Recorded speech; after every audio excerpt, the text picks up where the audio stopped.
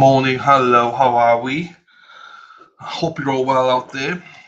She's back, she's in the groove now. Kelly Eggleston seems to be in the groove now. She's on the first year as she always used to be. How are you doing, Cal? How are you? Tim, how are you, sir? Hope you're well. Robin G, hello, how are you? Hope you're well. Um, excuse me, sorry. Keith, how are you, Keith? Hope you're doing well, buddy. Lazy, hey, that's the second time you've been on time. Christine Fortunato, hello, my darling. How are you? Um, Hope you're well. Lazy, yes, it's good to be on time. You got a cold. Oh no, no, no. Hope you feel better, my darling. I've tweaked my back, my lower back, so I've not been able to walk today. Um, I've tweaked it, so I'm listening to my body. Um, I'm just trying to stay still and not tweaky anymore. I don't know what I did. Well, I think I just overdone it this week, but I'm tweaking so I can't walk. Well, I can walk slowly, but I've tweaked it and I don't want to make it worse. So I don't know. We're just gonna go with it. I think. Marking your calendars. Oh, right. Oh, got me coffee. Got me water.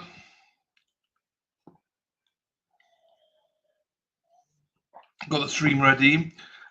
So, give you an idea. We're playing day two today. They're back today for closing arguments. So they're back. So by the time we go through today, we probably will have had closings and verdict, I imagine. So six jurors. Well, nine will be selected, but only six obviously can deliberate. So yeah, I don't. I think yesterday we went on for like 7 odd hours, but we'll do a 1.25, and we'll um do what do you call it, zooms as well. So it will go through quite quickly. I reckon about 4 hours, say, and then closings. So I don't expect today to be a massive long day. So yesterday was very long with all the three streams yesterday, but today's only. I think we did like what 10 hours yesterday. Morning, Dana. I have seen your message. I've not responded to you. Dana, I think I'm just going to do maximum 2,000 steps. I'm not until my back's better. I'm not going to rush my walking, if that makes sense. I don't want to tweak this even worse. That means I can't walk. So I'm just going to take it easy. Because the last few days, you and me, we both reached the 12,500 every single day. So I think today's a bit of a rest day for me. I'll see how I feel tomorrow. I'm not going to push it tomorrow either. I might not reach the goal this week, which will be frustrating, seeing that we're literally right at the door for it. But I don't want to, because if I tweak it even worse, I'm out for weeks maybe, and I don't want that. I think it was yesterday, when I was doing the pedal thing and all that. I think that's what it is. I'm hoping it's just like what do you call it? Scrub? Is it scrub? What do you call it? Scrub, we call it. I'm not sure what you call it. Hey, Tim. I'm not sure what you guys call it. One of those overdue with it thingies. I'm hoping, because you can't, right? I can't. I have to still walk a little bit to keep it going. I'd rather be out a day or two versus weeks. Yes, I think so, Kelly. But I don't know what to do with it. What do you do with a bad back? What do you do? Do you know what I mean? I don't know. It's just lower right back. It's right in the lower right. It's not no, it's not painful when I'm here or anything. It's just stretch. Okay, I have stretched today a little bit, not massively, but did stretch a little bit. I did. I'll continue stretching then. It was painful when I stretched mine, but I think it's good though, the stretch. I'll continue to stretch. I'll get in all positions and stretch. And I'll walk a little bit. I've done 500 steps today. Or sorry, 650 steps today. I'm not even looking at my steps. I'm just going to be like, I think so as well, lazy. Dana's right. We went from 0 to 60 with this challenge. We did, didn't we? So I'm not going to beat myself up over it. I'm a bit disappointed, but I didn't expect to get a back injury. Well, a back injury, but it's one of those things where I'm not completely out. It's just, it was a warning. It happened. I tell you exactly when it happened. I finished streaming last night. I went over to my couch to finish a few bits off ready for today. I got up to go to the toilet before I go to bed, and then I was like, "Oh no, what have I done? Oh, you bitch!" And I was like, "Oh, what have I done with my back?" And it was a bit uneasy in bed last night. Um, you know, so I think that I did stretch this morning. A couple of times I've stretched. I'll continue to stretch throughout this stream. And I think walk out not to sit down too long and stuff, So I'll adjust today now. A stretch. Because the worst thing you can do is lie down. Well, it's good to lie down because it relaxes it, but you got to keep active a little bit, I think. So I'm still gonna walk a little bit today, but not anywhere near the 12,500. Or this weekend, I'm not sure. We'll see how it goes. Anyway, that's my, sorry to bore you all, but it looks like challenge failed. First week. Fuck. So I'm not going to pedal anymore, that's for sure.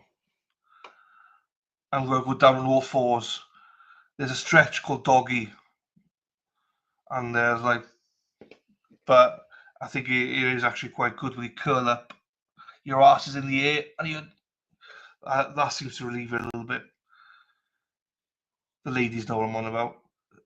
Right, we'll do this then. Here we go. We have got the trial ready. Get the Keith knows. Yeah, I think so. I say it's not a massive tweak. It's like I don't want to be that guy like, oh fuck, it's a tweak, push through it, and make it worse, So I think you got to sometimes listen to your body. Oh, Kelly, hang on, through Facebook. Oh, I got him. Oh, hang on, I want to send you a message. Why do I not get your message? Accept, Kelly. Why did that? Oh, we're not friends. We're not friends on Facebook. That's why. Hang on. Let me add you as a friend, and then I can get them through. How do you add someone as a friend? I never add people as friends. So I don't know how do you add people as friends.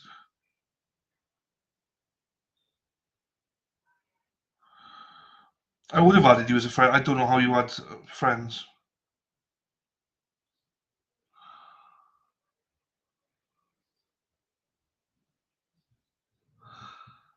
Happy Friday, Chippy Chick. Keith, sometimes you gotta go ass up, face down. I know.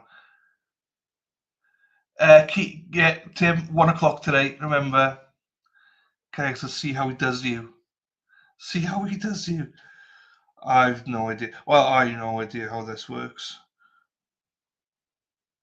No, I don't know what you. No, I don't know where your message is going.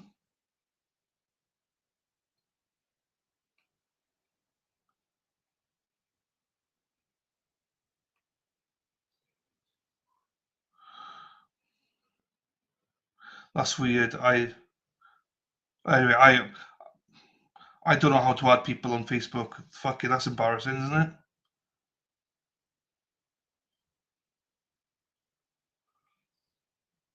Oopsie. Well, feel free to add me, I have no idea how to add you. Well, fuck me. Fuck. I deserve to say F in hell. There's a blast from the past here. What the? I can't believe it. Ole, ole, ole, ole, ole, ole, ole, ole. Erin hack, hack, hack, ole. Erin hack, hack, hack, ole. Let's go, Erin hack, hack, hack, ole. Erin hack, hack, hack, ole. Steph, good day, mate. How you doing, Steph? You all right, mate? How you doing, Steph? All right, Sheila? Yeah, not seen you for months. I was thinking about you the other day. I'm back, baby. How are you, my darling? Nice to see you. We missed you. Not seen you for ages. Jeepers. Guess who's back, back, back, back again, again, again. Steph is back, back, back. Tell a friend. Hey! Talk about my back. Steph's back. Look at that. Happy day, Steph. Lovely to see you, my darling. I know you like the ole, ole. So that's why I played that for Steph. Kelly, also, I will look at your thing, Kelly. Right, try again. Right. I can't get into it. Why can't I get into it? Accept, Kelly. Okay. Knee to chest stretch. Basana. Pelvic tilt. Cat cow. I got you. Seated spinal twist. Bridge pose. Fucking hell. There's a few things here. I'm like, what the fuck do I do this? Fine. I will look at them. I will be doing some of them. Thank you very much. Thank you very much, Kelly. I still don't know how to add you as a friend, but God, I didn't realize if you don't add someone as a friend, you don't get the messages. Oh, is that how you do it? Is that the thing? Oh, okay. Is it follow, is it? Oh, is that how you do it? I did not realize. You follow. Fine, thank you, my darling. I followed you back. Missed you. Hey, Kelly, you're in Massachusetts, aren't you? So I look forward to meeting you for a coffee or something, Kelly. Lovely. I can't add you. I can only follow. Yeah, same for you. I can only follow you. Plymouth. Oh, you're down by Dana Leonard then. You're down by Dana Leonard that way.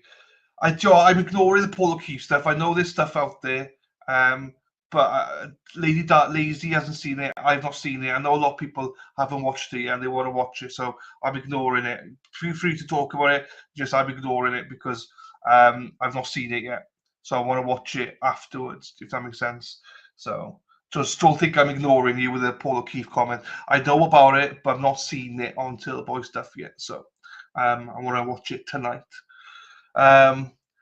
Absolutely may, Kelly. Absolutely may. Can't wait, my darling. Can't wait. I'll be all over the shop. So I'll have an itinerary by then of where I am and what we do and stuff like that. But you're pretty close to Dana and Tracy. I'm pretty sure they're down that way somewhere.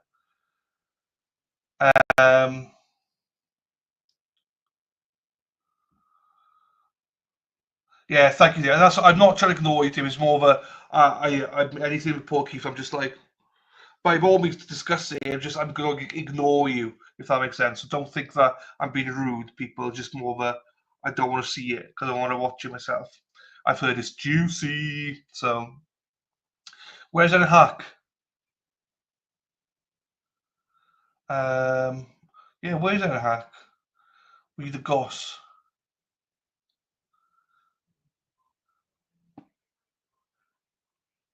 It's there you go, Steph. Nice to have you back, my darling. No worries, Robin. Oh, okay, Robin. Okay.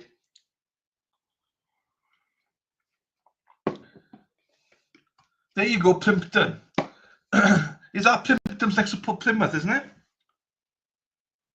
It's the article. I've not read the article either. So Plimpton is next to Plymouth, isn't it? It's down that way without looking. I'm pretty sure that they're quite close to each other. So happy day, Steph. Where you been? Have you just taken a break or something, were you? Because I was thinking there's a few people, Rebecca, West Virginia, Grick, yourself, Steph, everyone sort of left. I was hoping that you all come back one day.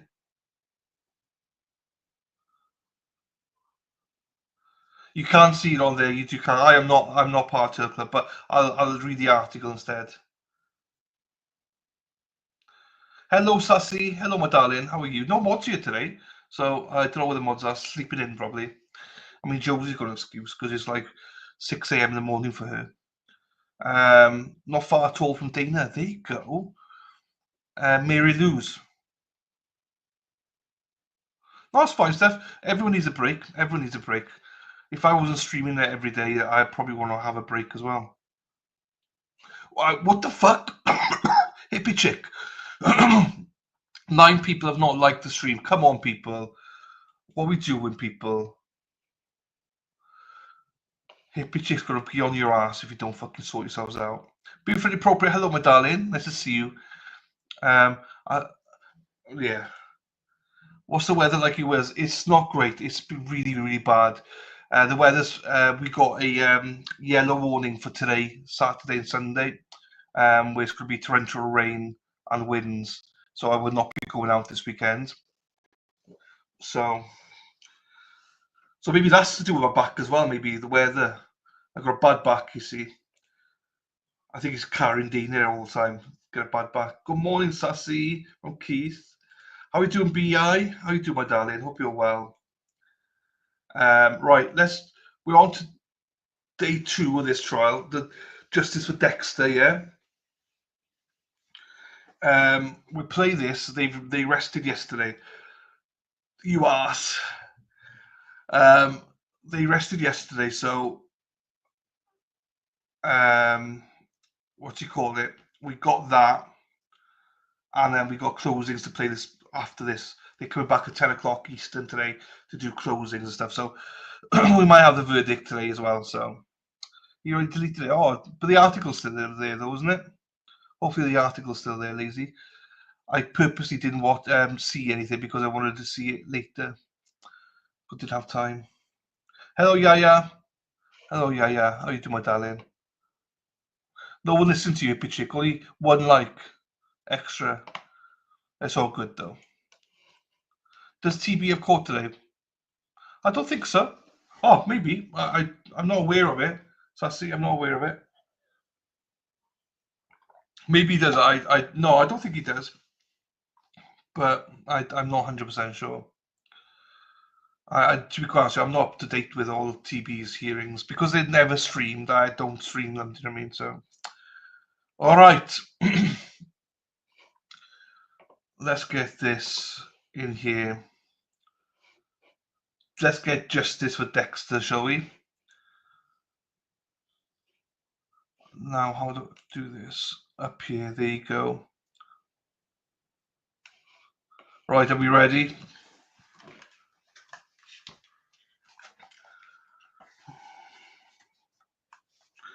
Got my hat, hippie chick. Here we go. How are you? Good. This is a continuous from yesterday's cross. They ended it early yesterday, so they're back on cross now. I believe my notes indicate that we left off when I was questioning you upon the conclusion that you reached in your written report. Do you remember that? Correct, yes. Is that a fair estimate as to where we left off? Yes. Now, is it not true that you generated a written report in this case? I did. And in that written report, there's a conclusion section. Yes. And under that conclusion section, there's a body of wording that goes along the lines of, to a reasonable degree of scientific certainty. Objection, hearsay. Sustained. All right, you heard? Yes, you may approach the bench.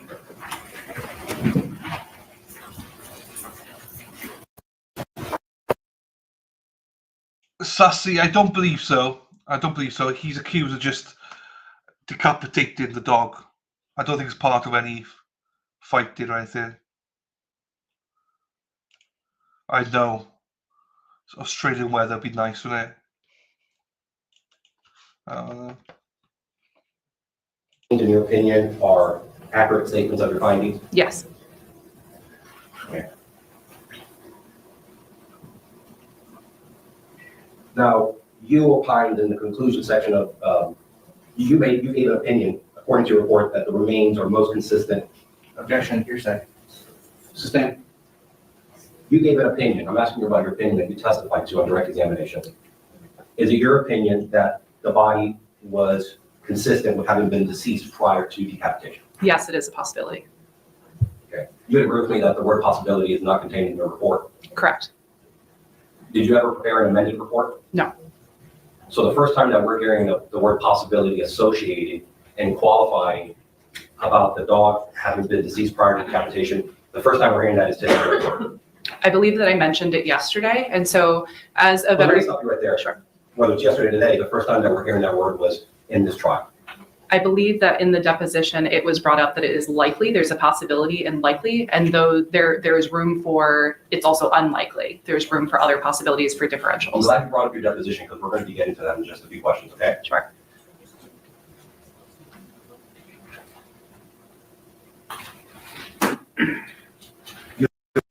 Also agree with me that a part of your opinion of death is unknown, as there's no gross evidence of neoplastic process or illness that would have resulted in death. Correct. So just to break it down for a jury, so you get a system as they are the trial fact, cause of death is unknown. Absolutely, yes. That would be important in a case where the state has to show some sort of intentional infliction of harm on an animal. Potentially. And along the lines of cause of death being unknown, logically speaking, we don't know who did this in this case. In my experience as a veterinarian, I often don't know who the suspects are, and it's almost irrelevant to my assessment as a forensic veterinarian. So if a dog has a collar that has an animal's owner on it, I have no idea if that owner is actually the suspect or not. I am doing my job completely independent of who the suspect is. I will still do the same methodical procedures. So that's a no? Correct.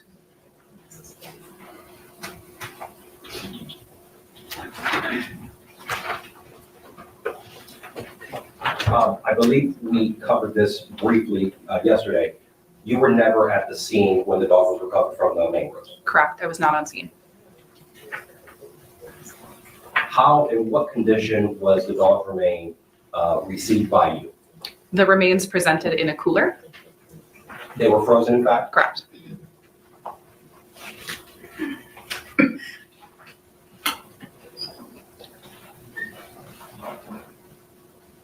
Now, do you remember what date, based upon your review of the records in this case and the information that was available to you, do you remember the date that the dog was found in the mangrove?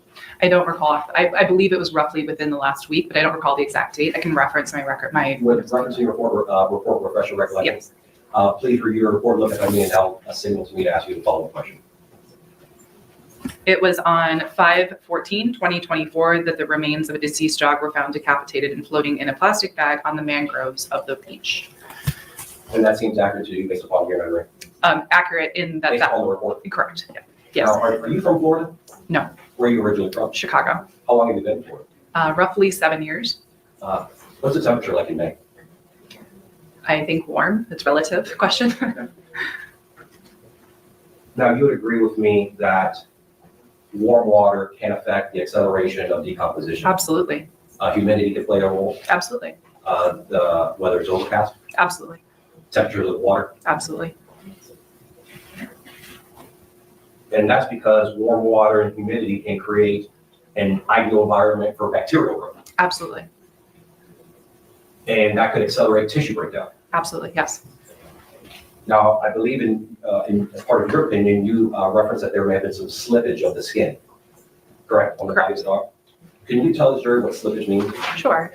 So skin slippage is, I briefly mentioned that yesterday. It's where on dogs and cats, they have a lot of fur on the top of their skin. So when we pet them, that's what we're touching is their fur. And the hairs are embedded within a layer called the dermis, and that's our skin that we have. And so all of those hair follicles are embedded within the dermis. Now, when there's decomposition in bacteria, we wash our faces almost every day, right, ideally. And when we do that, we're cleaning off bacteria on our skin. So there is a normal bacterial flora that's on our skin. And when we decompose, that will often accelerate, or not necessarily accelerate, but it's already there. And there's nothing cleaning it. There's nothing altering it, that it often will flourish. In addition to the factors that were mentioned, like humidity, exposure to the sun, exposure to heat and the elements can also accelerate that, which causes a breakdown of the attachment of the hair from the layer of the dermis where that hair follicle is planted in. And so that will literally just slide off. That's the best example there. Doctor, so along those lines, you would agree with me that if we have a deceased animal in a warm environment with the humid conditions, as opposed to that same animal in a less warm or a less humid environment, even though the same amount of time has elapsed, the animal in the humid and warm environment would show accelerated signs of decomposition. There's a lot more variables to it than that, so it's possible that that's not accurate. So if there's a lot of, so for Dexter, he was within a plastic bag per the police report provided. And so with that, insects can't get into it. And insects can also really accelerate decomposition and decay of tissue. So it's possible that in that scenario, there are other factors that are variables that would influence that they could potentially decompose at similar rates, even though those parameters are the same. So doctor, you must be aware that there was holes found in the bag that the dog was contained in. I did not personally examine the bag. Okay. So you're not aware if holes were found on the bag when the dog was found? Correct. I did not personally examine the bag. If holes were in the bag, that could allow insects to get in. Absolutely. If it's floating in water, that would also create challenges for insects and flies to get into it, but potentially it could. And those are additional factors on top of the one that we've been conversing about that would accelerate decomposition. Absolutely. And there was no evidence of any entomology or bugs present on Dexter, which I would have made note of during examination. Now, isn't it true that there could be effects on your analysis by a subsequent freezing of an animal? Absolutely. And please correct me if I'm wrong. There could be tissue expansion and cellular rupture. And yes, and that's what I was talking about yesterday. And that's because if there's water contained inside the body, it could freeze and expand. Correct. There's a little more nuances to that, but roughly, whether a body's been floating in water or whether it's on land, if it's frozen and then thawed, that can also impact the histopathological analysis of those tissues. So essentially between the layers of the cells, we will get crystals, so like ice cubes, if you will, and that when it thaws will destroy the texture. It can destroy the texture of that tissue.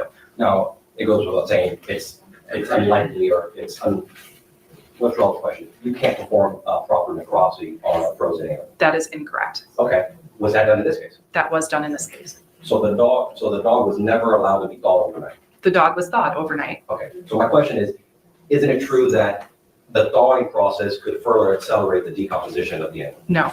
That's incorrect? I do not anticipate. We routinely do perform necropsies. I personally routinely perform necropsies on thawed animals and am able to deem or render and identify a cause of death, as well as submit histopathology samples, that microscopic analysis of tissue. The absence of histopathological tissue samples in this case is specific for the decomposition degrade. The body was super decomposed prior to my assessment. By freezing the remains, it preserved the evidence that we could identify. If we had allowed the remains to continue to decompose at room temperature in a refrigerator, at that point there would be minimal to no identifiable tissues that are left. It would just continue to rot, if that makes sense. Understood, but the decomposition process does start to begin when the thawing process begins. At a slower rate, but yes. At a slower rate, but decomposition is onsets during the thawing process. I think that there's more nuance to that, but it can. Okay. Now, you're unable to testify to this jury when the decomposition of the dog in question began. Correct. You can't pinpoint it on a date or time. Absolutely. That is absolutely correct. So you can't determine and tell the jury that the decomposition began on May 11th. Correct. You can't do it for May 12th? No. You can't do it for May 13th? No. You can't do it for May 14th? Correct. I cannot.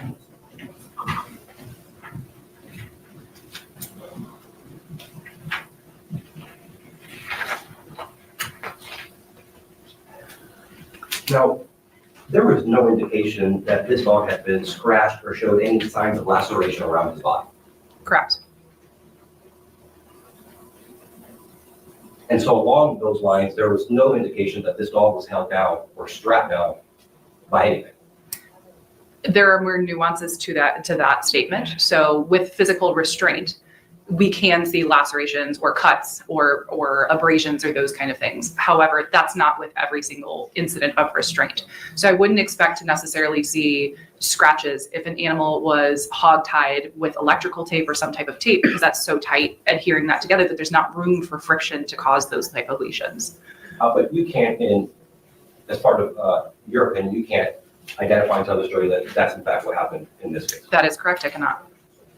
You also came to the conclusion that this must have been caused by some sort of sharp instrument.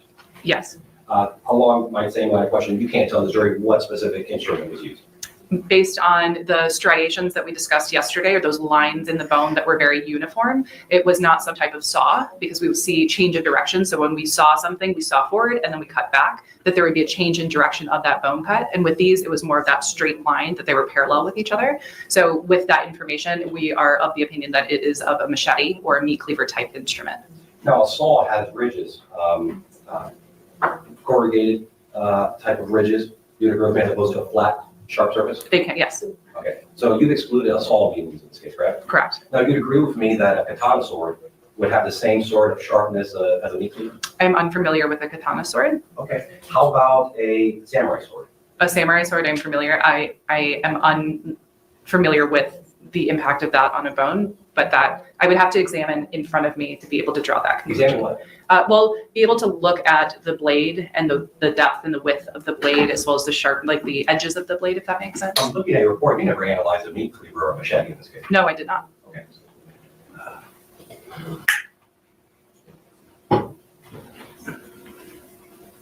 I want to get into your external examination. That was during the degree examination. Do you remember that? Yes. The external examination started in the necropsy. Yes,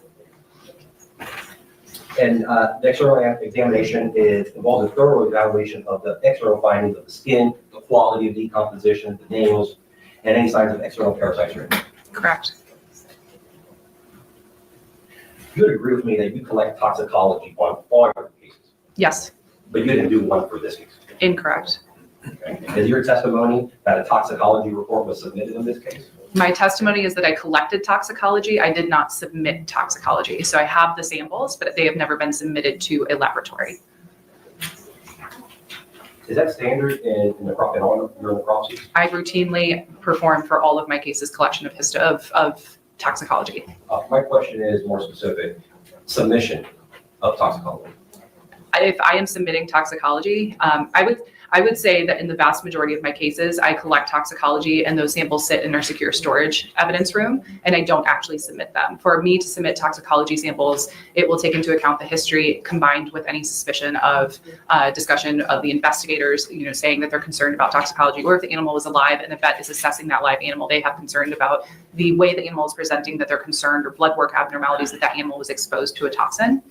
So the vast majority of my cases, I have toxicology and I don't submit them, because there's nothing warranting it. I want to take a step back and ask you a follow-up question on the decomposition of this dog. You mentioned that there were a few variables. We talked about cloud coverage, temperature of water, the temperature, ambient temperature. You'd also agree with me that if animal is contained inside of a bag, that could accelerate the decomposition as well. Absolutely. And we have a situation where the dog was found inside of a bag. Correct.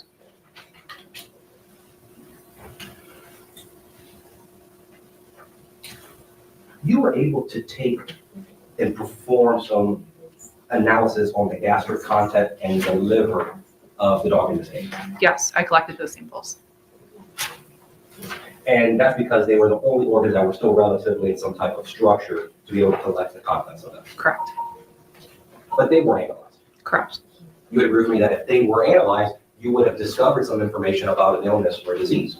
I disagree strongly. Okay. And why do you disagree so strongly? Toxicology is not going to tell me about disease process that's present or any type of illness that's present. Oftentimes, I think that those outside of the forensic field are aware of TV show forensics, where they can put something into a machine and it will pop up what it is. Unfortunately, with toxicology, there has to be some more narrow specific spectrum of suspicion of what type of toxicology to know what to submit for. So we It is not possible to submit a sample and say, I'm not sure, but I think there's a toxin. Can you tell me what it is? There's no sample that you can submit that there's a mass panel that will detect against insecticides, pesticides, ethylene glycol. There's a million litanies of things that could potentially kill an animal if it's a toxin. And so with that, we have to have some more narrow idea of what we were asking that lab specifically to test for. Now, the liver would show, would it indicate after your analysis signs of a specific toxin or chemical? It can. Or poison? Theoretically, it can, potentially. But we don't know if that was the case in this case. There was no gross evidence of any disease or toxin exposure. So looking at the liver and the stomach content, there was no rat bait or the blocks of rat bait that would stand out that could potentially kill a dog. So if I had grossly seen something like that that would indicate what I'm specifically looking for, I would have submitted that toxicology panel. But in the absence of that, they were not submitted. And gross, if you want to refresh their recollection, just means putting your eyeballs on it. Correct. But obviously looks can be deceiving sometimes, doctor? They can. Okay. So we don't know conclusively if there was something going on in the liver. I do not know conclusively if this dog was poisoned, toxined, exposed to something or not. That is correct. Okay, so we don't know if the dog was roaming on the streets and ate rat poison. There is no gross. They're looking at the dog. We know there's no gross evidence. I'm asking you to, there's no conclusory evidence that the dog was roaming on the streets and ate rat poison. Correct.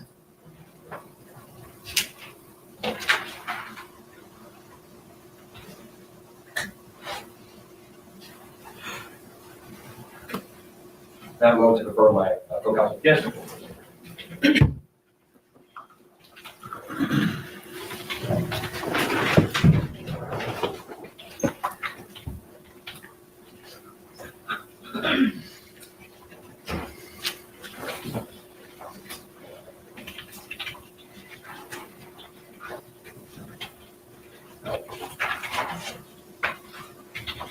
You've mentioned meat cleaver and machete, correct? Correct. You mentioned it, Yes. those two instruments. But isn't it true that the determination of the instrument is, you don't have that skill set to determine that? I do not possess that skill set. I do possess the skill set to be able to identify a handsaw versus a knife-like structure of like a meat cleaver, the structure of the serrated surface or that cutting surface.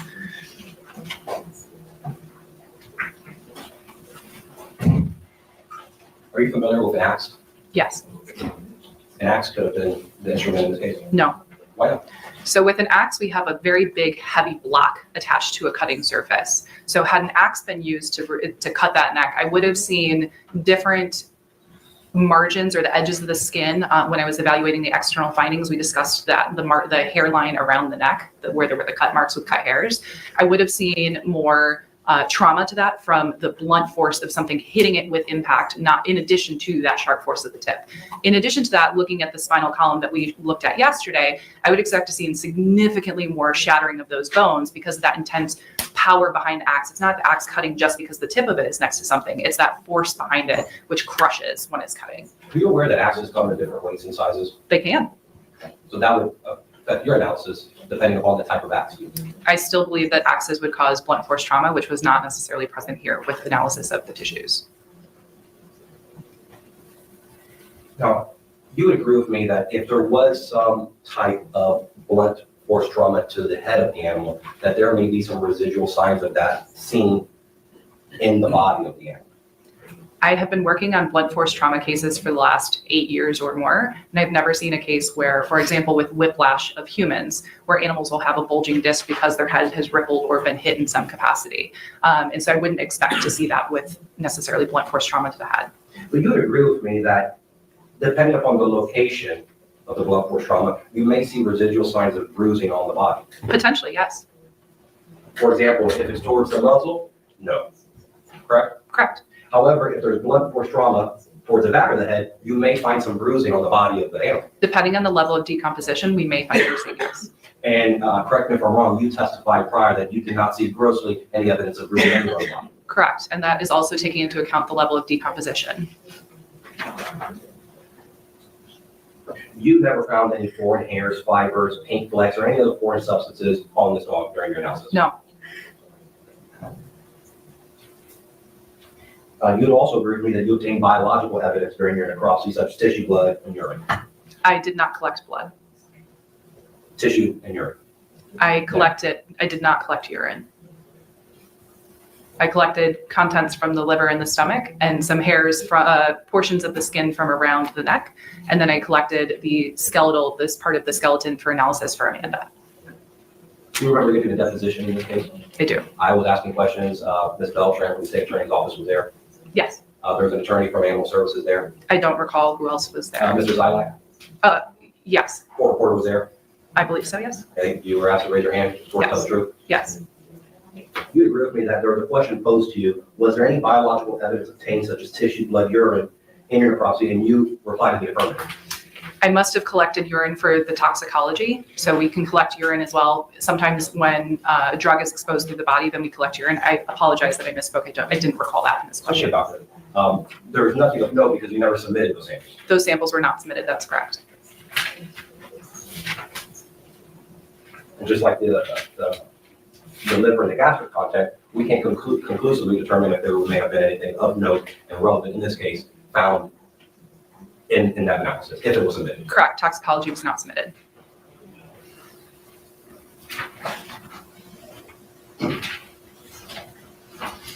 Are you familiar with Dr. Rachel Tarou? I am. Who's Rachel Tarou? Dr. Rachel Tarou. Dr. Rachel Tarou is the senior director of the agency that I work, the team that I work for. Is she still present there? Is she at the University of Florida? We are not at the University of Florida. Okay. But is she the supervisor? She is my supervisor. Okay. Are you familiar with an article authored by her and Amanda Fitch? Yes, Are you familiar with the article being titled Identification, Collection, and Preservation of Veterinary Forensic Evidence on Scene and During the Postmortem Examination? I am. Would you consider this article as authority on necropsies? I think authority is a strong word. What word would you use then? Guideline Do you think that this is an appropriate and fair guideline regarding necropsy regarding me. contained in this article? There are points from there that are of absolutely abuse. Now, as part of that article, you would agree with me that as a forensic veterinarian, your duty is to this court, assist the trier of fact in understanding the evidence, and in effect acting as an advocate for the truth. Absolutely. And that's what's important here is the truth, correct? Scientific truth, yes. Now, you'd agree with me that just because the dog in this case was found in the mangroves, that doesn't necessarily mean that's where the animal cruelty occurred. Correct. That's yes, I agree. So you would agree with me that the mangroves is not the scene of the crime? I am unsure of whether it's the scene of the crime or a secondary site related to the scene of the crime. I wasn't in attendance. I don't have I don't know the answer. Understood.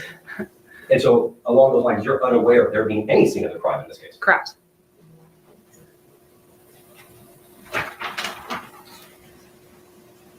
Now, according to this article, your supervisor, Dr. Tarou, says, Objection, hearsay. Sustained. would you agree with me that not visiting the scene of where the animal was found is one of the classical mistakes in forensic pathology? I think that there are quite a few nuances to that statement. How so? It's not practical. So that same paper also cites that it's not always practical to have a veterinarian. There.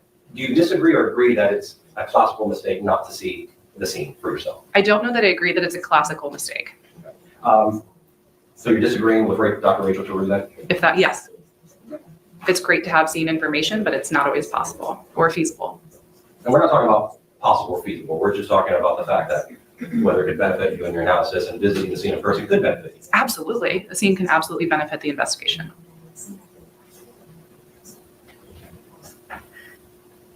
Because there's a great deal of evidence at the scene that could provide you situational awareness about the scene and the impact that may have had on the animal. Absolutely, like having the head.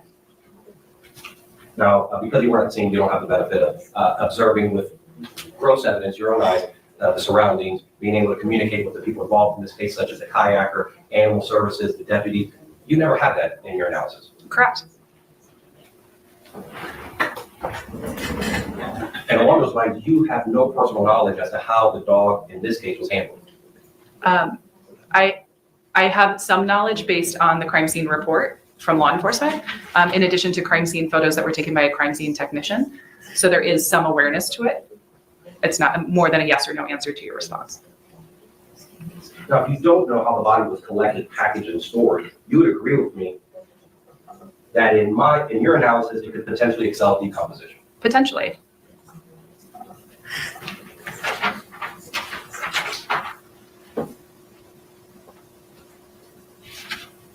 Have you authored any publications or literature regarding necropsies of animals? No.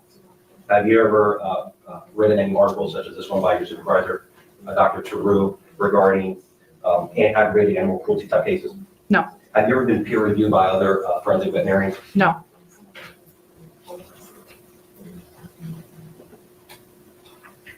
Now, you agree with me, before generating your report, you had a conversation with the state attorney's office. Correct. So before you put your opinion in writing, you had the opportunity to discuss with them your findings and conclusions. Correct. Now, my questions to you is, after your report was prepared, did you have a subsequent conversation with the state attorney's office? I don't recall. Do you recall when you performed or when you authored your report? If I can refresh my memory, You may. on February 5th of 2025, When did you perform the necropsy? I performed the necropsy on the January, February, March, April, May 29th of 2024. Why did it take so long between the necropsy and the authoring of this report? So I started the draft immediately within the weeks following the necropsy. Our reports aren't written. They take time to have samples back, to get histopathology reports back, osteology. Part of the delay in authoring and finalizing and publishing this report was waiting for Amanda Fitch's osteology report, because I include all reports within my final report. So there was a delay associated with the osteological evaluation, in addition to our routine cases that we are actively working on for necropsy, deployment for large scale cases, testimonies. I've had quite a few testimony cases lately, in addition to our general workload. So there's it's not uncommon for it to take several weeks to months to get a report done. Based upon your report, your deposition, your testimony here today, you can't tell this jury that this dog was killed because of decapitation. Correct? No further questions. All right, thank you. Redirect examination? Yes, Your Honor. Dr. Coleman, I want to touch on that last point that I was asking about. So I just want to make it very clear. Can you explain to the members of the jury why you cannot say that Dexter was killed by decapitation? Sure. There's a variety of things that are at play, variables that are at play here. First and foremost, he's severely decomposed. Looking at the scene photos, we can see that his body is very, very bloated and matches that of what I received when I started my necropsy. And so looking at that advanced stage of decomposition, the tissues are already rotting, that microarchitecture to see what's normal and abnormal has already been decayed. So in a case that if he were fresh and like recently deceased or deceased, I say recently, but less decomposed, advanced decomposition, then I'd be able to take samples of that and do like cut out little samples of them and submit them to a boarded pathologist, who again would look under that microscope and say, yes, there's bruising here, that's consistent, you have to be alive to have a bruise. But with that stage of decomposition, that wasn't an option for this case. Additionally to that, we have Objection narrative. additional to that, we have the issue that if Dexter had been alive when he was decapitated, we would be looking at exsanguination, which is bleeding out from the neck. So there's critical structures here, including the airway, the windpipe, and then blood supply that's really, really big that goes to supply the brain. And so if we had cut deep enough to go against that lower right side of Dexter's neck, it would have cut right through that blood supply and he would have bled out. And that loss and a very quick, large volume of blood being lost would also potentially reduce the amount of bruising that we could potentially see. So if anybody were to suddenly exsanguinate and cut those critical blood supply up to the brain, you bleed so fast that your body doesn't even have time to seep out a bruise to that region. So I think that we have a couple of variables there that are making it particularly challenging in this case to determine whether he was deceased or alive. And then just touching again based on what we talked about yesterday, in addition to the decomposition and what you just explained, you don't have a head in this case. Correct. And can you just remind the jury why that would be important and why you cannot determine the cause of death because you don't have a head? Correct. So, Objection asked and answered. so for a totality of necropsy, we are really without a full body, it can be very challenging to determine cause of death. It's possible that there was a gunshot wound. It's possible that there was strangulation somewhere in the neck. It's possible there's so many variables that I can't rule in or rule out, like have them as a thought process as to what killed Dexter, because I don't have a key component of the body. Just as if we found Dexter's head and Dexter's head was fine, I can't say he wasn't killed because I don't have the rest of the body to thoroughly evaluate. Is there some type of cancer? Is there something going on? Is there an obstruction? There are a lot of different type of ways that animals can die. And with that, I don't have all the pieces to the puzzle to fit together without that head. Okay. Thank you, doctor. Now, I want to talk, you were asked some questions yesterday and a little bit today about identifying a suspect in this case. Is that any part of your responsibility as a forensic veterinarian? None whatsoever. Okay. Are you responsible for investigating a crime? Not at all. Is that something that law enforcement officers do? Yes. Do you go out and talk with witnesses? Never. Do you go out and develop suspects for cases? I have never done that. So all of that is sort of outside of your purview as a forensic veterinarian? Correct. Okay. you were asking questions on cross-examination about the toxicology, and I'm going to just give you an opportunity to explain a little bit more about that. So based on your examination of Dexter and all those organs that we listed off yesterday, was there anything that you saw based on your examination that indicated that he had been poisoned? Nothing that I could see. Was there any indication? What would you expect to see if a dog ate rat poison? I know you talked about it a little bit, but I want you to have an opportunity to explain. So with animals that, let's say there's multiple different ways that animals and humans can be exposed to toxins. It can be something that they just touch a surface like cocaine or, Narcan with law enforcement, they need to carry that because of the transmission between skin, right? Then there's also aerosolized toxins where somebody inhales a fume that can kill them or severely impair them. And so with these different routes, like for example, the rat-based exposure, I didn't see any evidence of that with Dexter. And so what I would expect that if he were, depending on the timeline, if he had eaten rat poison off of the street, I would see some green poop because it's dyed green or blue. It usually has a bright color, so it's easily seen. I would expect to see that in the gastrointestinal or the intestinal tract. I would expect to see chunks of it somewhere because it causes death really, really suddenly, right? And the delay of the stomach digesting rat bait specifically, I would still expect to see chunks of that in the stomach or within the gastrointestinal tract. And I did not see any evidence of that for Dexter. Now, Dr. Perlman, I want to talk about the cut or the multiple cuts. If Dexter was alive whenever that chopping happened, would he have felt pain? Absolutely. Would he have felt suffering? Yes. And what we were talking about yesterday was that one of those could have paralyzed him. Is that correct? Yes. How does that factor into your examination of those cuts in this case, the fact that he could have been paralyzed by one of those strikes? When I look at Dexter, those incisions are in a very vulnerable place. In particular, not only because of the key organs that are there that are a necessity for life, like the windpipe and the trachea, and those key blood vessels that are going up to the brain, right? And additionally, those are positions that are very tightly, closely guarded in a dog's stance of the jaw and that shoulder area. And so for a dog to be able to be essentially chopped or cut in that area would be very it's a difficult question to answer. Right. So would you expect to see those cuts in a different pattern if he was not paralyzed? Yes. I would anticipate maybe one cut there, but for it to be continual of 4 impacts, that would be very challenging for an animal not to move unless they're restrained in some capacity or incapacitated in some capacity. It's how many of you have, scratched a dog's ear and they go into it or pet them there and they're like shy or sensitive with that area. It's a very hypersensitive area because of all that key structures. There's a lot of nerves there. So I would expect maybe one, or I would anticipate maybe one incision or chop wound there to have 4 back to back. I can't imagine an animal laying there and not moving unless they're incapacitated or it's severely paralyzed them. I have no further questions. Thank you, Doctor. Doctor, I have one recross. Yes. Doctor, the word paralysis is never mentioned in your report. You agree with that? Yes. No further questions. Anything else from the state? No. All right. Thank you, ma'am. You may step down. You're excused. State, call your next witness, please. Yes, Your Honor. People say a protocol detective. Yes, Your Honor. Look after yourself, Viv. Just take it easy now. Listen to your daughter and the doctors. Hopefully be fine, my darling. So look after yourself. Good morning, Detective. Hello. Please turn and introduce yourself to the members of the jury and spell your name for the record. My name is Detective Nicholas Payton, P-A-D-E-N. All right. And where do you work, Detective? I work for the Pinellas County Sheriff's Office. And what specific type of work do you do there now? I work in the Digital Forensics Unit. Can you explain to the members of the jury what that job entails? Yes, as a digital forensics detective, I essentially assist with the preservation and collection and examination analysis of digital evidence. That includes anything from cellular phones, computers, vehicles, Alexas, pretty much anything that can store data. We can attempt to grab evidence off of those devices and give it to the case agent. And how long have you been working in that capacity? Just 13 months now. And were you working in this capacity in May 2024? I was. Prior to working in digital forensics, do you have any other prior experience at Pinellas County Sheriff's Office? Yes, I was hired in February of 2014. I worked as a road deputy for about 3 years. In the summer of 2017, I transferred to the Sexual Predator and Offender Tracking Unit, or the SPOT unit. I did about 1.5 years there. In February of 2019, I transferred to the Crimes Against Children unit, and I stayed there for 5 years before transferring to digital forensics in January of last year. And whenever you got moved over to the digital forensics unit, did you have to complete any additional training or anything like that? Yes. So I've done a number of trainings since moving to the digital forensics unit.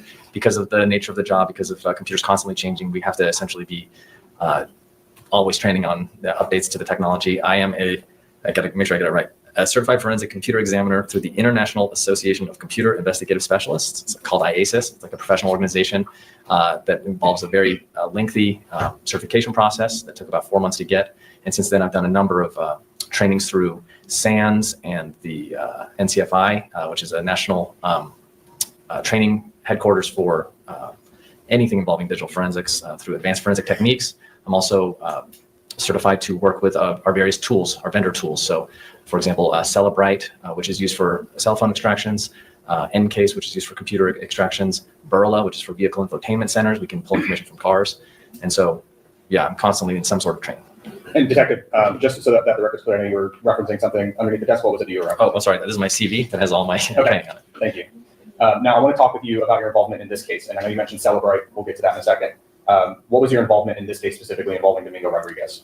I was tasked with conducting an extraction of a cellular telephone. And can you explain, I know you mentioned Celebrite. Can you please explain to the members of the jury what Celebrite is? Celebrite is a tool that the sheriff's office has access to. It allows us to essentially grab an image of information off of a phone. So our tools allow us to pull that information off in one large zipped file, a dump, that allows us to then take that file and then parse it or categorize it in other forensic tools that we have, also through Celebrite, that allows us to take a big chunk of information and put it into various categories. So like this string of ones and zeros is a text message. This string of ones and zeros is a phone call record or location information or a calendar invite. Pretty much anything that is on the phone that is parsed by Celebrite, we're able to create a sub-report and provide it to the case agent. And just so I'm clear, so whenever you take a phone extraction, it's really not readable. Is that fair to say? Yes. Just in general, like whenever you first download the phone? Yes, exactly. And Celebrate is a program that allows you as a digital forensic analyst to see what it is that those numbers actually mean.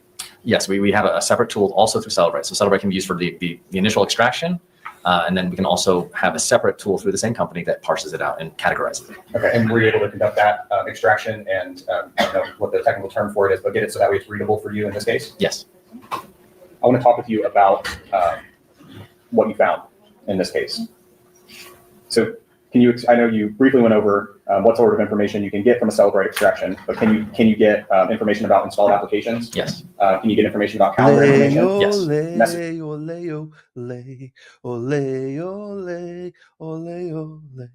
Erin ha ka ka Ole. Erin ha ka ka ole. Let's go, Erin ha ka ka ole. Erin ha ka ka ole.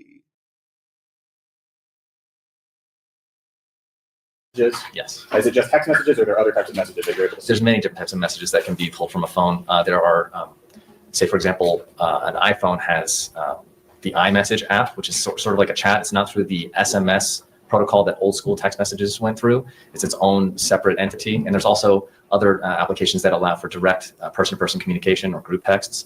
Think like Facebook Messenger or Snapchat, WhatsApp, any number of social media applications can be categorized as a text message for shorthand. In addition to all of that, are you able to look at location data? Yes. Are you able to, so whenever you're conducting your evaluation or your investigation in a case like this, what are some areas that you're looking at on that Celebrite extraction? So it depends on the type of investigation that it is, but often we want to make sure that we're looking at the, trying to answer the questions of the who, the where, the what, the why, that sort of thing. So location data is big, depending on the type of investigation that it is. We're looking at media files, whether it's pictures, videos, animated GIFs. We're looking at text conversations to see if there's any mention of the crime before, during, or after. Looking for call records, anything to indicate that there might have been a contact with other people about that sort of thing. And then, tertiary or like less common places to look, but a place to look nonetheless is like Notepad, memos. Sometimes we can pull information from the log of the phone itself to see if there's, say, for example, like steps counted or elevation changes in the phone itself, screen on and off events. There's a lot of things we can pull from the phone. Okay. Now, you listed out a couple of things that you'd be looking for in an investigation like this. I want to talk about location first. Okay. So how are you able to determine location data from looking at a cell phone or a cell phone extraction on Celebrite? So the extraction itself will show, once it's been parsed, where on the phone it was located. Usually it's in a file path or a database that tracks that information, usually as a matter of course. There's any number of ways and times that location can be saved to a phone, and we can, with varying degrees of certainty, say whether or not the phone was at that location at that time. So not all location points are as good as others. It's up to us to kind of infer from the file path the location of that data, and then also cross-reference it with other data that might come from other sources. And what sort of other data from other sources are you talking about that you would cross-reference with what's on the phone? Right. So for example, if the phone has GPS enabled and we can get a fix for where the phone was given a certain time, and I know from training experience that the location of that data is often associated with where the phone actually is, I would still say, hey, let's maybe cross-reference where the phone says it is to where the carrier says it is through the cell phone towers. And if those are in line with each other, then we can kind of start saying, I can, with a greater degree of certainty, say that the phone was at this location, because even where I cannot personally verify, I can rely on the things where I can verify. And if they match up, then I tend to believe that that is a true and accurate result of where that phone was. So you mentioned cell phone towers. And I want to touch on that just a little bit because that's going to be important later on whenever we're hearing other testimony. Is the cell phone tower data, is that sometimes referred to as cell site data? Yes.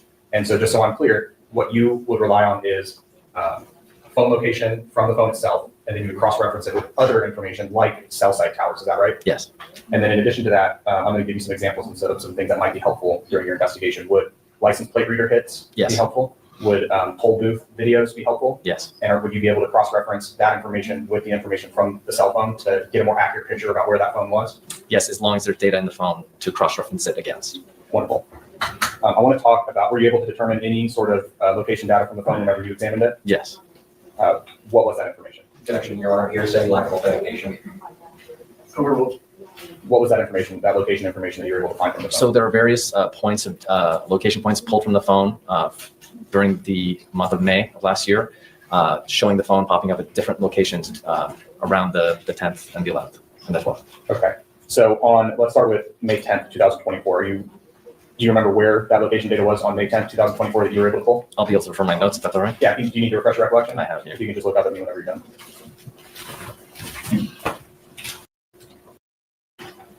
So in the areas of around where the defendant lives. Okay. And do you remember?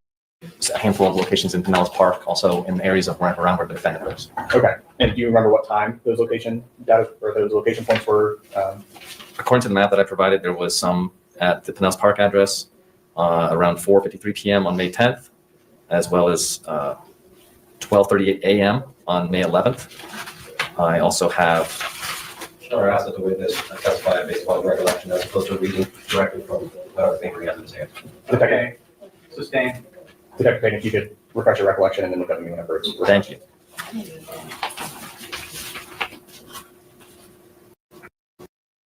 Do my best. On May 10th. Okay. Is your recollection refreshed? Yes, it is. Well, it's still fresh in your mind. You can go and answer that I'll question. do my best. On May 10th at around 5:57 p.m., he was at his home, in the area around his home, approximately 1 hour later at his home, and then early the next morning after between midnight and 1 a.m., he was also in that area as well. Okay. Were you able to find any location data from May 11th for the defendant's phone? If I refer to my notes. Yes.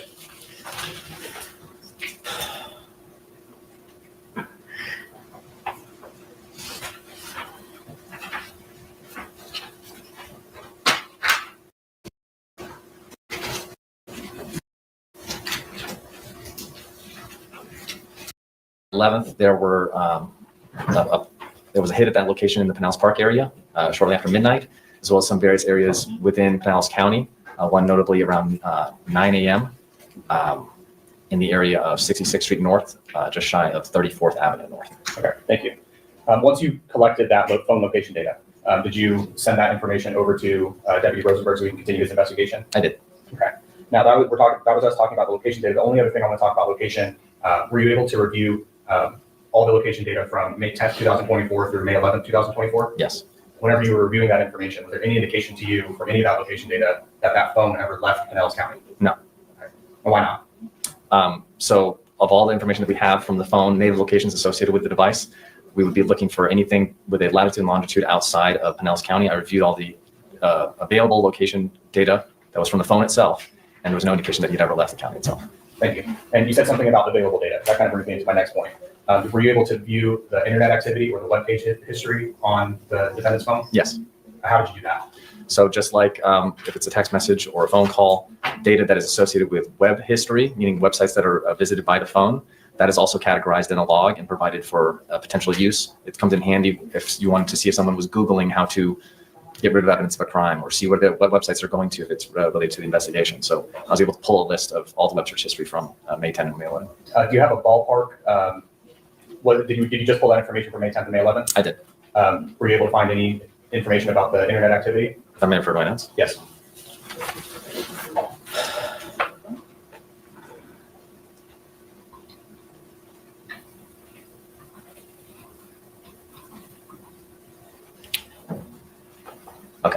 So in total, there were over 5,900 web history results on the phone itself.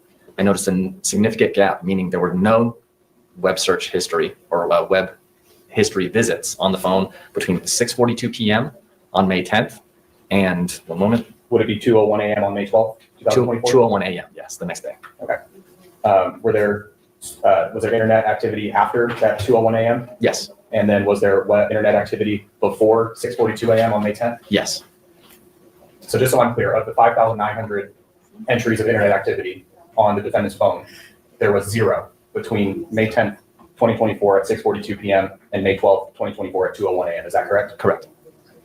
And you said that that was significant to you. Can Yes. you explain to the members of the jury why that's significant? Objection, speculation, Overruled. opinion. Overruled.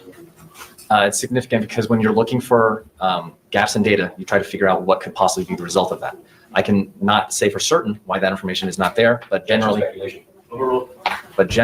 if there is an unexplained reason, I don't see any indication that there was that the phone had been turned off or that the phone was not being used at that time.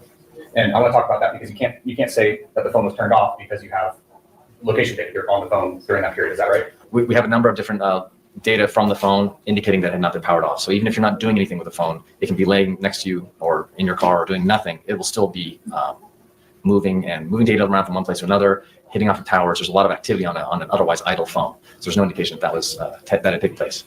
Now, I'm going to ask you this question now because I'm sure if defense decides to do a cross-examination of you, that they're probably going to ask this question. Can you say for certain if there was anything that was deleted during that time period from May 10th, around 6:45 p.m., 6:42 p.m., I think is what you said, to May 12th, 2024 at 2:01 a.m.? No, I cannot. And why not? There's a number. I mean, the short answer is that every device is different, every application is different, and short of a log that is going to show me that it was there, I can't jump to that conclusion. There's a lot of things that phones do in the background, and more importantly, it might not have been parsed by my forensic tool to show me what it was doing.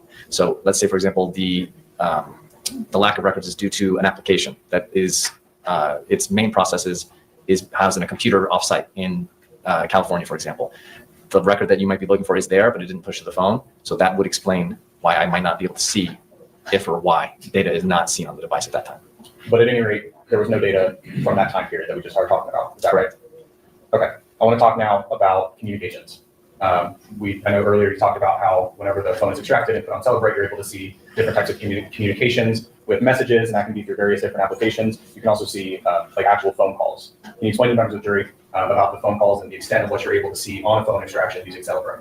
So with Celebrate, we can see the telephone numbers or the account of the third-party application that is initiating a phone call. It will show whether it's incoming or outgoing. It'll show whether the length of the time of the call, whether it's a voice call or a video call. It will not retain any content of that conversation because those calls are not generally recorded. So just so I'm clear, you can see that a call was made or that a call was received, but you can't actually hear the call itself. Is that right? Correct. Okay. Were you able to find information about or between May 10th, 2024 to May 12th, 2024 about different phone calls that were coming in and out from the phone? Yes. Was there in the late night of May 10th, 2024 into the early morning of May 11th, 2024, were there any phone calls either going from or coming to the defendant's cell phone? I noted that there were phone calls on the phone during that time, but I don't recall if they were incoming or outgoing. Okay. Do you happen to know the times of those phone calls? Not off the top of my head, no. Okay. Your Honor, may I have a moment to confer? Yes.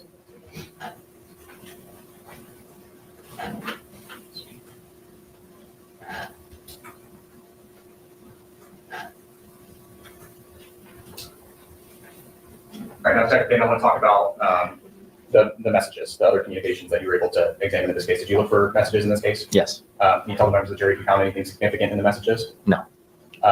Is that a no that you did not find anything significant? Yes, I will tell the jury that I did not find anything significant in text messages recovered from the phone. Thank you. And so, what sort of things in your experience in digital forensics would you be looking for in a text message? And in a case like this, I would be looking for any mentions of relevance. He just testified that. Sustained. Were there any Facebook messages that you saw where somebody was talking about killing a dog? Objection. You already testified that he didn't find anything. Sustained. All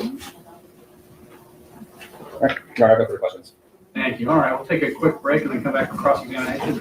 Take the jury out for a 10-minute recess. Yes, sir.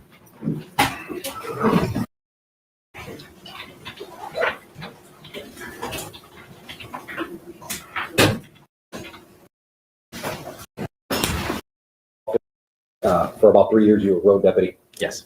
Is it safe to say as a road deputy, you're very familiar with the boundary lines of Pinellas County? Yes. Are you aware if there's any portion of the Skyway Bridge that lies outside of Pinellas County? So I know when I worked at St. Petersburg Police Department that there was a certain amount of confliction or conflagration of agencies that were responsible for different parts of the Skyway. There's St. Petersburg Police who handles a certain area, but then that, of course, would be within Pinellas County. I know that underneath the bridge, there's a certain point where it runs into, I believe, Manatee. So I'm not entirely certain exactly which part, though. So you and I can agree, and you can testify to this jury comfortably, that there are portions of the water underneath the bridge that are one side Pinellas and the other side Manatee. Yes. Is there any portion of that water that is leaking into Hillsborough County? I don't know.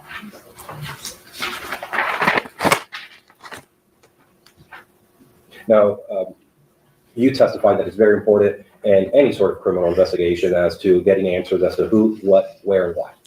Correct. Correct? You weren't able to answer most of those questions in this case based upon what you did. Correct. So a lot of those questions are left blank. Yes. Yes. Now, you mentioned a gap in search history, but before that you testified that there was, I put down over 5,000 searches. Correct. I wouldn't say searches, I would say websites visited. So, for example, if you search for something in your phone, that would be different than the amount of websites that it fed you to as a result. And I'm sure if you found something that was relevant in this case, you would have told the jury. Yes. And since you didn't tell them, there was nothing. Nothing found, no. Now, you did mention a gap in search history, correct? Again, on the web visits. Web visits, I apologize. And that was from 510 to 512. 510 to 511. Excuse me, 510 to 511. Is there a possibility that this gap can be accounted for because of phone updates? It's possible. What type of phone was analyzed in this case? There's an iPhone 7. Do you have an iPhone? I do. You agree with me that iPhones they routinely have updates? It depends on the settings of the phone itself, but yes, And that could cause this gap in search history? it's possible. And you can't conclusively tell this jury that it was because of a manual deletion? No, I cannot. You also testified about cell site data and geographic locations. Yes. You were asked a question that based upon the information that you received, you are not aware of the phone, the actual physical phone ever leaving Pinellas County. Correct. You agree with me, but you agree with me that there's no evidence for you to tell the jury that my client, the defendant, never left Pinellas County. I would have no way of knowing that.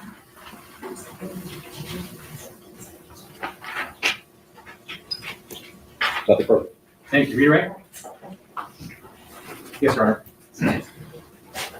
Detective, when was the last time you were on the Skyway Bridge? Oh, goodness. I can't say. Are you aware that there's now the netting up along the bridge? Yes. And that's up toward the top of the bridge? Correct. So on the north side of the bridge, there's Pinellas County. Yes. And then going up, you hit the nets, and then you finish going over the bridge, you're Manatee County. Correct. I want to just clarify something that was asked on cross-examination, this gap in web activity from 510 to 511. I just want to make sure, was it 510 to, or May 10th, 2024 to May 11th, 2024, or was it into the early morning of May 12th, 2024? May I refer to my notes? Yes, ma'am.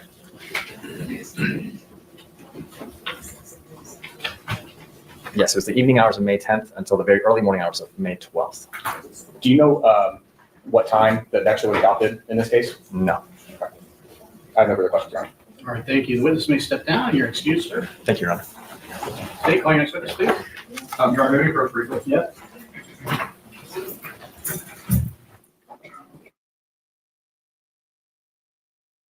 About to get the truth, the whole truth, and nothing but the truth.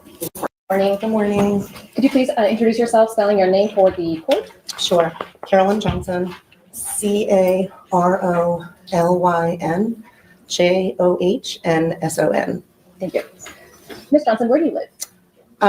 My exact address? Yes, please. Okay. 6681 34th Avenue North, St. Pete, Do you know what county that is located in? Pinellas. Do you own that home? I do. How long have you lived there? About 5.5 years. It'll be 6 in November. Does anyone live at the home with you? My 99-year-old grandmother lives in my home. How about any pets? I do have 2 pets, Roxy and Snoop. Sorry, what were they? What were their names? Roxy and Snoop. Roxy and Snoop? Yes. Are they dogs? Yes, ma'am. Yes. How many, or sorry, let me ask you, how, do they bark much? Yes, especially Snoop. In fact, at the vet, he had to have a scope And they said, does he bark much? Because it's very red. So they both do. He starts and she goes with him. Anything particular that gets them going with barking? Pretty much anything walking by my front window. I have a really large picture window.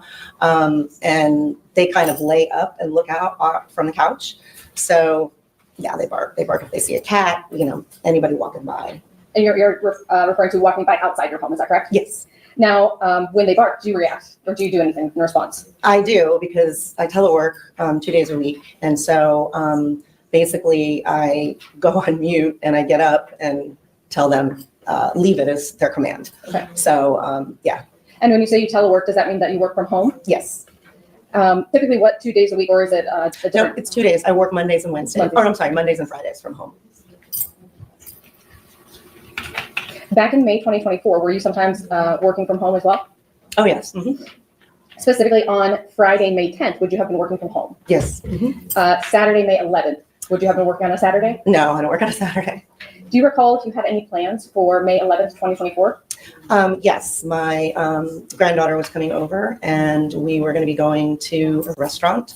My dog, I had a dog that passed away, and so I was taking her and was taking the dog that is now deceased to a restaurant where I know the owners have the litter mate. I'm probably going into too much detail, but have the litter mate to my dog. So Okay. we were going, yeah.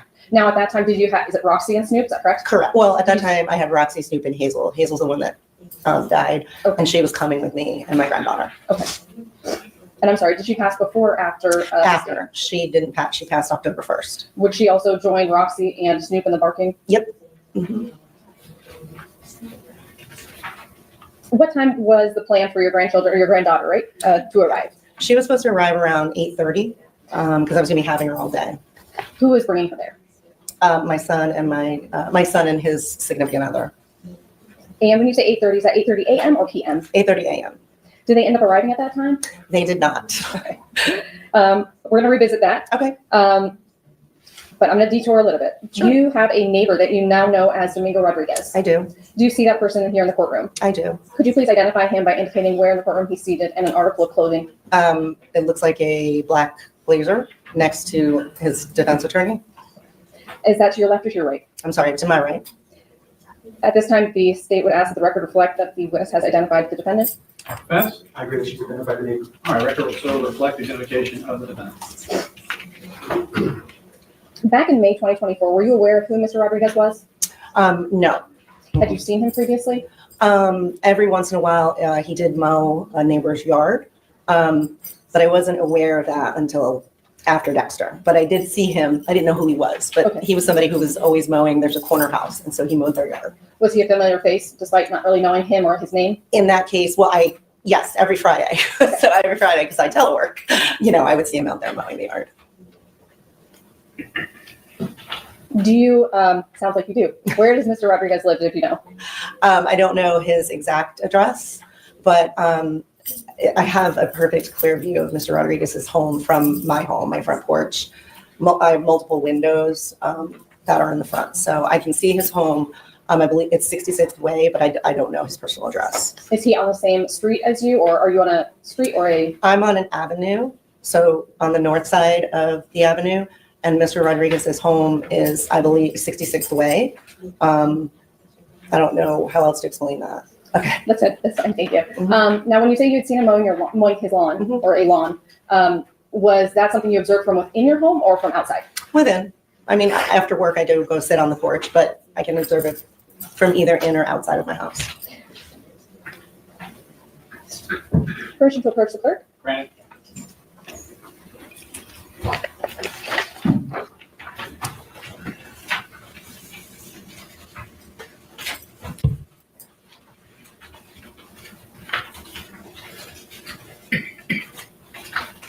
I'm approaching the defense counsel with copies of both the pre-marked as states 14A and 14B.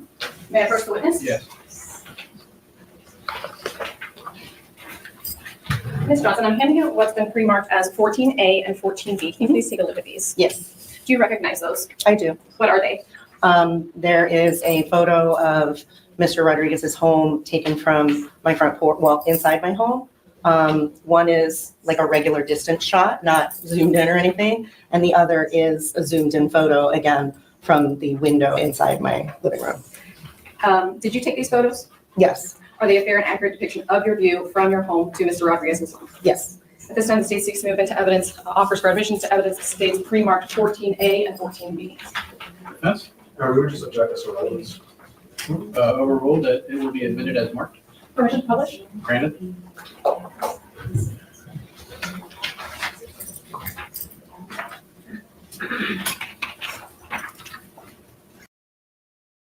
Oh, I hadn't noticed before. She's cute.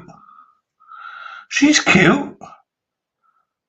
I hadn't noticed that before. Hello. No, I'm impressed. I'm impressed. She's brunette as well. Brunette as well. Keith's all over it. Dana's here somewhere. Mighty Meats, you smash! Absolutely, I didn't realise she's a pocket rocket. I'm like, whoa. That's what I mean. I think all over Josie. I like her looks, the way she's dressed, her glasses. You can just imagine she takes her glasses off like in the bedroom. Let's go. Love it. Ah, she's a mighty fine hubba. God, pocket rocket. No comment from Dana, just in case Tracy's here. Dana's learning. Hello, Sasmas. Hello, my darling. How are you? Bang, bang. I need those glasses. They're really nice. I think they're sexy glasses. Bang, bang.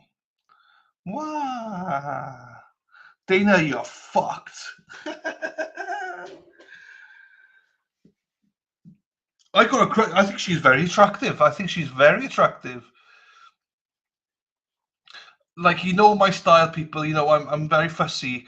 That, you know, my only thing is they have to have a pulse. After that, anything's a bonus, and this is a mighty bonus. She's got a lot of stuff going for her, you know. So I wish she is well out of my league. She's she's a right pocket rocket. Right. Pulse. I only need them to have a pulse, Keith. If they got a pulse, I'm in with a chance. Do you know what I mean?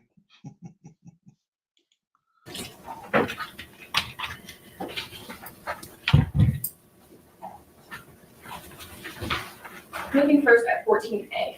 Nice to meet you. Night, Is this the closer or further away view? This would be the further away. And again, where are you standing when you took this photo? I was asked to stand inside my living room. When you say you were asked to stand, was this something you were requested to do as part of the investigation by law enforcement? Yes. Looking at 14B, what is this view? This is the zoomed in view, And which home is Mr. Rodriguez's? the blue one.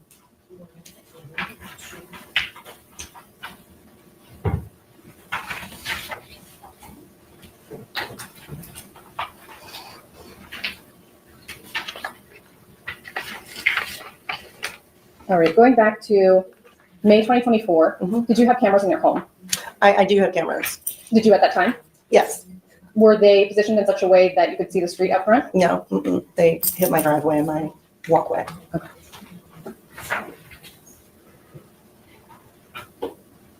Now let's talk about waiting for your granddaughter. Okay. What time did you wake up to wait for her to come? I generally get up between 7 and 7:30 every day of the week. So. And to be clear, we're talking about Saturday, May 11th, 2024. Yep. Now, what was the first thing that you did when you woke up?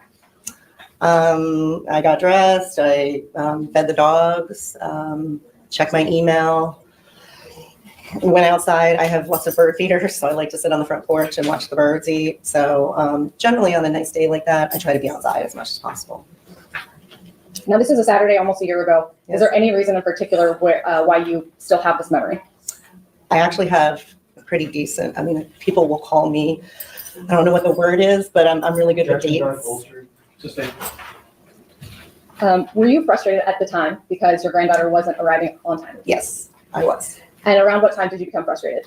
About 9 o'clock, How long did you wait until for your granddaughter to arrive? almost 10. And let's be clear, was it your granddaughter's fault or was it somebody It else's? was her parents' fault. Okay. She's only 3, so. Now, during that time from up until 10 o'clock, what were you doing? Like I said, it was the weather's good. So I was sitting on the porch for the birds, or I have a butterfly garden and I weed that. So, I like to do outdoor activities before the summer comes. During this time, do you recall your dogs alerting you to anything unusual or anything of note? Nothing of note, so to speak. On May 10th, I had to tell them to leave it on multiple times, and I generally have to go and look out the window to see what they're barking at. And then sometimes if it's a cat or, just a squirrel that I can shoo away, I'll do that. During that time, did you ever see Mr. Rodrigues, your neighbor, the defendant, walking up and down the street? I did not. Did you ever see him walking around your neighborhood? No. During that time, do you recall ever observing him driving in the neighborhood? No. At any point during the weekend of May 11th, 2024, which would have been Mother's Day weekend, do you recall ever seeing Mr. Rodrigues out and about? No. Do you recall ever seeing anybody looking for a lost pet? No. To your recollection, just in general, overall, have you ever heard anybody outside your home looking for a pet?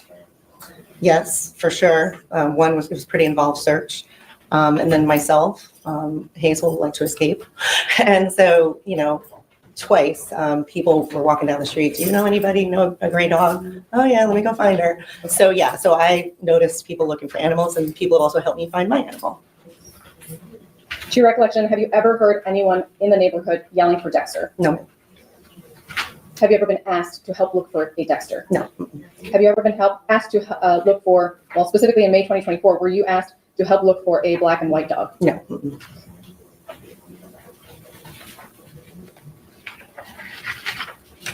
Permission to approach the court? Granted. Permission to publish was already been pre-marked and entered into evidence as Cities 1. Yes.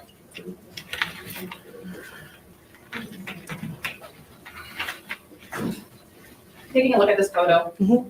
do you now know who this dog is? I do. Now thinking back again to May 2024, do you recall ever seeing a photo of this dog, ever seeing this dog out and about in your neighborhood? No. No further questions. Thank you. Cross? Yes, sir. Chief, approach. Yes, sir. Morning, Ms. Johnson. Good morning. You stated that you work from home, On Mondays and Fridays, yes. and on May 11th, you were working from home, correct? May 11th was a Saturday, so no. No? Okay. But you May were home 10th, nonetheless. on May 10th and the 11th, I was home. And you stated you were waiting outside between 10 a.m. and 1 p.m. on May 11th for your granddaughter? No. I said 8:30 and 10 a.m.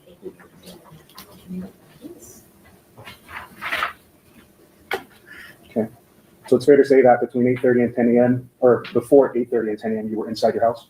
Yeah, before 8:30 I would have been, and after 10. And were you looking out your windows? What were you doing? You mean before and after? Before. Okay. Before, again, I would have been getting coffee, feeding the dogs, things like that on the 11th, if we're talking about the 11th. And then I was outside getting frustrated, waiting for my family to bring me my granddaughter. Understood. That's frustrating. What kind of dogs do you have? I have an American Bulldog, and then my dog that's deceased is an American Staffordshire Terrier. And my other dog is kind of a combination. She's like a Loma dog. I'm sorry about your dog that passed away. Thank you. They eat a lot? Do they eat a lot? Yeah, we feed them, give them dog food. They each get a cup 2 times a day. Very nice, very nice. Now, if Domingo was searching for his dog between 7 a.m. and 8 o'clock a.m., you wouldn't have seen him, correct? No. Mm-mm. So you can't say for certain that Domingo wasn't outside searching for his dog at that time? Prior to 8:30, I can't say that he was. Okay.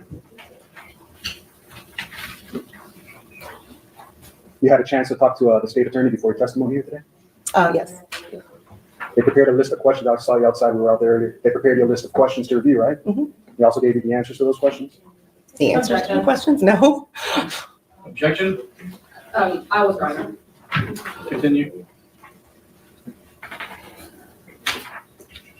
So now you said you fed the dogs between 7 and 7:30 on your right, correct? Mhm. They like to bark and Mhm. do all that good stuff when they look out the window. Yep. I presume they're not looking out the window when they're eating, right? Correct, they're not looking at the So window. it's also fair to say that around that time, they wouldn't have seen Domingo Correct, and they wouldn't be barking. correct. You were waiting for your granddaughter to arrive Mhm. at 10 a.m., was it? She got there by 10 a.m. Okay. You And, said, go ahead. I'm sorry, continue. And I put her in her car seat and we went to breakfast. You said you were a little frustrated because she was running late. And my children, because I had a specific time, I was supposed to be meeting somebody else for breakfast. I know, I understand how that feels. And you were sitting on the front porch waiting for them? Mhm, You were excited, waiting for her to show up? mhm. Is it fair to say that at that time, you weren't looking for somebody who was searching for their dog, right? No, I mean, obviously I wasn't, because I didn't know a dog was missing. Yeah, you were waiting to see if your daughter was going to show up. My granddaughter, yes. I'm sorry, your granddaughter. And then you stated also that you had heard other times about other people searching for their dogs in your neighborhood, Yes, including yourself. yes. How'd your dog escape? I would call her Houdini Hazel, and if we didn't lock the screen door appropriately, she would go out the door. So you left the door open, dog runs out, you have to go. Well, no, she pushes the door, and that's why we have to lock it, you know. Understood. You said you had cameras, I do have one outdoor camera. It does not face the street. so that wouldn't have captured my client No, out there. no. Does it have audio, the camera? If you're at the, yes, I It mean, triggers it if somebody, right, it would trigger it, and then it's kind of like, they have to push to talk and then let go for me to talk. and you stated other than, what you know about this case, you didn't know Mr. Domingo, correct? At the time, just that he lived in your neighborhood? Correct, I didn't know. So it's fair to say that you guys weren't close, weren't friends, didn't go over, borrow a cup of sugar from you? No. Now, you live in the same neighborhood as Mr. Domingo. I've been through the neighborhood as well. I'm sure you've seen plastered all up and down that neighborhood, all the signs and pictures of him, correct? I have, And there's a lot of houses with yard signs that reference this case. yes. Is your house one of those houses that has a yard sign? Yes, sir. What does that yard sign say? It says Justice for Dexter. I believe it says on there, his life mattered.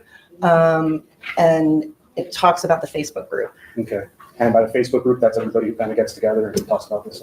It's a group that was created by somebody through Animal Services, so it's, It's like an activist group kind of thing? I wouldn't call it an activist group, but yes, there is the Facebook group is that. Okay. And now, you stated obviously that you didn't see anybody searching for a dog. My last question for you is, at any point, did you see my client, Mr. Domingo, leaving with the dog? No. Mm-mm. One moment to confer, Judge. Yes, sir. No further questions. Thank you. Redirect?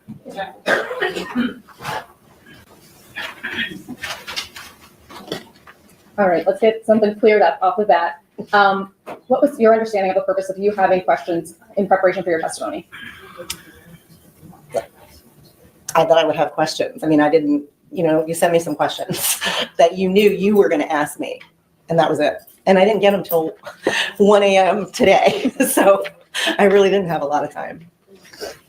That being said,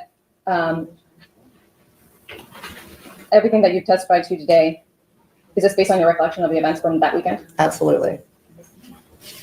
It was Mother's Day weekend, and it was also my son's birthday. So that explains, that's why I remember that weekend very specifically.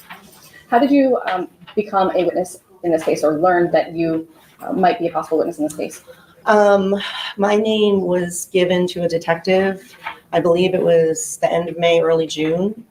He contacted me and stated that he had gotten my name and phone number from Lisa Bordeaux, and that he had a couple of questions for me about mostly May 11th. Did you ever reach out to ask to be a witness in this case? Anybody? No. Mm-mm. Are you excited to be here testifying today? No, I wouldn't classify it as excited. Are you nervous? I mean, to a certain extent. I haven't testified in 30 years in front of a jury, so. And then defense counsel asked you about your opportunity to see anybody outside or a defendant outside between 8:30 on. Now, did you wake up right at 8:30? No, I was awake earlier. I woke up, I think, about 7:30, fed the dogs, did my thing, got dressed, and then went outside at about 8:30 because she was supposed to be there at 8:45. And when you're feeding the dogs, prior to going outside, are the dogs just out and about in your homes? Oh, yeah. Mm-hmm. Do they have the opportunity to bark if they see something during that absolutely. time prior to 8:30? There's a couch. And, they will often, they don't sleep in the room with me, so they're in the living room. And my sons will even say, close the blinds if you don't want the dogs to bark. Do you close the blind? I don't. I like natural lighting in my home.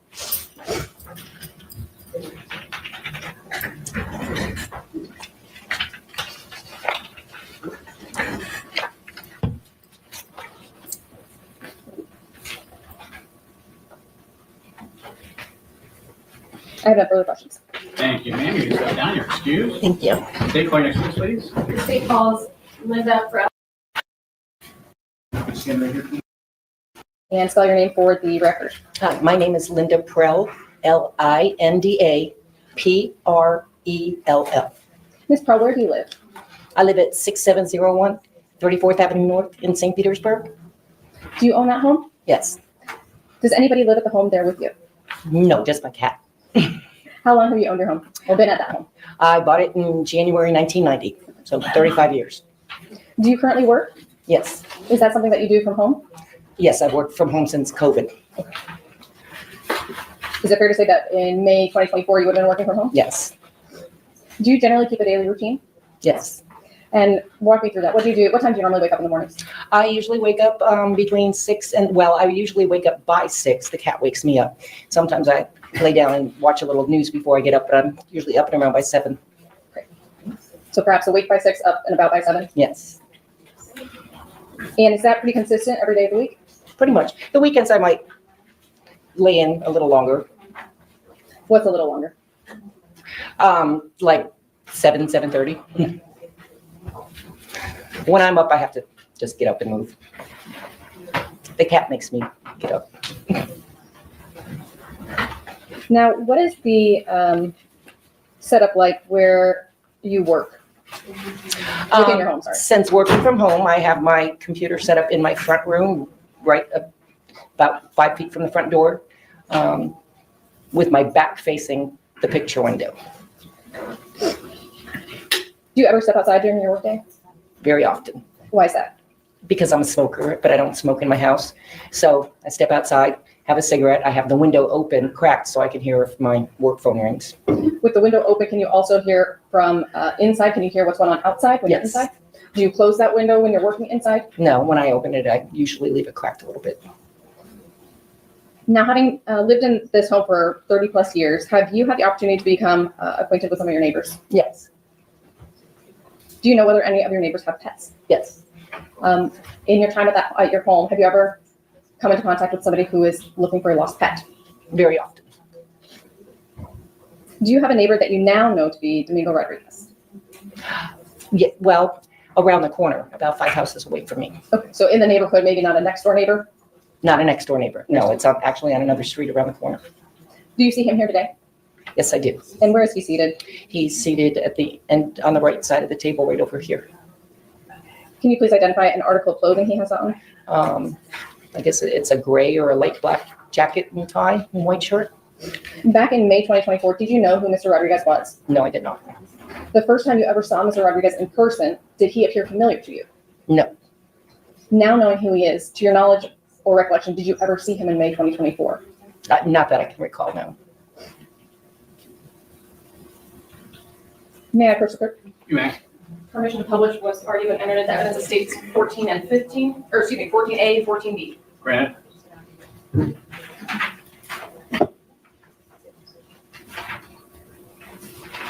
Ms. Powell, if you don't mind just looking at the screen next to you, this has already been entered into evidence as states 14A. Do you recognize, first the patio that's immediately in the photo, and starting kind of from the bottom right corner when I'm facing the photo? Do you recognize that patio? Yes, that's my neighbor Carolyn's front porch. And now do you see the blue house ahead? Yes, How do you recognize that home? I do. I recognize the home now, yes. And how do you recognize that home? To be the home of Mr. Rodriguez. Since May 2024, I'm not saying necessarily in May 2024, but have you, between then and now, ever seen Mr. Rodriguez at that blue house? Yes, now that I'm aware of who he was before this happened, I drive down that street because I use that street to drive down to go to the Speedway gas station. I was aware of the blue house because I thought, oh, that's pretty bright blue. You know, and I'm needing to paint my house, so I'm looking at different colors. My neighbor painted hers a horrible green. Now, So I'm like, now you mentioned that this is this from the viewpoint of Carolyn's home then? this is from Carolyn's home, yes. And is your house how far is your house from Ms. Johnson's? I live 2 doors west of Carolyn. So is that going to be 2 doors more or less towards the blue house? Or Away 2 doors from it. Away from it. Now, from your home, do you have a view of the blue house? No, I cannot see it from my home. That being said, do you have a view of the street in front of you? Yes.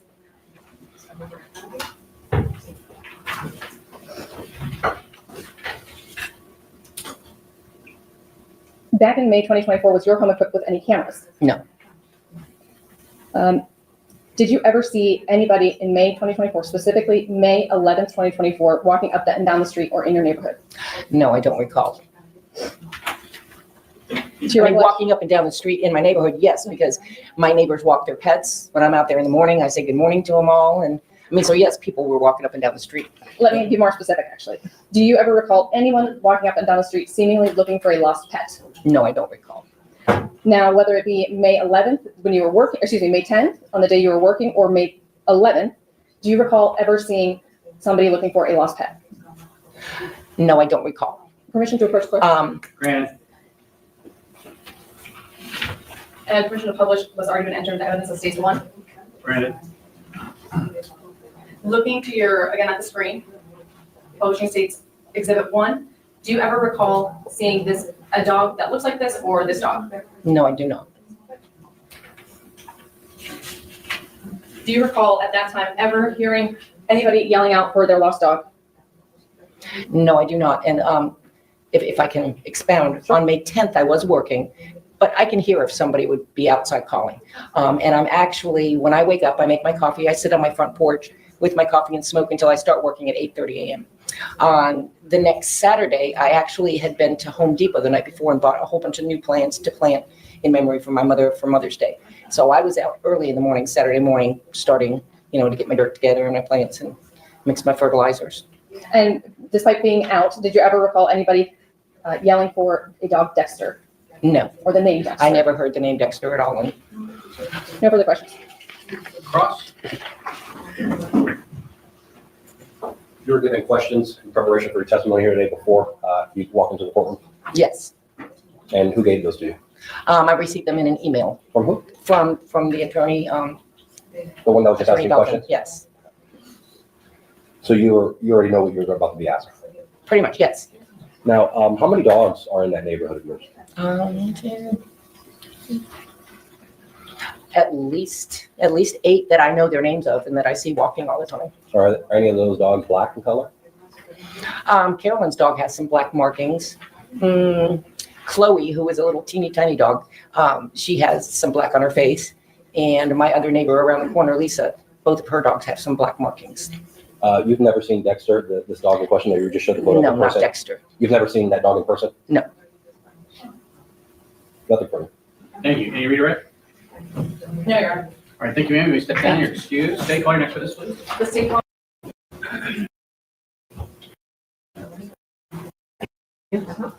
Introduce yourself to the jury, spelling your name for the court reporter. Lisa Bordeaux, LISA BORDEAUX, Ms. Bordeaux, where do you live? 3301 66 Way North, St. Pete, Florida, 33710. Do you currently own that home? Yes. How long have you lived at that home? Over 30 years. Does anybody live at the home with you? No. Do you currently work? No, I just recently retired from a job for over 30 years, working from home. When you were working, okay, so you were working from home prior to that? Yep. Were you working from home in May 2024? Yes. Now, do you generally keep a daily routine? Yes. Let me ask, actually, I asked you if anybody lives at your home. Do you have any pets? Yes, I do. 2. How many pets? And what kind of animals are they? 2 French Bulldogs. Do you have a daily routine that you normally keep? Yes. And does that involve your French Bulldogs? Yes. Tell me about that. Do they get walks? So, yeah, every day, 2 or 3 times a day. I'll wake up, get coffee. I feed my stray cats in the front, and then I'll take my dogs out in the morning, depending on the weather, in the afternoon, and definitely before we go to bed. Is there a time generally that you wake up? 4:35. Early riser every day? Every day. Even on weekends? Yes. What do you do when you first wake up normally? Get coffee, and then I go feed the cats because they're waiting for me at my screen door. So by the time that you feed the cats, around what time is that more or less? Oh, that's early, like 5:36. What time did the dogs eat? 7? Would this have all been the same back in 2024? Yes. Now, having lived in the neighborhood for a while, have you had the opportunity to become acquainted with your neighbors? Yes. Do you know whether any of your neighbors have pets? Yes. Have you ever had the opportunity to hear anybody outside looking for a lost pet? Yes. They've even come to my house. Now, are you familiar with any of your neighbors' routines? Yes. Do you have security cameras around your home? Yes. Has this enabled you to kind of familiarize yourself with their routines, whether deliberately or not?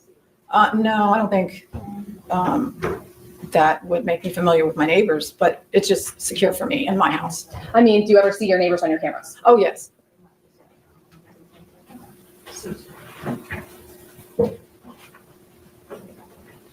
Do you have a neighbor that you know by the name of Domingo Rodrigues? Yes. Do you see that neighbor here today? Yes. Could you please indicate where, to the left or to the right, is he seated in the courtroom, and identify an article of clothing that he's wearing? To the right, a dark tie and suit. At this time, the state would ask that the record reflect that the witness has identified the defendant. Defense? We agree that she identified. All right, record reflect the court identification of the defendant. Permission to approach the clerk. Granted.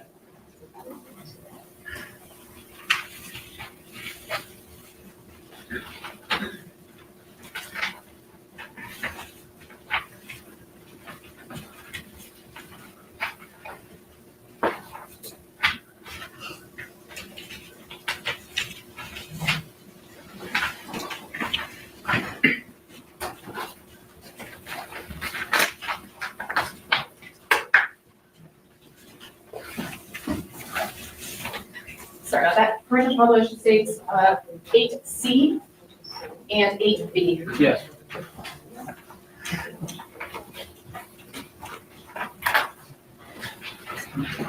Looking at states 8B, you could just look to your right at the screen. Do you recognize that home? Yes. Do you know whose home that is? Yes. Is that the defendant's home? Yes, it is. Looking at 8C, do you recognize, let's back up a little bit. Do you recognize that blue home? Yes. Is that the defendant's home? Yes. Do you recognize the brick driveway that is in the bottom corner of the photo? Yes, I do. How do you recognize that driveway? That's my house. Is this a view of the defendant's home sort of from the street in front of your home? Yes, it is. How many doors down from the defendant do you live? 2 doors down to the right.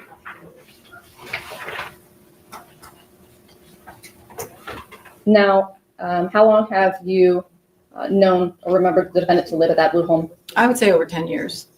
What, if anything, have you come to learn about the routines of the people at that home?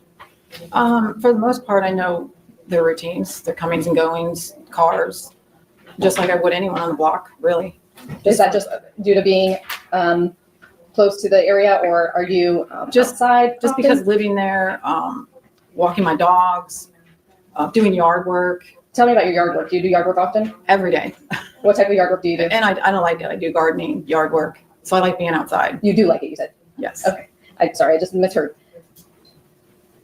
Are you ever out there pulling weeds? Yes. How many hours, I don't know, a day or a week would you estimate being outside doing the yard work?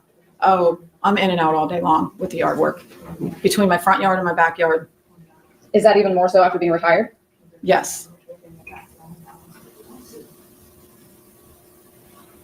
Now, have you had the opportunity, being just a few houses down, to observe the vehicle that the defendant drives?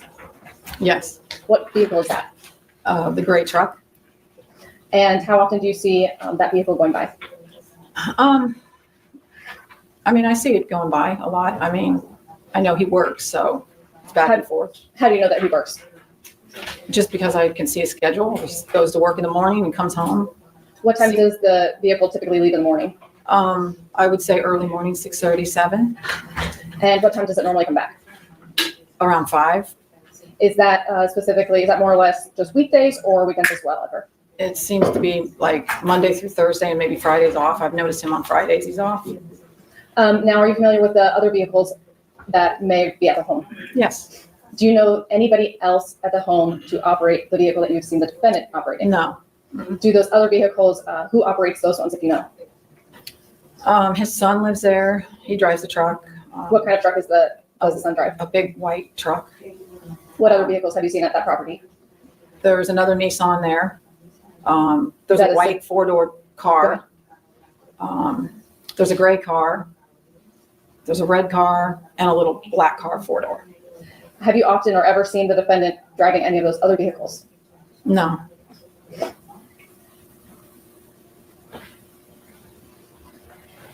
To your knowledge, have you ever seen, specifically in May 2024, did you ever see the defendant bring home a dog?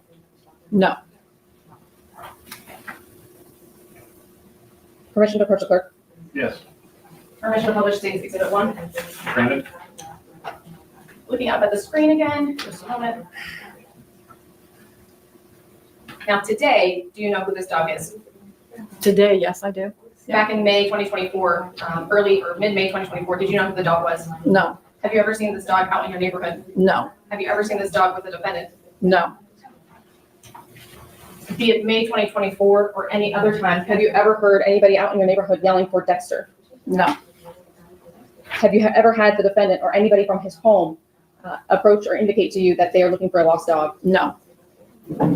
And back on May 11th, the Saturday, what time would you have woken up? 4:30, 5 o'clock. Now, do you have cameras in your home? Yes. How many cameras do you have? 6. What type of cameras are they? 3 flood Ring cameras and then some Ring doorbells.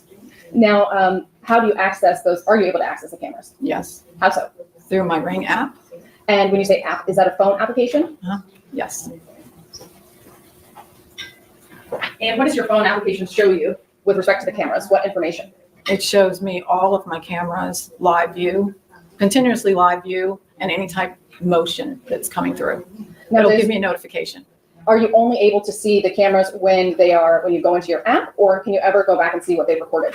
I can go back and see. Do you know if all of the recordings are saved 24/7, or is it restricted to certain types of recordings?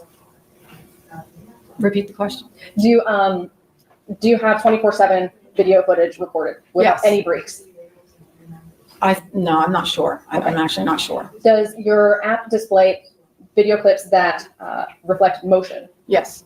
And tell me about that. Do you know what that means? When there's motion going by, it'll give me a notification saying that there's motion. And do those motion clips, do they store or do they delete? No, they store because I can go back into history. And do you have to manually store them, or they're automatically storing on their own? Automatically. Back in May 2024, did you have those cameras? Yes. And do any of those cameras face the front of your home? Yes. Which camera? My Ring floodlight in the front. Any other cameras show the front of the home? No. Now, for this case, as part of the investigation, was it requested of you to review your camera footage? Yes. For what dates, if you recall? The 10th and the 11th. Did you do in that? the morning? Yeah. Did you do that? And were you able to find any saved videos? Yes. What did you do with those videos? I sent them to the detective who requested them. Do you remember how they were sent? Did you receive a link? Yes, I received a link that he sent me and I forwarded it on to him. Do you use that link? Is it a download, or how does the link work in order to help you send those videos? I downloaded it. Okay. Now, when you pass along those videos, did they have file names? Yes, I think so, yeah. Do you know did you change any of those file names? I wouldn't know how to do that. Now, this floodlight camera, have you ever had any issues with it? No. Do you know that is there a timestamp? Yes. Is that timestamp accurate? Yes. How do you know that? Because I can see on the camera, look every day when I look at it, And the time's right there. Okay. And you've never looked at the camera and thought, oh, that doesn't look right? No. Back in May 2024, was that the same? No issues with the camera? No issues. And the timestamp was good? Yes.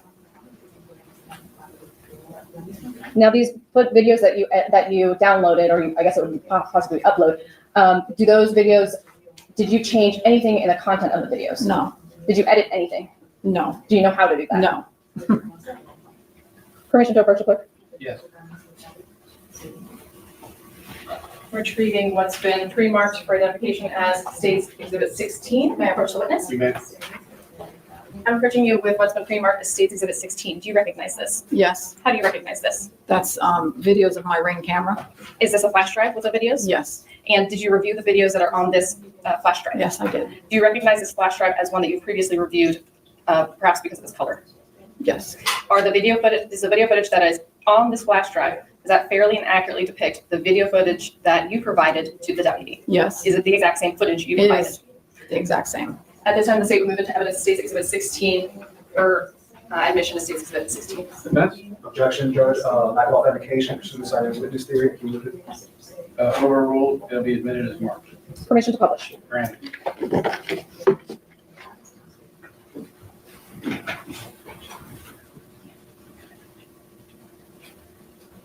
Now, while we prepare the videos, did you review the videos that you sent to the deputy?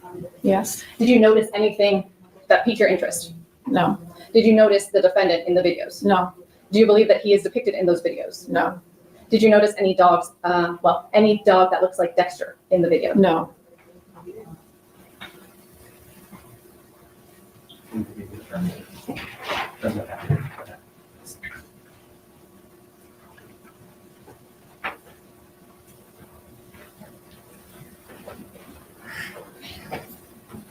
We're just gonna look at just a few of these. Looking at State's Exhibit. It was pre-marked as 17A, because it's gonna be from 16.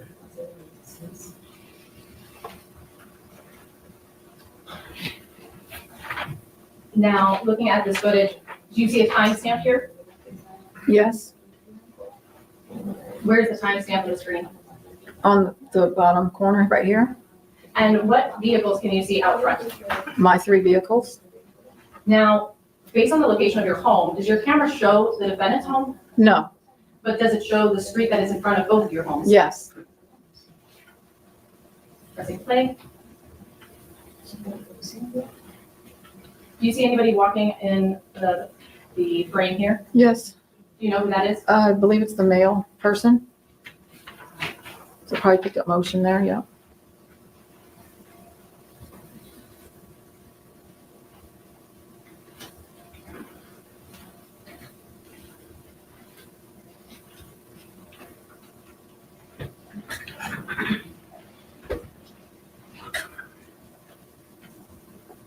Now, is this essentially what both of the videos, the type of activity that you see on these videos? Yes. Do you ever see anybody running around seeming to look for something? Do I ever? Is it anybody ever on a film? Have you seen anybody seemingly looking for something? Appears to look for something? Yeah, you mean in the past? No, in the videos you provided. Oh, no, no.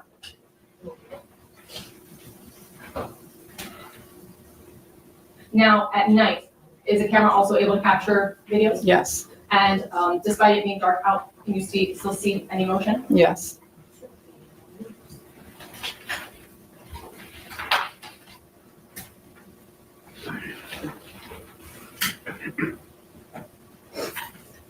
Do your videos have audio, to your knowledge? oh, yeah, yeah, they do, yes. And when you downloaded this video, did you ever hear anybody calling out for Dexter? No, No further questions at this time. Thank you. Cross-examination? Yes. Good afternoon. Are you friends with all your neighbors? yeah, pretty much. Are you friends with Mr. Domingo? No, Now, in your neighborhood, it's covered in flyers and yard signs regarding this case, correct? a lot, yes, They have my client's picture on it. yes, They have Dexter's picture on it. yes, Do you have one of those yard signs in front of your house? yes, You testified that you didn't see my client searching for his dog on May 11th correct. and that he didn't show up on those cameras. No, He also didn't show up on those cameras leaving with the dog that morning, correct? Is that no, a no? that is a no. You weren't watching his house every moment of that day, right? No. that is So not. it's fair to say that he may have passed by at one point and you just didn't see him, I think my cameras would have caught it. but they didn't catch him driving by. No, Now, you said you provided the state, and the state just showed us some video footage of your security cameras. What date did the authorities ask you to provide them this video footage? the 10th and the 11th in the morning.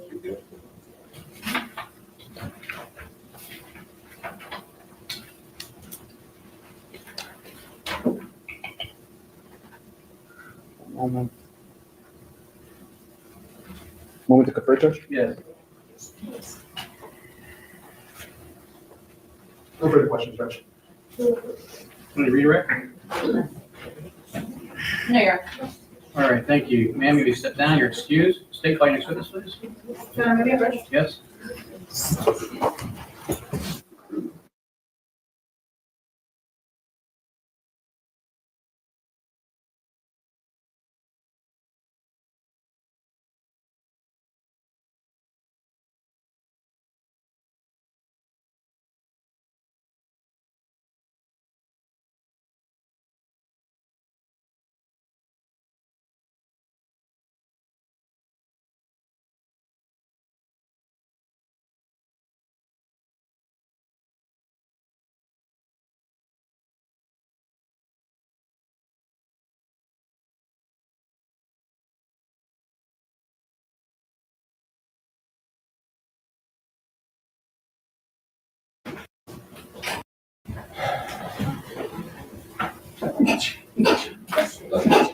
Thank you.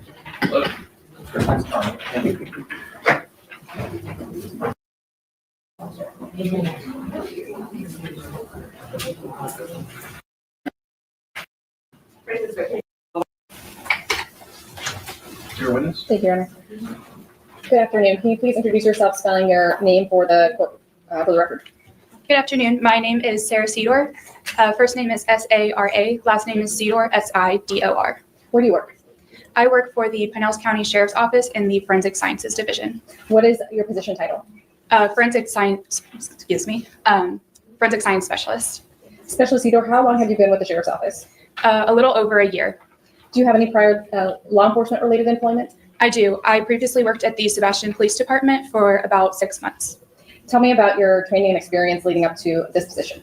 I got my Bachelor's of Arts in Psychology and Biology from the Flagler University or Flagler College. I then went to Texas Tech for my Master's in Forensic Science, where I completed an internship where in the position that I'm at now with the Pinellas County Sheriff's Office Forensic Sciences Division. And I then went to work for the Sebastian Police Department, which led me working here.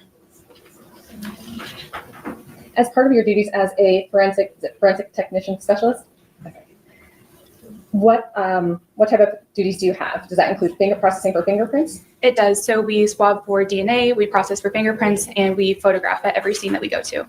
And what does it mean to process evidence? That just means that we're either swabbing for DNA or we're looking visually for fingerprints that are left on surfaces. If we don't see them visually, we can add either a powder or a chemical depending on the surface. Now, are you always able to locate or identify a print? Not always. Is there such thing as a partial print? Yes. What is a partial print? Partial print is basically just a portion of a whole fingerprint. We can see that through lines or patterns. It just won't be a whole circular fingerprint. Now, to be clear, you are not the person who would say, yes, for sure, this fingerprint matches this fingerprint, right? Correct. That's not in the scope of my responsibilities. That being said, do you have familiarity and training based at least preliminarily on fingerprints? I do.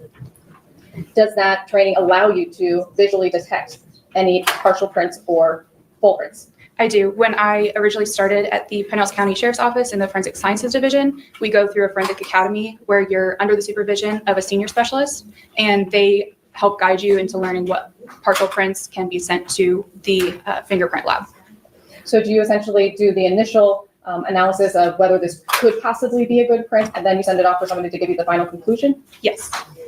Are partial prints always of value? No, not always. What does it mean for a print to be of value? That's not fully under the scope of my responsibility, but somebody will look at that and be able to possibly identify or not identify somebody based on what we send to them. But so when we say of value, does that just reference the potential use of that fingerprint? Yes, correct. If there's too much of a partial finger, or too little of a partial fingerprint, perhaps, might that partial print not be of value? Correct. We can still send it to somebody to possibly identify, but that's not up to us to make that decision. Now, based on your training and experience, are you able to use some discretion with respect to what partial prints you might send or what prints you might not send? Yes. Tell me about your duties with respect to processing DNA. So when we process for DNA, we'll take 2 swabs, 1 wet, 1 dry swab, and we will go over the area and apply pressure to possibly collect any DNA that somebody may have touched on that surface. In the most simplistic terms or way that you can provide based on your training and experience, what is DNA? DNA stands for deoxyribonucleic acid, which is your genetic makeup. Are there any substances that you use to process for DNA? Yes. So again, we will swab. If we suspect that something has blood on it, we can use a chemical called phenolphthalein, which is a presumptive blood test. What do you mean by presumptive test? So a presumptive test just means that this could possibly, in this case, be blood or any other thing that we're swabbing. And that doesn't mean that it's confirmed that it is. It'll have to go to a separate lab for them to identify if it is or not. But for us, that's our indication that this could possibly have DNA on it, and then we'll collect it as evidence. Is that sort of similar to your ability to have discretion with respect to which prints to send and ultimately somebody makes the final call? Yes. When you process for DNA, what do you do with the swabs? So we'll package the swabs and then we'll submit them to our property and evidence division, where that's where a case agent can say, okay, we're going to pick that up and take it to a lab for future testing. In May 2024, were you working in the same position? I was. Specifically on May 11, 2024, were you requested to respond to a call at Fort DeSoto Park in reference to a reported decapitated dog? Yes. In general, when you respond to a scene, do you answer to law enforcement? Do they direct you with respect to how to process the scene, or do you get to make those calls on your own?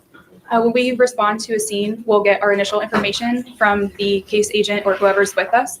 After we get that information, they can specifically request us to process something if they have more information that they're gathering as we're on scene. But our training has led us to be able to identify evidence as well as know how to process that evidence without the case agent's discretion. When you say case agent, is that referring to somebody who works in your unit, or is that referring to the sworn law enforcement officer? That will be on the sworn officer side. It can be law enforcement officer or detective, depending on the case. When you responded to the scene for this case, did any other people from the CSI, from any other forensic technicians accompany you? Yes, I was accompanied by my field training specialist, Heather Temple.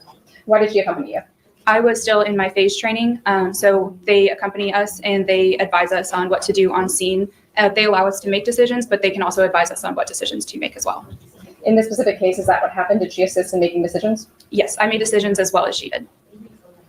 And was she there to supervise any decisions that you made? Yes, she was. What was your first course of action when you arrived at the Fort DeSoto scene? I initially met with Deputy Foster and Deputy Rosenberg, who informed me that there was remains of a dog found in a clear plastic bag in a mangrove area. They requested immediately that I photograph the mangrove area just to show where it was found. The remains were removed from that area due to public view before my arrival. Even though the dog was not there, I still photographed that area to show where it was found. Permission to first clerk? Yes.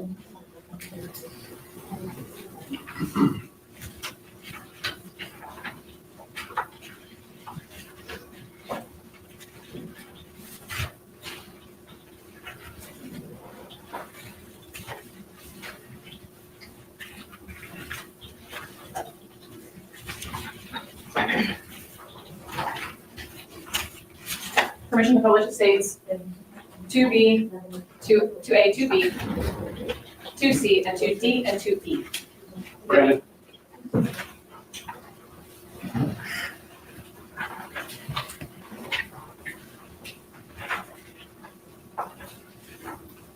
Looking at states 2A, which has already been admitted into evidence, do you recognize this photo as a photo that you took? I do. How about states 2B? I do. 2C? I do. 2D? I do. And 2E? I do.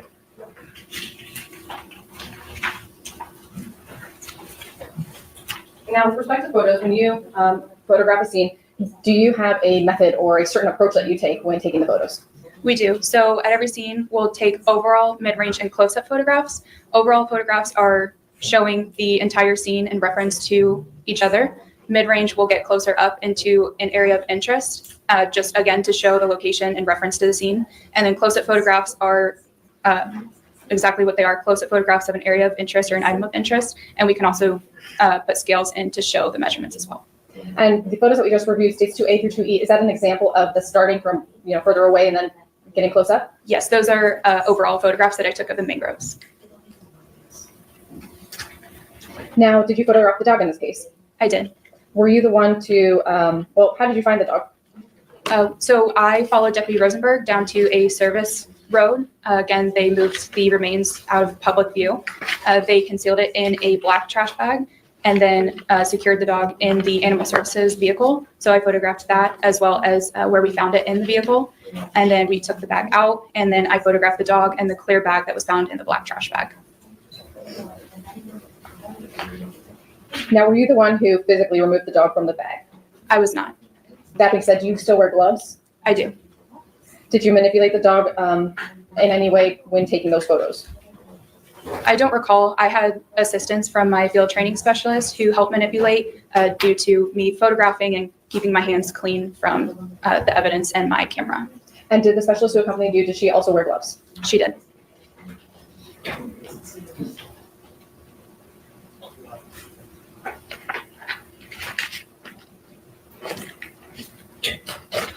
Permission to approach the clerk? Granted.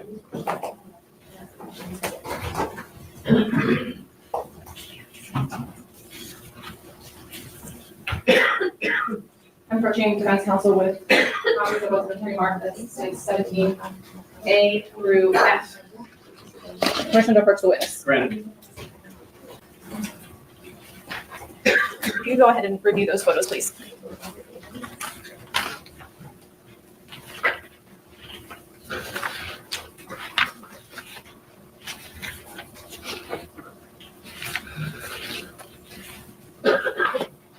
Having reviewed those photos, do you recognize those? I do. Are those photos that you took? All but one, I believe. This one. Okay. And so is that going to be for the records that states 17E? Yes. So with respect to states 17, A, B, C, D, and F, are those photos that you took? Correct. And do they fairly accurately depict the items or objects that you photographed? They do. With respect to state 17E, do you recognize what is depicted in that photo? I do. And does that depict a roll of bags? They do.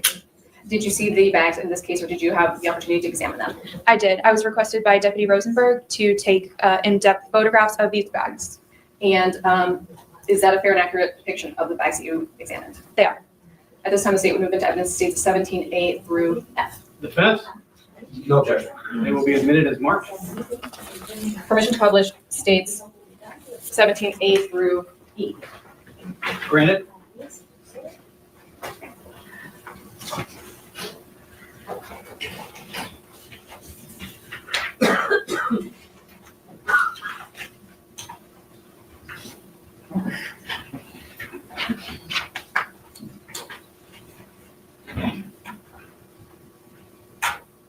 Looking at states 17A, what is this a photo of? This is a photograph of where I found the remains of the dog in the back of the animal services vehicle. Now, the jury has previously seen a photo of the animal services vehicle. Do you know if you took a photo of the animal services vehicle? I did. Looking at 17B, what does this depict? This is a photograph of the clear bag that I was informed was found with the dog. Looking at states 17C, what does that depict? That is a close-up photograph of the knot of that clear bag. And what is, I guess, on the bag? There is a mixture of water, more like tree leaves, and then as well as the remains of the dog. He was in an early state of decomposition, so. Sustain. Was there also fluid that was left on in the bag? Yes. Looking at states 17D, what does that show? That is a photograph of the same clear bag that we untied the knot, and then we took measurements of that bag. You had mentioned earlier scales, using scales or rulers, well, not rulers necessarily. What do you use to measure items? We'll use measuring tapes, which can be seen in this photograph, and then we can also use paper scales for smaller items. And is paper scale essentially a paper ruler? It is. What is the purpose of using the scales and the measuring tape? So we use this to show the measurements in the photograph, just to show their size. And looking at 17P, what is this a photo of? That is a photograph of the clear bags. Now, were you asked to compare these bags with any other bags depicted in these photos? I was. So I was requested to photograph these bags that were collected from somebody. Somebody else collected these bags, and then I was requested to take more photographs of them with measurements. And did you do that? I did. Did you also examine the bags for anything else? I did a visual search of the bags to look for any indications of writing, so a sequencing number or a brand that yielded negative results. And when you say yielded negative results, does that mean you didn't find anything? Correct. Now, with respect to this specific case, did you process anything for fingerprints? I did. What did you process for fingerprints? I processed the clear bag that the remains were found in.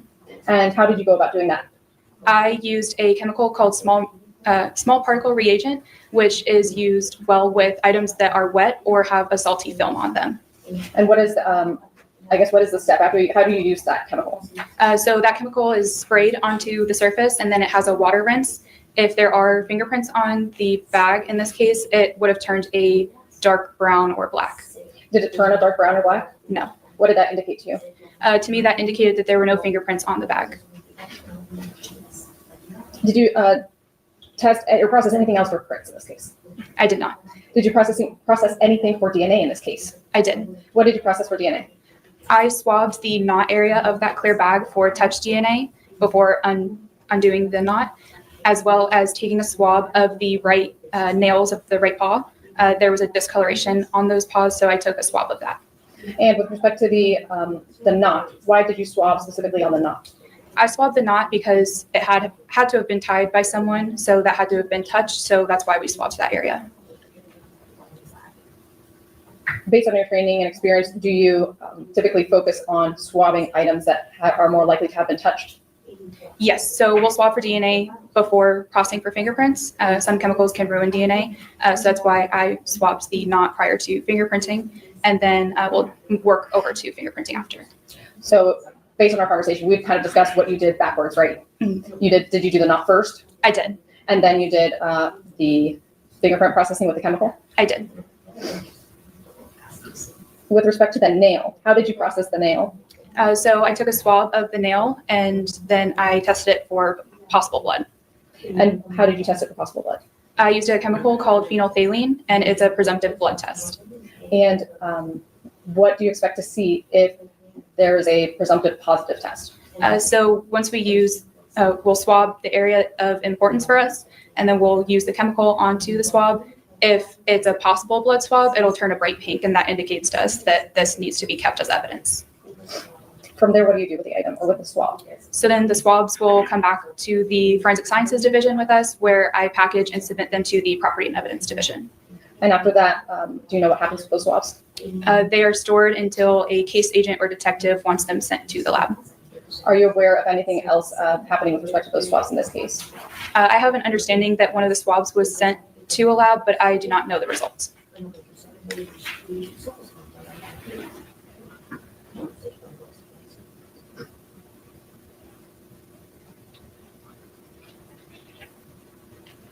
No further questions. Thank you. Cross-examination? Yes, Your Honor. On cases that you work on, are you routinely informed if there were positive results? Sometimes we're informed, sometimes we're not, but we have access to look at cases that we've previously worked on. And you haven't checked on the status of those results in this case? I have. And you agree with me that there's no positive results obtained based upon your work? Correct. I did not yield any results for fingerprints. So there's no fingerprints in this case, correct? Mm-hmm. That's a yes? Correct. And there was no touch DNA, whether on the knot or the right paw that you tested for, correct? So again, I am aware that one or multiple swabs were sent to the lab, but I am not sure of that result. Now, other than taking a photograph of the bag of trash bag, or the roll of trash bags, if you will, Did you do anything else with that roll of trash bag? I did. So when I opened up the package after I picked it up from our Property and Evidence Division, I observed a loose bag as well as the roll of bags. I visually searched the loose bag for any indications of sequencing or brand. And you weren't able to find anything? I was not. So with that said, you weren't able to make a positive confirmation of the bag that the dog was found in with the roll of trash bags that you took a picture of? No. Nothing further. Thank you. Any redirect examination? Yes, Your Honor.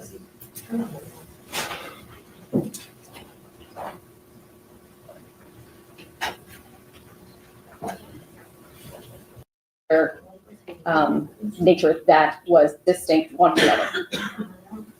I'm sorry, can I'm you sorry, repeat it was a that? confusing question. Do you know anything different about the bags? Other than the roll of the paper or the clear bags and then the loose one, there was a small dark area on the loose bag that I did photograph. And was that just, when you say dark area, was that just coloration? There was a discoloration. It didn't look like any fingerprints, and then it didn't look like it could be any DNA. It looked almost like a grease. Did it appear to be, though, a foreign substance on that bag? There was. No further questions. All right, thank you. The witness may step down. And members of the jury will be taking our lunch break at this time, so if we take the jury out, they have 1 hour for lunch. Yes, sir. We're off record. And Mr. Scalia, how was your day at the courthouse?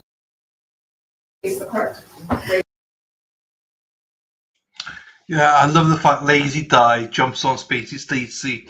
One cheater jumps onto another cheater. Look at you exposing cheating Stacey. I love it. How you doing, Stace? Hope you're well, my darling. Hope you're feeling better as well. Oh, all right. We got another. I hit the fucking wall here. We got, I think, a couple more hours, I think, and then we'll go to the live, not live, but today's stream as well. Oh, it's I don't know. What do you think about this trial? I'm a bit like, I don't know. It's nice and quick, but I don't know. I'm not sure what I feel about this trial. Whether it's engaging enough or not, I don't know. I know we're doing it for justice with Dexter, but still. Hello, Tracy Marie. Hello, Tracy. Dana's been behaving himself because he knows, Dana, you're fucked. Oh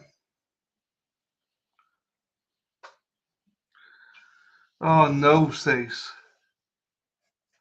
No, I mean, as in, what I mean, lazy is like, is it capturing? Like, I don't know. I feel, I don't know. Is it? Are you being entertained? As in one of those, like, or is it dragging a little bit? That's just too much filler, and it's not like not exciting. Because I thought, like, I thought this would be, I don't know. Well, I still don't know what to really think about all this. Nosy neighbours, we know that. I don't know. Maybe I've not got into the trial. I don't know. I don't even know what the fuck I'm on about, but yeah. Anyway, right, not long to go, people. Or maybe I'm just cranky today. I think because my back's not killing, but my back's bad. I'm not walking, and I got a headache, and my ears buzzing, and maybe I'm just cranky today. I don't know. Maybe that's what it is. At least you say it's not exciting, good, because I thought it was just me. I fell asleep a little bit as well. Right, here we go. Oh. Raise your right hand and repeat. Do you swear or affirm the evidence you're about to give is the truth, the whole truth, and nothing but the truth? If you'll just have a seat here, please. And hold a chair.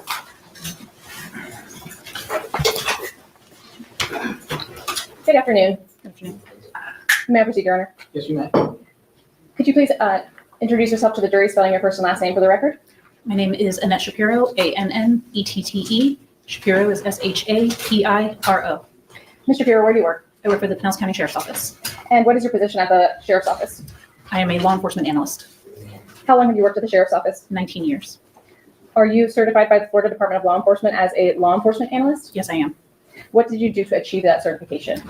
That certification required a 6-month course of study. That was 1 week each month, including a capstone investigation into a selected topic, presenting my findings, and receiving the certification as a result. As part of your duties, do you assist in the analysis of phone records? Yes, I do. Did a portion of the certification to become a law enforcement analyst include training in the analysis and interpretation of phone records? Yes, it did. Specifically cell phone records? Yes. Do you have any additional training or certifications in the area of analyzing cell phone records and cellular tower analysis? I have multiple trainings from the Federal Bureau of Investigations, the National Domestic Communications Assistance Center, the National White Collar Crime Center, and multiple counter-drug intelligence programs. Have you previously testified regarding cell tower analysis? Yes, I have. I want to talk to you about the case that you're here for today. Were you requested to map out the communication records for phone number 727-546-7083? Yes, I was. In order to create the map, were you given some T-Mobile communication records? Yes, I was. To your knowledge, were these records, T-Mobile communication records, received in response to a search warrant? Yes. Specific to the records for phone number 727-546-7083, did the records you reviewed include incoming and outgoing calls? Yes, it did. With respect to the communication records that you analyzed, are these that you analyzed generally, are these simply incoming and outgoing calls, or is it more than that? It's much more complex than that. We received the incoming and outgoing call data, text data, and also data transmissions. Some of the records do include cell tower location, which includes latitude, longitude, and physical location of that tower. Some of those tower records also indicate what direction the call came from when connecting to the tower. Did you receive any other information with these records? I received subscriber data. I received timing advanced data, which is the data points or data communication between the phone and the tower, the call records, and a instructional reading key on how to interpret T-Mobile's data. Can you just very briefly explain what subscriber data is? Subscriber data is the information related to who the cell phone account belongs to. It also includes what type of device is being used and identifiers for that phone and the phone number. What is transmission? What is a data transmission? A data transmission can be a variety of things. It can be a text message that includes an emoji or a picture or video. It could be a FaceTime. It could be internet usage. It could just be an app checking in to make sure it has the latest software. It could also be the device checking in with the network to verify that it is authorized to access the network and that it is relying on the closest and best signal to the tower. Did the records that you received in this case also include cell tower locations? Yes, it did. Permission to approach the clerk? Yes.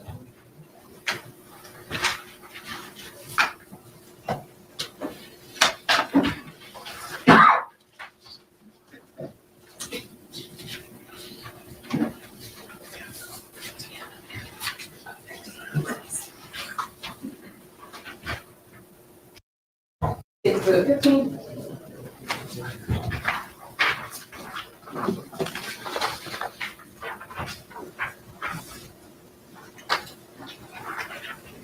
Pre-marked as states 19 and states 20. Permission to approach the witness? Yes. I'm approaching you with what's been pre-marked for identification as states 19, A through E. Can you please identify what that is? That is a CD containing an electronic copy of the files I received from T-Mobile. Did you review the files specifically on the CD? Yes, ma'am. And did you confirm that those are the, in fact, the copies you received? Yes. Do the copies that you received include a copy of States Exhibit 20? Yes, they did. And what is States Exhibit 20? That is a certification from T-Mobile stating that the records are from them provided are true and accurate. Ultimately, did you create a map in this case? Yes, I did. Looking at what's remarked as States Exhibit 15, do you recognize that? Yes, I do. How do you recognize that? That is the map I created. All right. At this time, the state would seek to move into evidence as a business record. States 19, remarked as States 19 and States 20. Defense. No objection based upon the business certification. It'll be admitted as marked.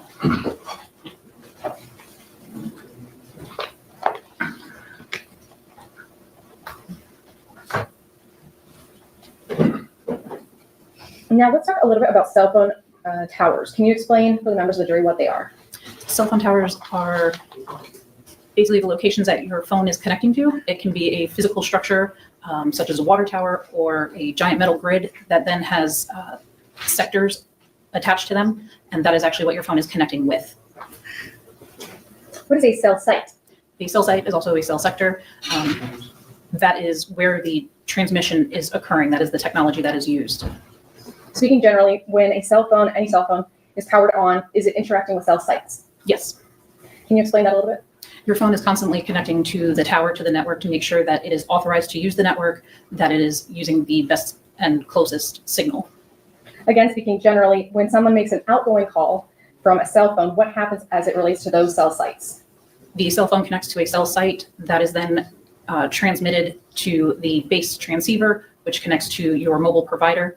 If the call is going to another network, so if you are on AT&T and you are calling somebody on Verizon, it will then transfer to Verizon's network.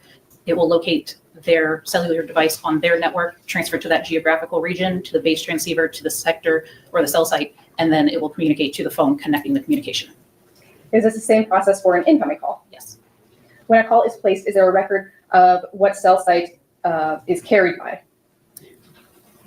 Most times, yes. So in this case, did you map a communication? We had talked about the map. Did you do that specifically for 727-546-7083? Yes. And based on the T-Mobile records, is that what you used to map the cell site locations? Yes. May I approach the witness? You may. Approaching with what you've previously viewed and what has been pre-marked as states 15 still for identification. Could you please take a look at that? And can you explain, is there a legend on that map? There is a legend, yes. What does a legend include? The legend includes the phone number of the device that was mapped. What else do we see on the map? What other sections does it have? There are tower locations. From those tower locations, there are lines that come off of it that shows the azimuth or the direction that the call came from. And there are also annotations with the time and type of communication with that tower. Now, in preparing for your testimony today, did you review this map? I did. And in preparing, in reviewing the map, did you notice anything about the map? There was a typo in one of the time annotations. And can you tell me about that typo? When we create the annotations, the time comes in standard time. So if it's 8 a.m., it will say 8:00:00 a.m. We standardize that to 24-hour military time, where if it was in the PM hours, it would say 13, 14, 15 instead of 2, 3, 4 as the hour. And doing that conversion, one of the times was missed to convert from saying 12 to saying 00 as representing midnight. And using the pen that I left there, could you please cross out the time that has the typo and write next to it the correct or the consistent formatted time?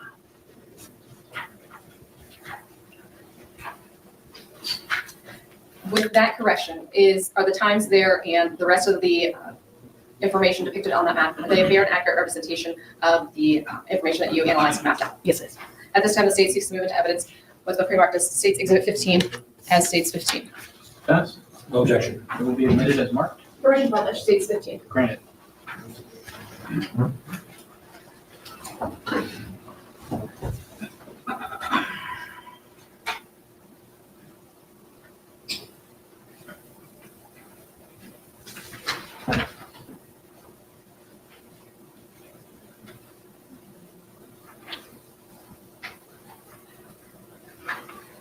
Okay, looking at States Exhibit 15 up on the screen, what time frame is depicted in this map? 11 p.m.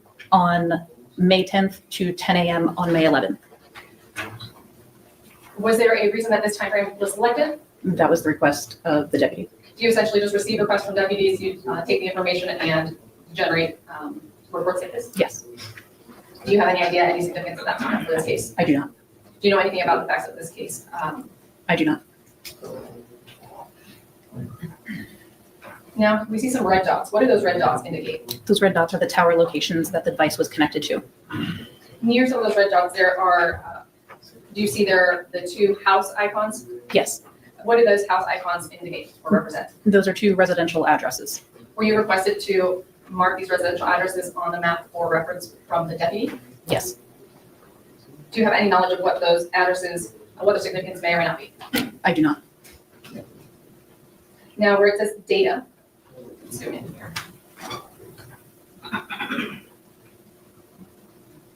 For example, right here, this data, what does that indicate? That is a data transmission. So again, that could be that FaceTime, Facebook app usage, or just the phone checking in with the network. What about outgoing call? That is a phone call placed from the handset device. And incoming?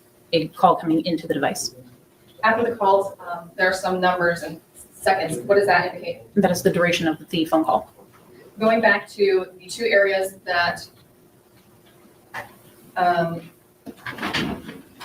that we're focused on, again, those are just addresses that you provided. What do the dots around them indicate? Those are the towers around the residences that were utilized. The timing here that we have, is that in any specific order? It is in chronological order for that tower.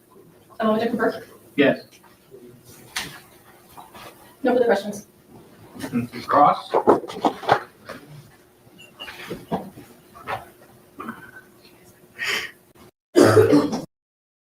I apologize. All right, so Cross, state call your next witness. The state will is Captain Lindsay Martin. DSEY. Yeah. So I am essentially the manager of all the animal control officers, and I also handle animal cruelty investigations and dangerous dog investigations. Within your agency, are you also referred to as Captain Martin? Yes. Now, with respect to animal services, do you have knowledge of the adoption process? Yes. Let me back up. How long have you been with animal services? 10 years. And what positions have you had over the years? I was a animal care assistant where cleaned kennels. Actually, I started as a volunteer. Then I was an animal care assistant. I was a customer service representative. I was animal control officer 1, animal control officer 2, and now my title is captain. And is that also a supervisory role? Yes. How about, as you were saying, the adoption process? Generally, how does that work? So Pinellas County Animal Services has an open adoption process. So generally the public can just come into our adoption facility. We have leashes and stuff all over the shelter. They are able to take them out of the kennel themselves, which just ensures to us that that person can properly handle an animal. Take it in the yard, they can come back up front, they want to adopt it. We just make sure that any other pets at home are currently licensed and have rabies vaccines in the county. Now, with respect to microchips, are all the adoptable animals microchipped? Yes, ma'am. And when does that happen? So some of them come in with microchips already, but most of them come in with no microchips. So they will be microchipped at the time of spay or neuter. And how does the microchip information change, if any, through the adoption process? So either way, if we implant it or if an animal comes in with a microchip, as soon as the ownership is changed through the adoption process in our computer system, that microchip is automatically registered with 24-hour pet watch. And so that way that microchip goes back to that person who adopted that animal. Is it somebody physically at your office who's inputting the new owner's information so that it is then connected with the microchip? Yes. Yep. Are you a records custodian? Yes. What does that mean? So when I handle most of the public records requests, and anytime anybody needs records from animal services.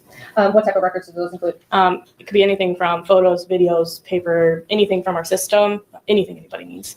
Do you maintain those records? Yes. And does that include adoption paperwork? Yes. Does that include the microchip paperwork? Yes. Do you all maintain records once a adoption has happened? Do you still store those records in your system? Correct. We also have paper copies as well. Okay. Yep. What generally do the adoption contracts include? It would just have the adopter name on it. It has the animal information, just some general information on medical, if the animal needs medical attention, how many days they can come to the shelter. They also get a copy of any and all medications, and then all the microchip information that goes back to them. And then there's always signatures on everything. Now, are you also a custodian of records when it comes to digital evidence or digital information, including the security cameras at Animal Services? Yes, I do have access. What security cameras are available at Animal Services? Any and all of them I can look at any time. Yeah. Okay. And are they inside, outside? Both.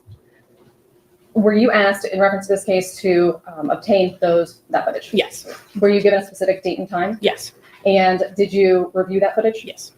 Did you pull that footage ultimately? Yes. How did you do that? So I was able to pull it up, but then I was able to clip snippets, but also the sheriff's office was able to pull it as well, I believe. Yeah. And when you say you were able to clip snippets, is that based on the request that was given to you? Yes.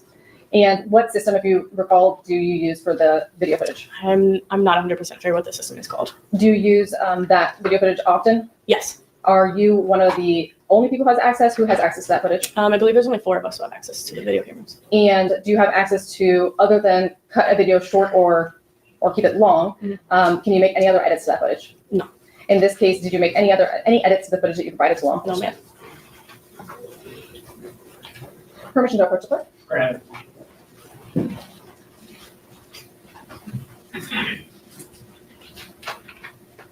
Okay, and I am showing that defense counsel was in pre-marked as states 21, 22, and 23.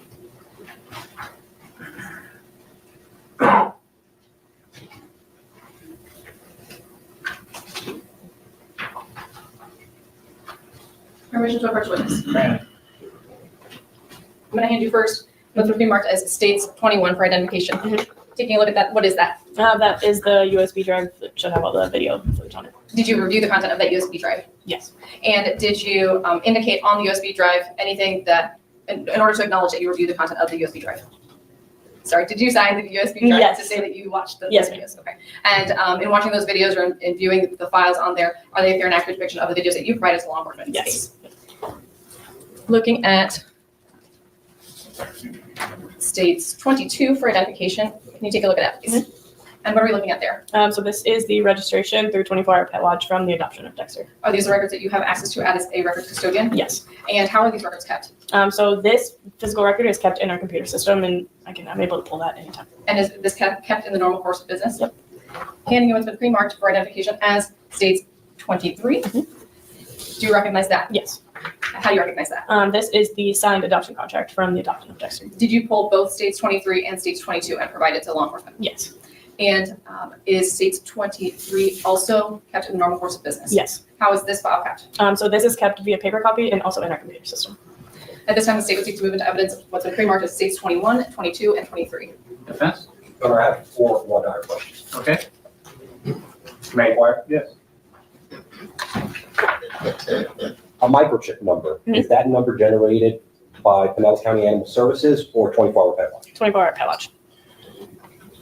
In regards to the surveillance system at Pinellas County Animal Services, do you have knowledge about the operating condition and the capability of the equipment producing the video evidence as it relates to accuracy and reliability? Like how do you mean? Are you aware of the operating condition and its capability to record accurate and reliable evidence? Yeah. Yes. Okay. And are you familiar and have personal knowledge of the procedure employed as it relates to the preparation, testing, operation, and security, the security of the security equipment that generated the video evidence? No.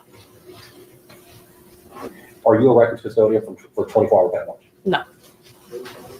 May I approach, Your Honor? Yes.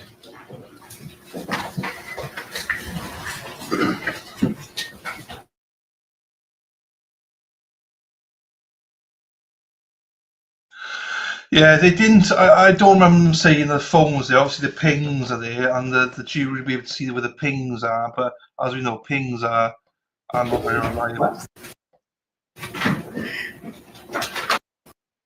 Question. No. Have you ever seen him with the dog in question? I did see him on the day of the adoption walking the dog. Yes. Was there any issue with him treating the dog badly? I don't know history. Nothing that I saw. I'm not asking about history, just what you observed. Character evidence? Thorough. I want you to stick to what you personally observed. Did you observe my No. client treating the dog in any inappropriate way? No. Did you observe him being verbally aggressive towards the dog? No. No further questions. Thank you. Any redirect? No, Your Honor. All right, thank you, ma'am. We step down. Call your next witness, please. The state calls Nicholas Moran. Chair all the way forward. Introduce yourself, spelling your first and last name. So my name is Nicholas, Nicholas, Moran, Moran. Where do you work, Mr. Moran? I work at Pinellas County Animal Services. What is your position there? I'm an animal service customer service representative. How long have you worked with animal services? I've worked with animal services for 1.5 years now. And tell me, what are some of the duties of an animal services customer representative? Did I say that correctly? Yeah. Okay. So an animal services representative working for the county, I'm responsible for the licensing of animals, as well as just keeping up to date, making sure that each and all animals that enter and leave our facility are up to date on their county license, as well as their rabies vaccines. It's also my responsibility to conduct animal adoptions, as well as help out in any other way that we could. Now, were you working in that capacity back in May 2024? Yes. Specifically, were you working on May 10th, 2024? I was working up front. I believe it was only my first week at a desk. I was still being trained. And was there somebody with you training? Yes. Who was that? Christine. And how did she, if any, in any way, how was she training you at that moment? Well, for the first, I'd say 30 days, I sat alongside her while she was sitting at the desk. And by then, I had grown comfortable enough to try to ease into the position, actually sit at the desk, log into my own account, conduct transactions, adoptions, fosters, as well as any license renewals. And at this point, was she just more letting you take the lead? Yes.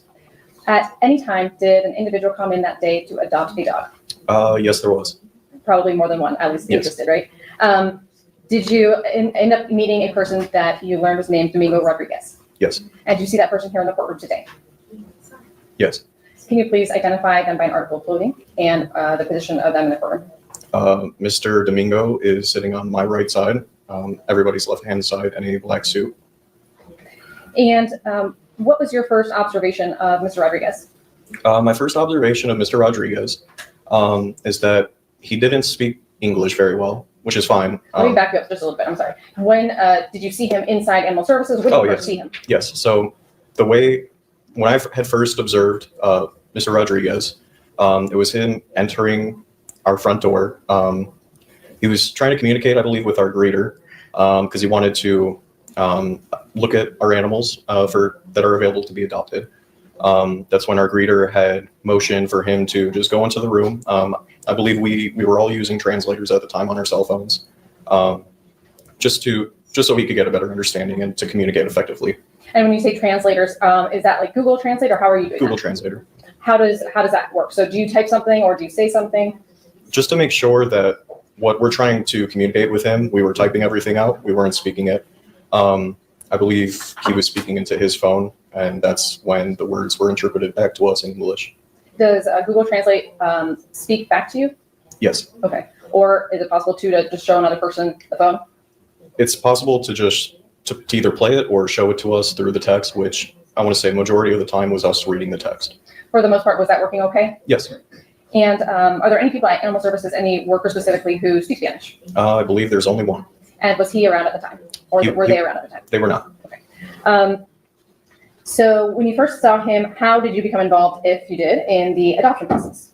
So during the adoption process, our greeter had motioned him, Mr. Domingo Rodrigues, to sit at my desk, which I was sitting at, like how I am today before all of you.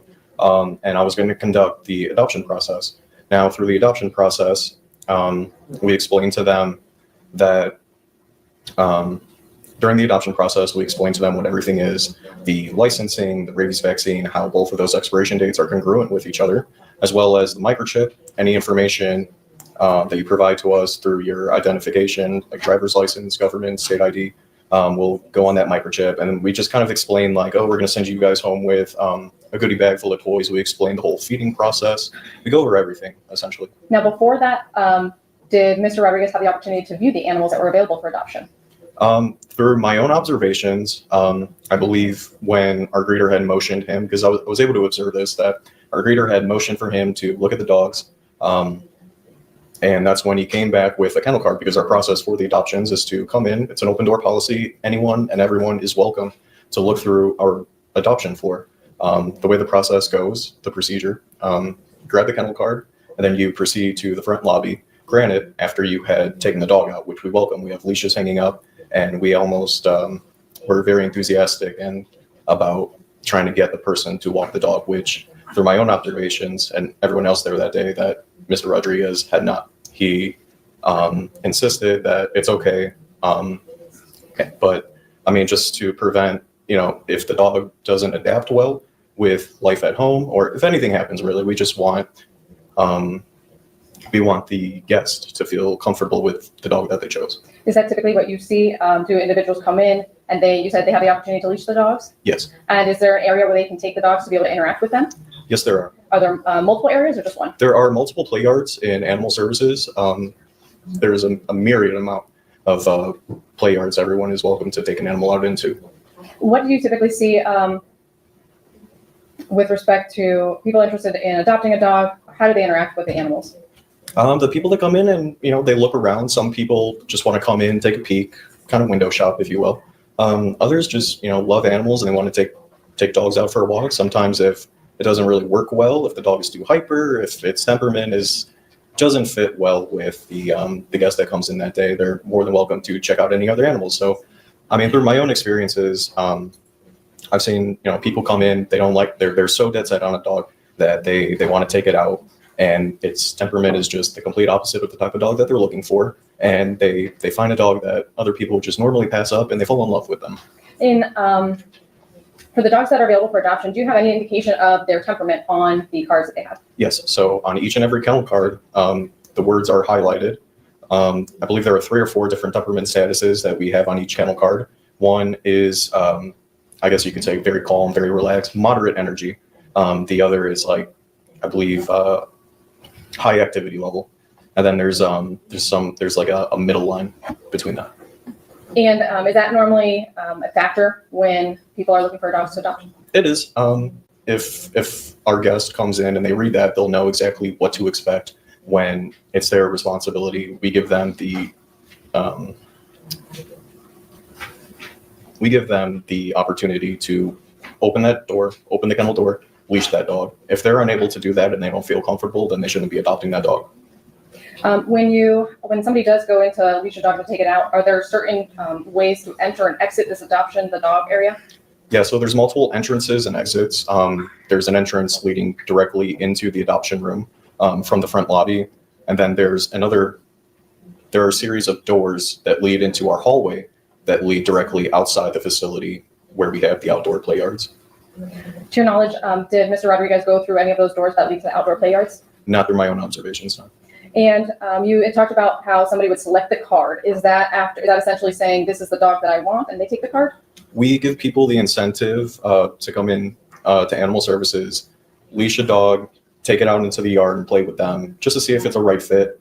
And then with that kennel card, if they want to adopt it or if they're just window shopping or just browsing through what we have available, they're also more than welcome to grab that kennel card, come up to the front lobby, ask one of our representatives if they have any questions. And in this case, how did that go? So through my own observations, Mr. Rodrigues had spent approximately about 5 to 10 minutes in the adoption room before coming up with the card. That's when I had observed that the greeter had advised to them to go back there, play with the dog, make sure it's fine. I believe I had observed Mr. Rodrigues go back into the dog adoption room, and then came back maybe about 10 minutes later.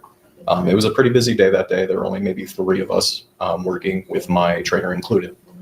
And then that's when Mr. Rodrigues had came back to the greeter. The greeter motioned Mr. Rodrigues to sit at my desk because my station was next in line. Are you aware of security footage at Animal Services? Yes. Permission to approach foot. Granted. Permission to approach the witness. Granted. I'm approaching with what's been already entered into evidence as it states 21. Do you recognize this? Yes. Is there any writing on this flash drive? They're my initials. And on the other side, whose initials are those? Captain Maybe Martin. it's upside down. Captain Martin. Okay, Captain Lindsay Martin. And did you review what's on this flash drive? Yes, Is this the footage from Animal Services from that day? it is. It's the security footage of Mr. Rodrigues entering our facility. Permission to publish states 21. Granted.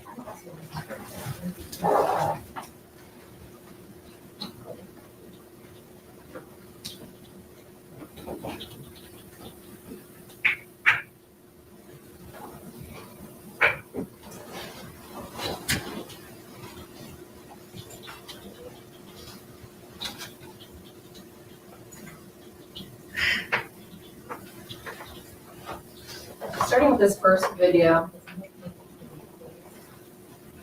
what is this a view of? This right here is a view of our parking lot facing east. And in reviewing this footage, have you seen yourself on this footage? In some of the videos, yes. Now, ultimately, did you end up helping Mr. Domingo out to his car? I did. So another service that we provide here at Animal Services, we give guests that come in the opportunity to either purchase or rent a dog crate. which Mr. Rodrigues had requested, so we sold him one.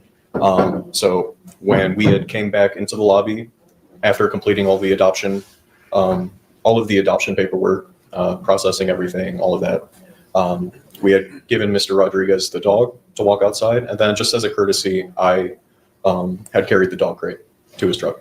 We're gonna come back to that just a little bit. Do you see, just for now, do you see the vehicle that ultimately you end up going to load up the dog? Yes. And how many vehicles are with you right now specifically in this parking lot? There are two. And which is the vehicle ultimately that you end up taking the dog to? I believe it's possibly, I believe the gray truck.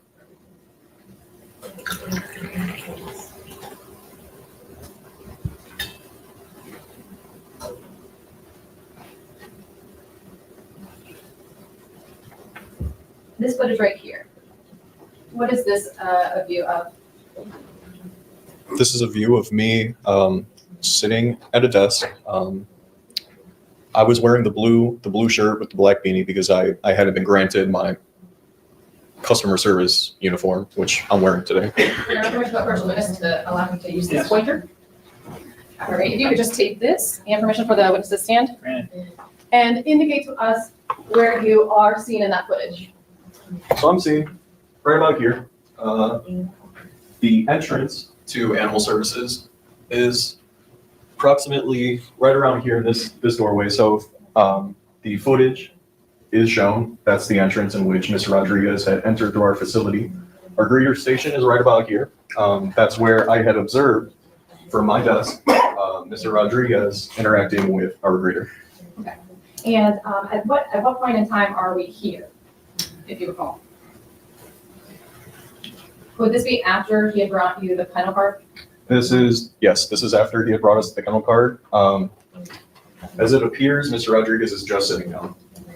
Okay. And at this point, what do you begin to do? Do you take his information, or how does that work? So during this process, we review the animal's notes in our computer. We see if the dog is required to go on any medication, send home any treatment, any medication, because the dog had just came back with kennel cough. The kennel cough, essentially just an upper respiratory infection, which the dog had for about a week. So that's something that we always check just to see if there's any medical referrals or any notes that would present to us just a minor obstacle in the adoption process. And do you explain that to the person who's interested in adopting the dog? Yes. And at this time, you mentioned that he had kennel cough. Did he have any other medical things to be aware of? Was he recently neutered? Had he already been neutered? So he had already been neutered. Yes, because all animals on our adoption floor are altered. Okay. And what, if anything, do you do to prevent them from messing with the sutures? So to mess with the sutures, if they're still on a suture wash, which is approximately 7 to 10 days, we send them home with a cone on their head, which we had done for the dog. In this case? In this case, yes. And we've been saying the dog. Do you know what dog we're referring to? The dog that we're referring to his name was Dexter. And did you meet Dexter? Yes. When did you recall when you first met Dexter? I had met Dexter. As you could see, I'm still wearing my kennel shirt. So I had originally worked with Animal Services as a kennel assistant. I had done that for about a year and a month when I had been given the opportunity to move up front and work directly in customer service. So during my time working back in the kennels, when Dexter had developed kennel cough or the upper respiratory infection, it was my responsibility to clean out the building in which dogs sick with that upper respiratory infection were, with Dexter being one of them. Okay, and in that case, did you interact with Dexter? Yes. What can you describe his demeanor? So his demeanor, very calm. I mean, he was just a happy-go-lucky dog.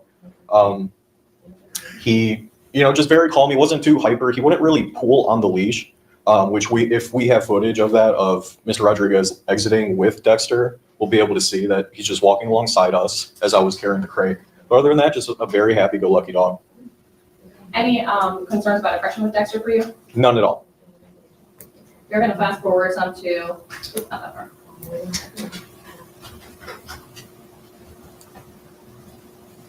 Starting at 14:36 with the timestamp up top.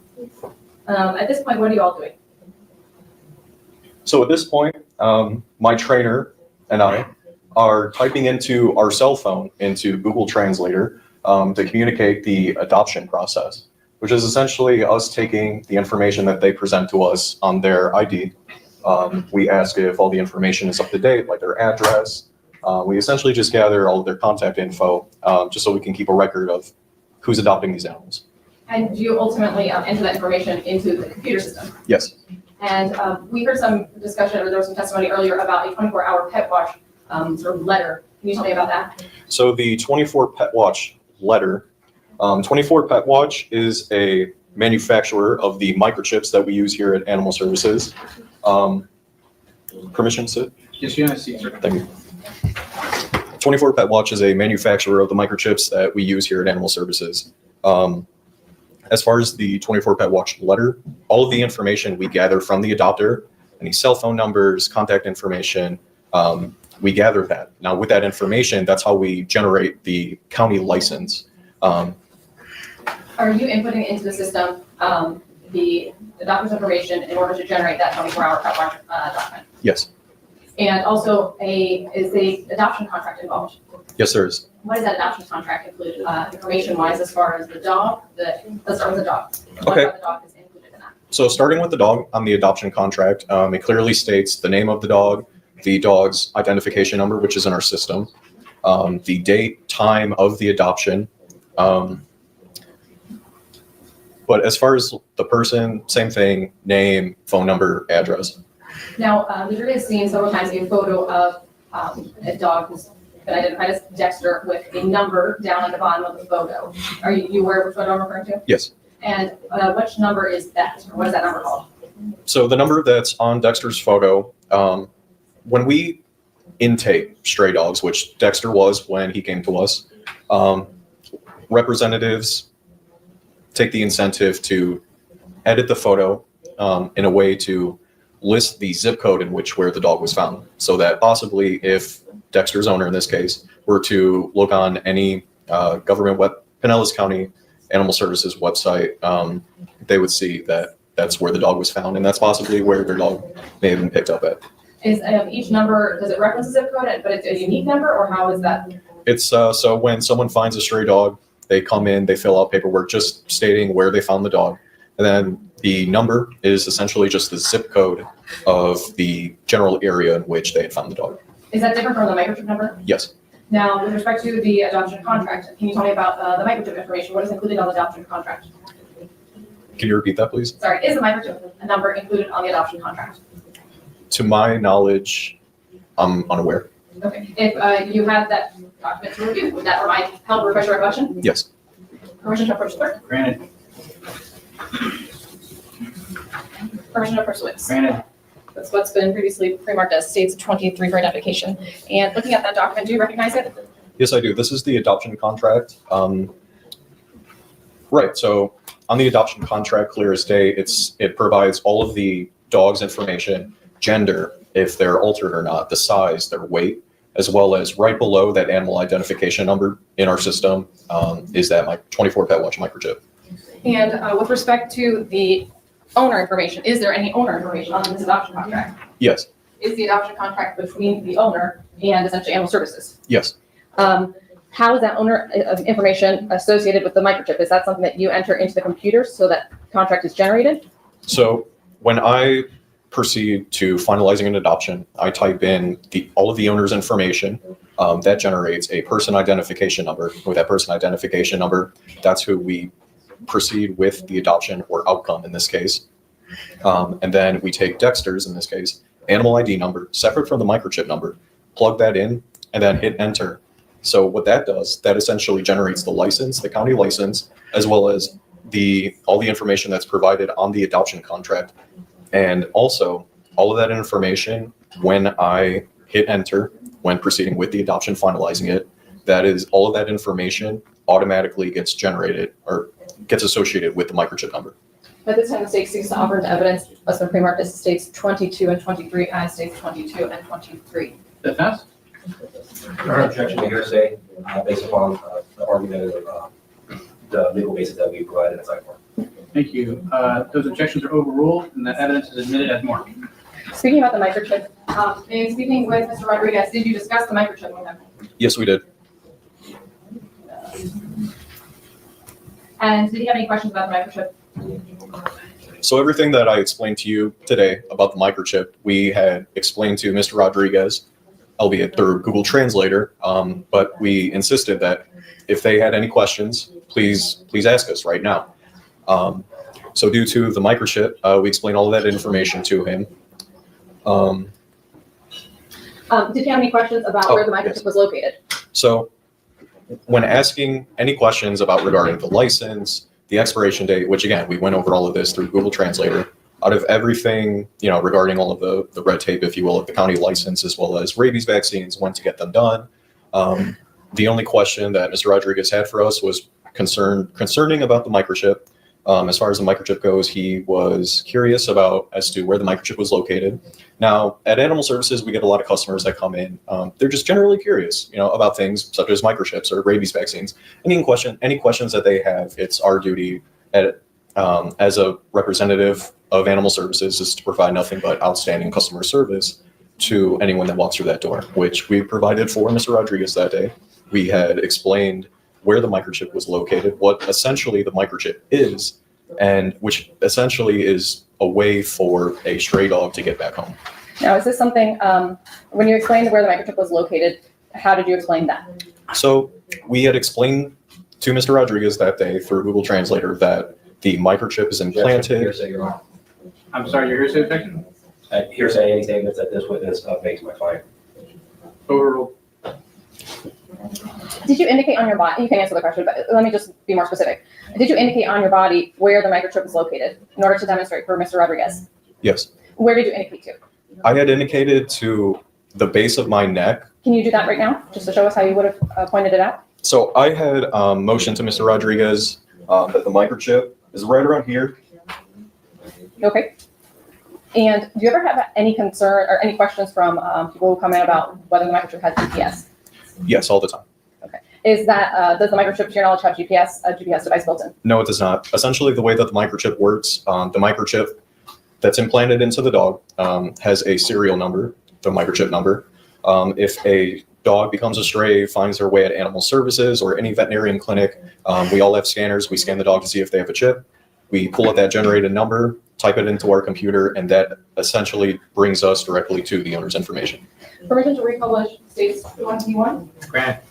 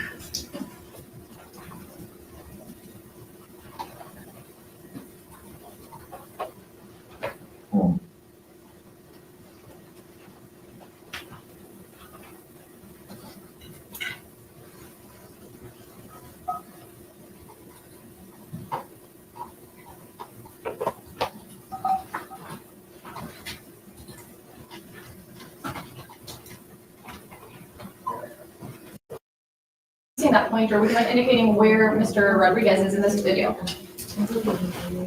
In this video, Mr. Rodrigues can be seen right here by the greeter station. As our greeter that day is typing profusely into their cell phone, essentially to communicate to Mr. Rodrigues in a way that he'd be able to understand. So any questions given to us that day were all correctly answered.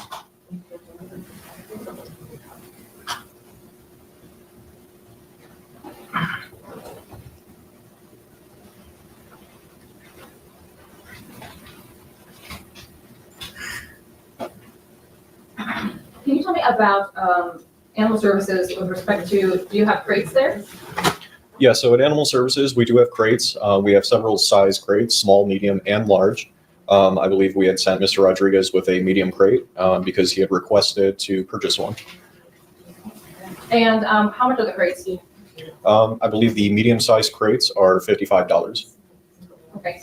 Do you recommend that adoptees take crates? If they wish to do so, yes, especially if they have other animals at the home, which we had asked Mr. Rodrigues that day. We ask everyone just to see, do you have other animals at your home? And if they do, we give them we insist that they bring their animals to Animal Services for us to conduct what we call a meet and greet, essentially just seeing if the two animals get along well. With that being said, in an event of that happening, we always recommend the adoptee bring home a crate, just in case. In this case, did Mr. Rodrigues let us bring home a crate? Yes. And what, if anything, tell me, do you have a crate return policy? So as far as the crate return policy, which essentially is executed during our foster to adopt program, on top of bringing the would-be adoptee's animal to Animal Services to meet and greet, so to say, our animal that they're interested in adopting. During that process, it's actually a requirement for the adoptee or foster to bring home a crate, in which Mr. Rodrigues had advised that he did not have any other animals at the house, but requested to purchase a crate. All right, we're going to look back at States 21.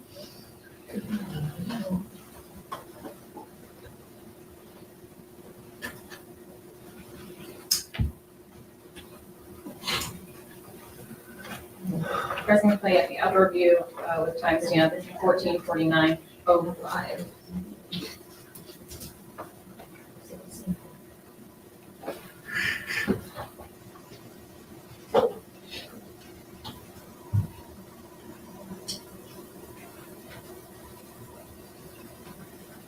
What are we looking at here? So here we are looking in the bottom left-hand corner, Mr. Rodrigues carrying the adoption bag full of goodies, toys, as well as a bag of food in his right hand. In his left hand, he will be holding Dexter's leash, and then following him is myself carrying the crate.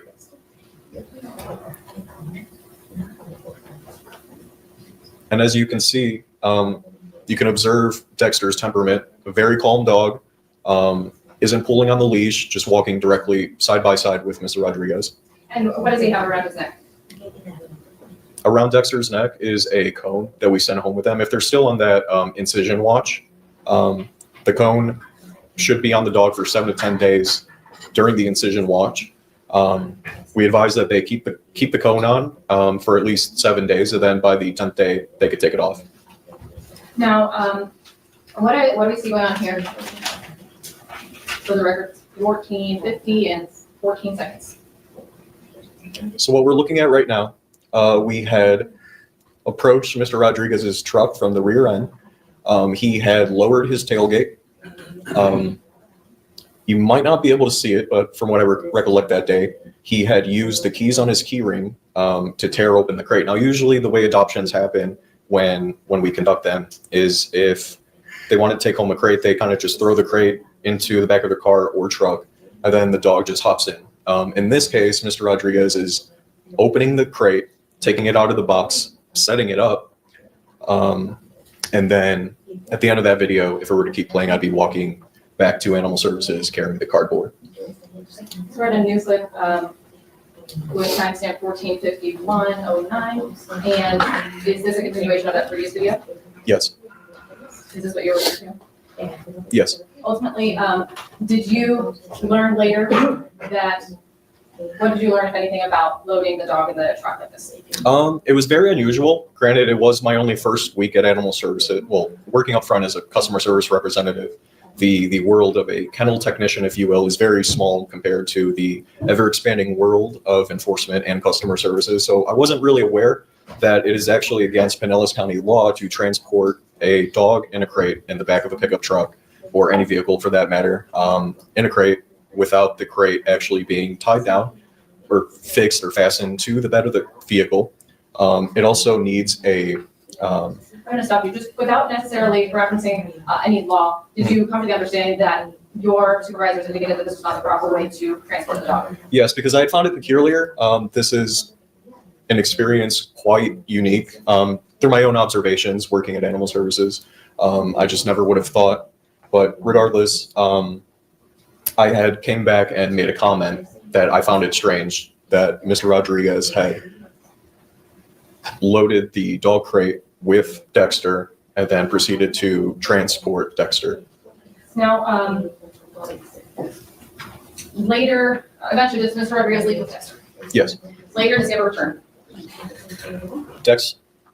Mr. Rodrigues. Mr. Rodrigues does return, I'd say about an hour or so after the initial adoption, with the crate in hand, from what I observed. And is that something that is available on the video footage that the jury can view? Yes. And did you all give him a refund for the crate?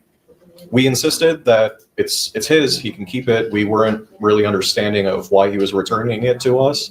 And then that's when we had observed from the entrance side in which Mr. Rodrigues was standing next to the greeter, that Mr. Rodrigues essentially moved his hands in a motion that implied that it's okay. Speculation. Sustained. Ultimately, based on your interaction with him, did he end up receiving or asking for the refund? He did not. How much confer? No further questions. All right, cross-examination? May I inquire, Your Honor? Yes.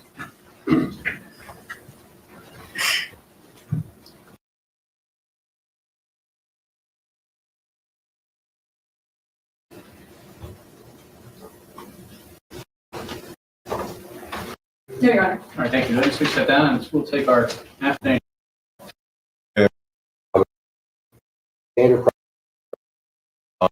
Understanding of what if it were to keep playing, I'd be walking back to Animal Services carrying the cardboard. So we're in a new slip. Supervisor. The return. I observed. It's While that dog is on an incision watch? It is standard practice. Is it standard practice? Questions. All right, cross-examination? May I inquire, Your Honor? Yes.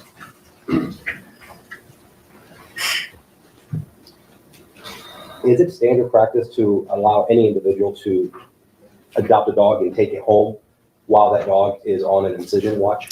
It is standard practice. That's why we always communicate with them that while on the incision watch after being altered, that the adoptee or foster keep that plastic collar or cone on their head. You don't speak Spanish? No.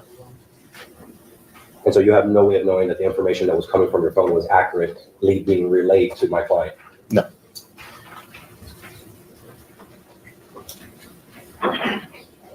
You made mention of how the dog was transported. My question to you is, isn't it true that you never stopped him from doing that, correct? I never stopped it just because I didn't see an imminent threat to the safety and welfare of the dog. And at no point in time when you were interacting with my client, did you have that feeling? No.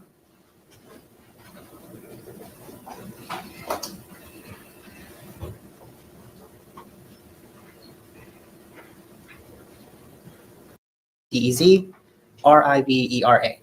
Sir, where do you work? I work at Pinellas County Animal Service. What do you do there? I am an animal service representative. And how long have you been working at Dallas County Animal Services? About over a year, little under 2 years. Okay. I want to go ahead and get right into the facts about this case and how you're involved. Okay. Are you aware of a dog named Dexter? Yes. Are you aware that Dexter was adopted on May 10th, 2024? Yes. And can you please tell the members of the jury what your involvement is with this case relating to Dexter and the person who adopted Dexter? I was the person that called the adopter on May 11th to speak to the adopter if he had any concerns or anything. So let me ask you this. Why were you the person who called on May 11th, the day after Dexter was adopted? I'm bilingual and I speak Spanish and English. Okay. And we heard some testimony earlier today about how, were you working there on the 10th? I was not. Okay. And so on the 11th, you were tasked with this follow-up phone call. Is that fair to say? That's correct. And so did you make that phone call? Yes. And did the defendant or did the adopter answer the phone? Yes. And can you explain what the extent of the conversation was that he told you? first off, I did address the fact that like he adopted Dexter on the 10th, and I asked him if he had any concerns about the adoption or if he was unsure about any of the process.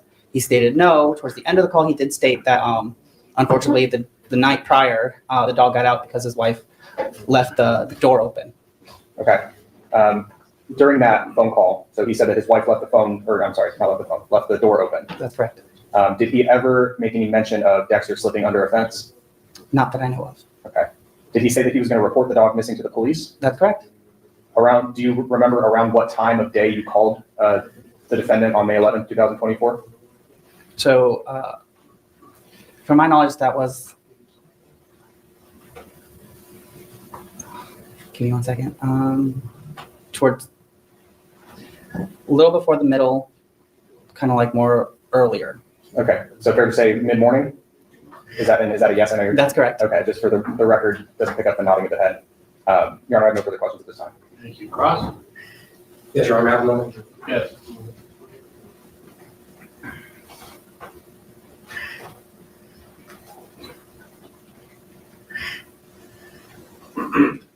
You never had any prior interactions with my client in person? No. No further questions. All right, thank you, sir. You can step down. You're excused. State call your next witness. Good afternoon, Deputy. Could you please just remind us of your name and where you work? Deputy Rosenberg in Pinellas County Sheriff's Office. Just want to ask a few follow-up questions. During your investigation, did you ever find any evidence of the defendant going to the St. Petersburg Police Department? No, ma'am. Did you find any evidence of the defendant going to or contacting the Pinellas Park Police Department? No, ma'am. Did you find any evidence of the defendant ever contacting or going to any other Pinellas County or local police agency? No, ma'am.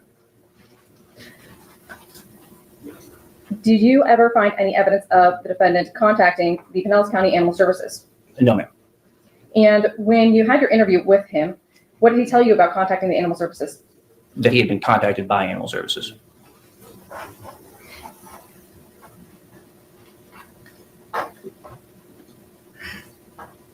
Now, were you able to, we heard some testimony today from Detective Payton regarding a cell phone extraction. Were you able to review the content of that phone with Detective Payton? Yes, ma'am. And were you able to view the activity that the defendant had on his phone? Yes, ma'am. Permission to approach the clerk. Granted.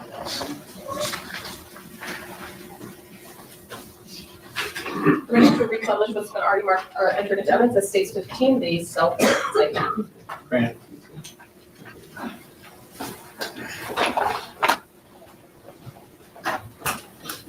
Now showing you what's already been entered into evidence.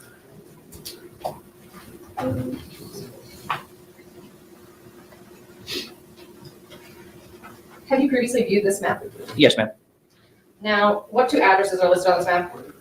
The 336766 Wayne North would be Mr. Domingo's address. And then the 4340 72nd Avenue North was determined to be a family member's address. Did you report to that above the 72nd Avenue North address? Yes, ma'am. Why did you report to that address? We had indicators that he was there in the early morning hours of that Saturday, the 11th. And when you say indicators, was that based on the cellular analysis that you had reviewed? Yes, ma'am. And is your understanding that essentially that these dots indicate the cellular sites and the defendant's location or the device's location, relative location? Yes, ma'am. On the specific dates that are cited there. That's correct, ma'am. Now, when you interviewed the defendant, was that at which of those addresses? At the 336766 Wayne North address. And just to be clear, have you ever seen the defendant at the 72nd address, 72nd Avenue address? No, ma'am. What did the defendant tell you as far as what time he went to bed? On the night of the 10th, he said he went to bed at around 10 o'clock, And what time did he tell you he woke up? around 7 a.m. on the 11th. And did he ever indicate to you that he ever went anywhere else in the middle of the night? No, ma'am. Now, reading, we're indicating with this pen, what time on the first line, date and time, what is that indicating? That is May 11th at 12:28 a.m. And the second line, below that? May 11th at 12:29 a.m. Did the defendant did he omit any information about him or his device being at this address in the middle of the night? Yes, he never made mention of it. Objection, Your Honor, burden shifting. Overruled.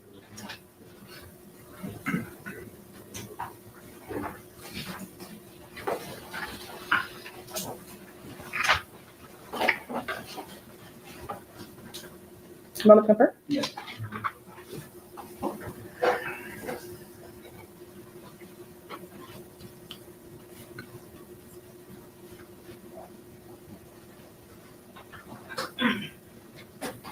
No further questions. Cross? Deputy, good afternoon. Good afternoon, sir. When you were at my client's residence and you asked them to open up the cooler, you never smelled any bleach, correct? Correct, sir. And in the same vein, you never observed a meat cleaver? No, sir. You never observed a samurai sword? Correct, sir. You never observed the machete? Correct. You never observed any sharp weapon or instrumentation? Correct, sir.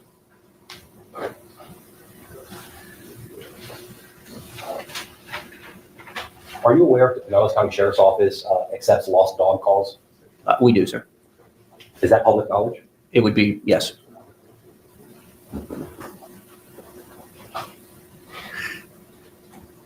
Now, based upon you being a deputy, you are aware of Pinellas County boundary lines? To an extent, yes, sir. You are aware that there's certain portions of the Skyway Bridge that bleed into Manatee County? Yes, sir. And you're aware that that there's water, the waters underneath the Skyway Bridge are, some of it are part of Hillsborough County? Correct, sir. Some of them are part of Manatee County? Yes, sir. And some of them are part of Pinellas County? Correct, sir. Now, you also agree with me on certain portions of the Skyway Bridge, there's netting. Yes. How high do you think that netting is? It's approximately 6 feet to my knowledge. Now, you agree with me that on certain portions going up the Skyway, going southbound, and then going back northbound, that there's portions of the Skyway Bridge that are not netted? Correct, sir. And you'd also agree with me that there's a fishing pier on the south side of the Skyway Bridge, correct? And the north side, sir. There's no netting there? No, sir. Now, based upon the map that was shown to you during your direct examination, there's another residence located at 4347 Second Avenue North, correct? Yes, sir. You never attempted to get entrance or attempt to make entry into that house and make any observations, correct? We attempted to interview at that address and it was declined. Now, you were involved in the preparation and the request of certain search warrants in this case? Yes, sir. You never made an attempt to get a search warrant to enter that house, correct? Correct, sir.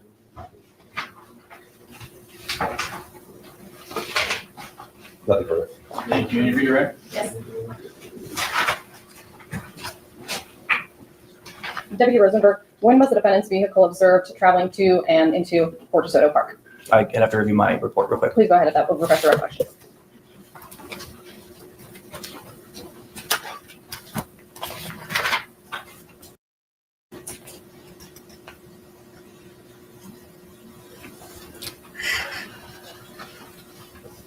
There were 2 separate trips on that Saturday morning. But were they both on Saturday morning? Yes, Okay. And what date was that? that was the 11th. And when, was this also the time where the defendant's car can be observed with a cooler? Yes, When you responded to the defendant's house and observed that cooler, how many days had passed? it's been approximately 2.5 to 3 days. Moment to confirm? Yes. No further questions. All right. Thank you, sir. You may step down. And state finances, please. Your Honor, at this time, the state rests. So that's it. The state rests. State rests on that witness. He came back. So the truck was seen in the area twice on the 11th. Then.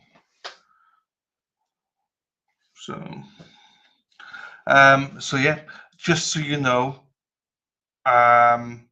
defense did not put a case forward, and they did a directed verdict. The directed verdict was obviously denied, and jury instruction and stuff like that. So that was the end of it. I'm not going to play all that stuff.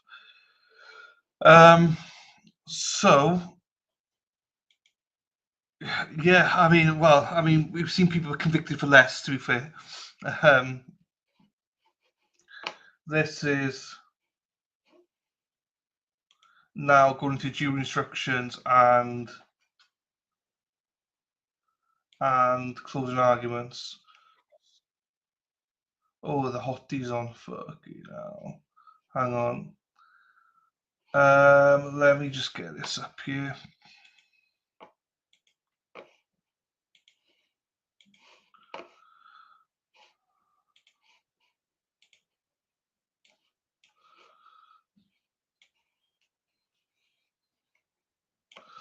She is hot stuff, baby, this evening. I want some hot stuff, baby, tonight. He said he was going to report dog missing, but he never did. Yeah, there was no report. They have nothing that really shows he did it, though. Nothing, no. Well, they just said he was in the area. There's no DNA, there's no, like, fingerprints, there's nothing that points towards him except for there's a cooler in his truck and he's in the area. So, yeah. I think we've seen that people will convict on anything, so. Right. I can't wait to watch her when she does her closing. She's doing the rebuttal closing now. So, right, let's go back. Oh, I don't really want to leave this. This is a nice picture, I think. This is a nice picture. I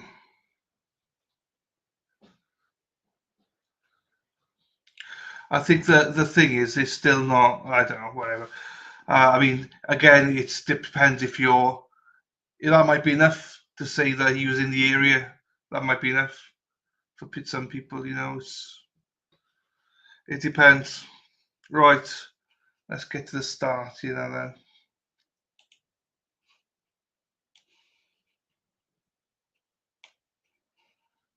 Is reliable only when given on a subject about which you believe them to be an expert. Like other witnesses, you may believe or disbelieve all or any part of an expert's testimony. It is entirely proper for a lawyer to talk to a witness about what testimony the witness would give if called to the courtroom. The witness should not be discredited by talking to a lawyer about their testimony. You may rely upon your own conclusion about the credibility of any witness. A juror may believe or disbelieve all or any part of the evidence or the testimony of any witness. Defendant not testifying. The Constitution requires the state to prove its accusations against the defendant. It is not necessary for the defendant to disprove anything, nor is the defendant required to prove his innocence. It is up to the state to prove the defendant's guilt by evidence. The defendant exercised a fundamental right by choosing not to be a witness in this case. You must not view this as an admission of guilt or be influenced in any way by his decision. No juror should ever be concerned that the defendant did or did not take the witness stand to give testimony in the case. A statement claimed to have been made by the defendant outside of court has been placed before you. Such a statement should always be considered with caution and be weighed with great care to make certain it was freely and voluntarily made. Therefore, you must determine from the evidence that the defendant's alleged statement was knowingly, voluntarily, and freely made. In making this determination, you should consider the total circumstances, including but not limited to: 1, whether when the defendant made the statement, he had been threatened in order to get him to make it, and 2, whether anyone had promised him anything in order to get him to make it. If you conclude the defendant's out-of-court statement was not freely and voluntarily made, you should disregard it. You have heard testimony of eyewitness identification. In deciding how much weight to give to this testimony, you may consider the various factors mentioned in these instructions concerning credibility of witnesses. In addition to those factors, in evaluating eyewitness identification testimony, you may also consider 1, the capacity and opportunity of the eyewitness to observe the offender based upon the length of time for observation and the conditions at the time of observation, including lighting and distance. 2, whether the identification was the product of the eyewitness's own recollection or was the result of influence or suggestiveness. 3, the circumstances under which the defendant was presented to the eyewitness for identification. 4, any inconsistent identifications made by the eyewitness. 5, any instance in which the eyewitness did not make an identification when given the opportunity to do so. 6, the witness's familiarity with the subject identified. 7, lapses of time between the event and the identifications. 8, whether the eyewitness and the offender are of different races or ethnic groups, and whether this may have affected the accuracy of the identification. 9, the totality of circumstances surrounding the eyewitness's identification. Rules for deliberation. These are some general rules that apply to your discussion. You must follow these rules in order to return a lawful verdict. 1, you must follow the law as it is set out in these instructions. If you fail to follow the law, your verdict will be a miscarriage of justice. There is no reason for failing to follow the law in this case. All of us are depending upon you to make a wise and legal decision in this matter. 2, this case must be decided only upon the evidence that you have heard from the testimony of the witnesses and have seen in the form of the exhibits and evidence and these instructions. 3, this case must not be decided for or against anyone because you feel sorry for anyone or are angry at anyone. 4, remember, the lawyers are not on trial. Your feelings about them should not influence your decision in this case. 5, your duty is to determine if the defendant has been proven guilty or not in accord with the law. It is the judge's job to determine a proper sentence if the defendant is found guilty. 6, whatever verdict you render must be unanimous. That is, each juror must agree to the same verdict. 7, the jury is not to discuss any questions that a juror wrote that were not asked by the court and must not hold that against either party. 8, your verdict should not be influenced by feelings of prejudice, bias, or sympathy. Your verdict must be based on the evidence and on the law contained in these instructions. Cautionary instructions. Deciding a verdict is exclusively your job. I cannot participate in that decision in any way. Please disregard anything I may have said or done that made you think I preferred one verdict over another. Verdict. You may find the defendant guilty as charged or guilty of such lesser included crime as the evidence may justify, or not guilty. If you return a verdict of guilty, it should be for the highest offense on the verdict form for each count that has been proven beyond a reasonable doubt. If you find that no offense has been proven beyond a reasonable doubt, then of course your verdict must be not guilty. The verdict must be unanimous, that is, all of you must agree to the same verdict. Only one verdict may be returned as to each crime charged. The verdict must be in writing, and for your convenience, the necessary verdict forms have been prepared for you. They are as follows. And so these are the verdict forms that will actually go with you back to the jury room, and I'm going to read through them with you at this time. Verdict form number 1 is the name of the court on the very top, case number, State of Florida versus, and there's a misprint that says Domingo Rodrigues. I think that should be Domingo. So we will have that edited prior to sending that back to the jury room.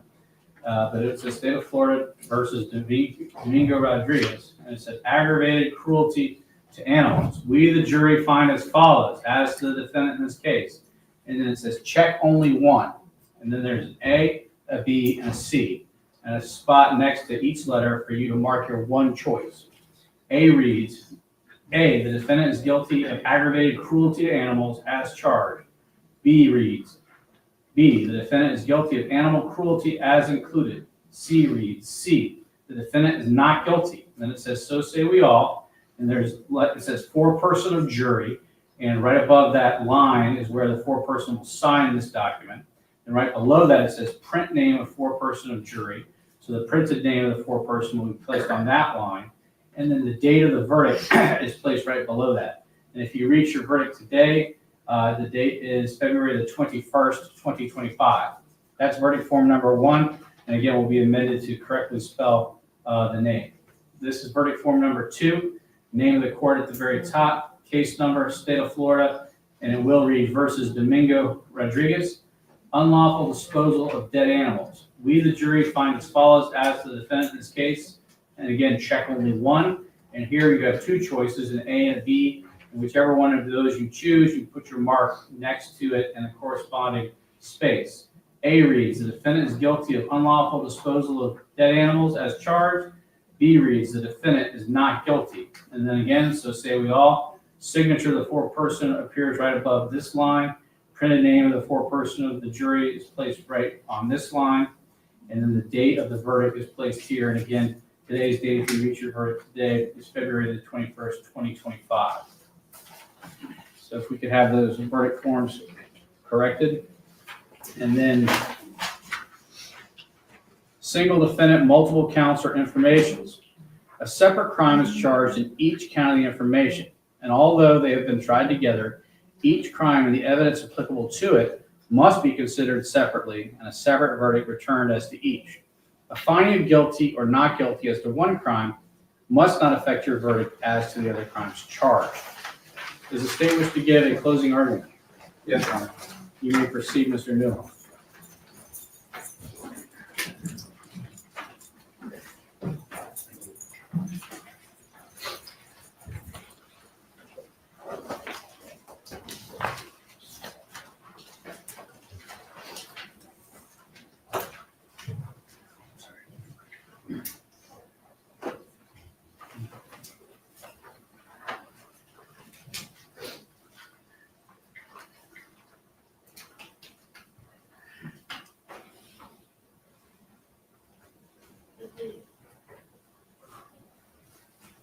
May it please the court? Yes, sir. Counsel, members of the jury. Dexter was found in April 2024 in the city of Clearwater, tied up to a street post. He was brought to Pinellas County Animal Rescue Animal Shelter, where he stayed there for about a month before he was adopted. He was adopted by this defendant, Domingo Rodrigues. You saw the video from Pinellas County Animal Services of Domingo Rodrigues walking in, going up to the desk, filling out the paperwork. You saw him walk out of that building with Dexter. You saw him put Dexter up into a crate in the bed of his truck and drive away. You can see Dexter in those videos. He's wearing a comb, wagging his tail a little bit, trotting along next to his new dad. Dexter doesn't know that his life is going to end within the next 12 hours. Because the next day, on May 11th, 2024, this defendant, in the same truck that he's driving at Pinellas County Animal Services, he's driving that same truck out of Fort DeSoto. He's by himself. Nobody else in the car, nobody in the front passenger seat, nobody in the back seats. He's got a cooler that's big enough to fit Dexter's body in his truck out of Fort DeSoto the very next day after he adopts Dexter. And then 3 days later, Dexter's body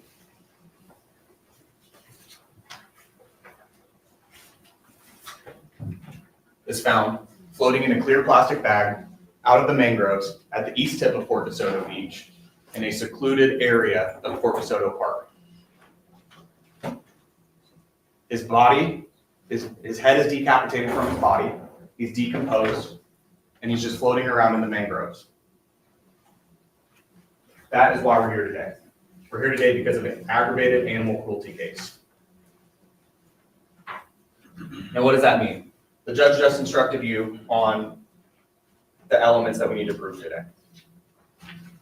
But there's multiple counts, and in order to prove all these counts, I'm going to start from that count number 2 and work our way up to count number 1. So count number 2 is this: the unlawful disposal of the bodies of dead animals. So for this charge, there's one element: that Domingo Rodrigues dispose of the carcass of any domestic animal by dumping such carcass on any public road or right-of-way, or in any place where such carcass can be devoured by beast or bird.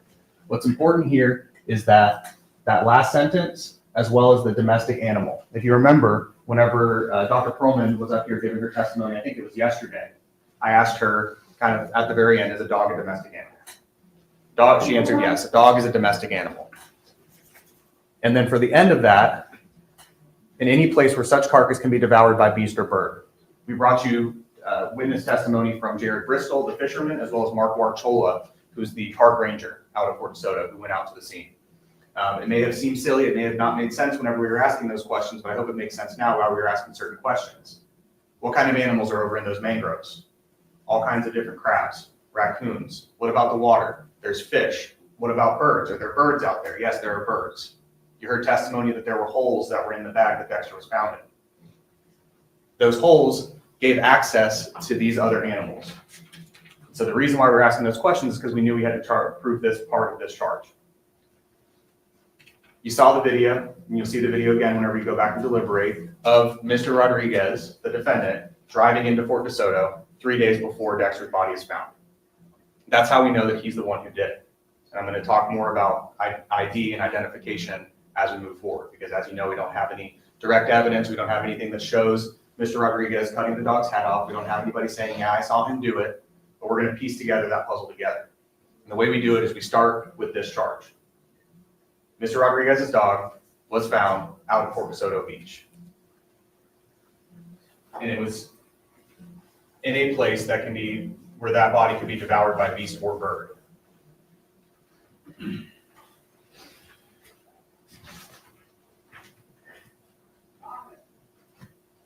I'm going to explain the verdict forms to you briefly. Because these verdict forms, there's two of them, and I don't want anybody to be confused. So the first page is going to look like this. Obviously, his name is going to be spelled correctly. Second page is going to look like this. So that charge that I just talked about is the second page, the unlawful disposal of animals. If you believe that we've proved our charge beyond a reasonable doubt, which we have, we're going to ask you to mark section A. Section B is not guilty. The second verdict form brings me to that first charge, the aggravated cruelty to animals. Now, if you remember, Judge Meyer was just instructing you about how there's a lesser included offense. So this is not as simple as just guilty or not guilty. The first option is going to be if the defendant is guilty of aggravated cruelty to animals as charged. Second option is the defendant is guilty of animal cruelty as included. And the third option is the defendant is not guilty. Now, if the charge is, whenever Judge Meyer read them to you, of aggravated animal cruelty and animal cruelty sounded similar, it's because they are. The aggravated cruelty to animals is just a heightened version of the animal cruelty. And in those instructions, if you believe that we've proved aggravated cruelty to animals beyond a reasonable doubt, that's where your inquiry stops. If you believe that we have not proved that charge, but we have proved the lesser included of animal cruelty, then that's your choice. If you don't think that we've proven anything beyond a reasonable doubt, then it's not guilty. But I just want to be clear so we don't run into any problems that this verdict form, it says check only one. So it's not A and B, it's going to be just A.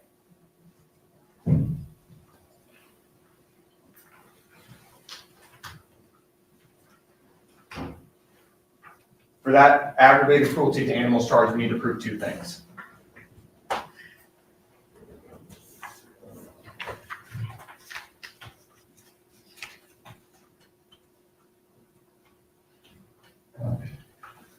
For the aggravated cruelty to animals charge, we need to prove that Domingo Rodriguez intentionally committed an act to an animal or owned or had custody or control of an animal and failed to act. And number two, Domingo Rodriguez's act or failure to act resulted in the excessive or repeated infliction of unnecessary pain or suffering to the animal or the animal's cruel death. And we've got a definition of cruelty. Based on the facts that we have, I'm not going to go too much into the definition of cruelty because at the end of the day, we have a dog that doesn't have a head on. I'm going to talk a little bit about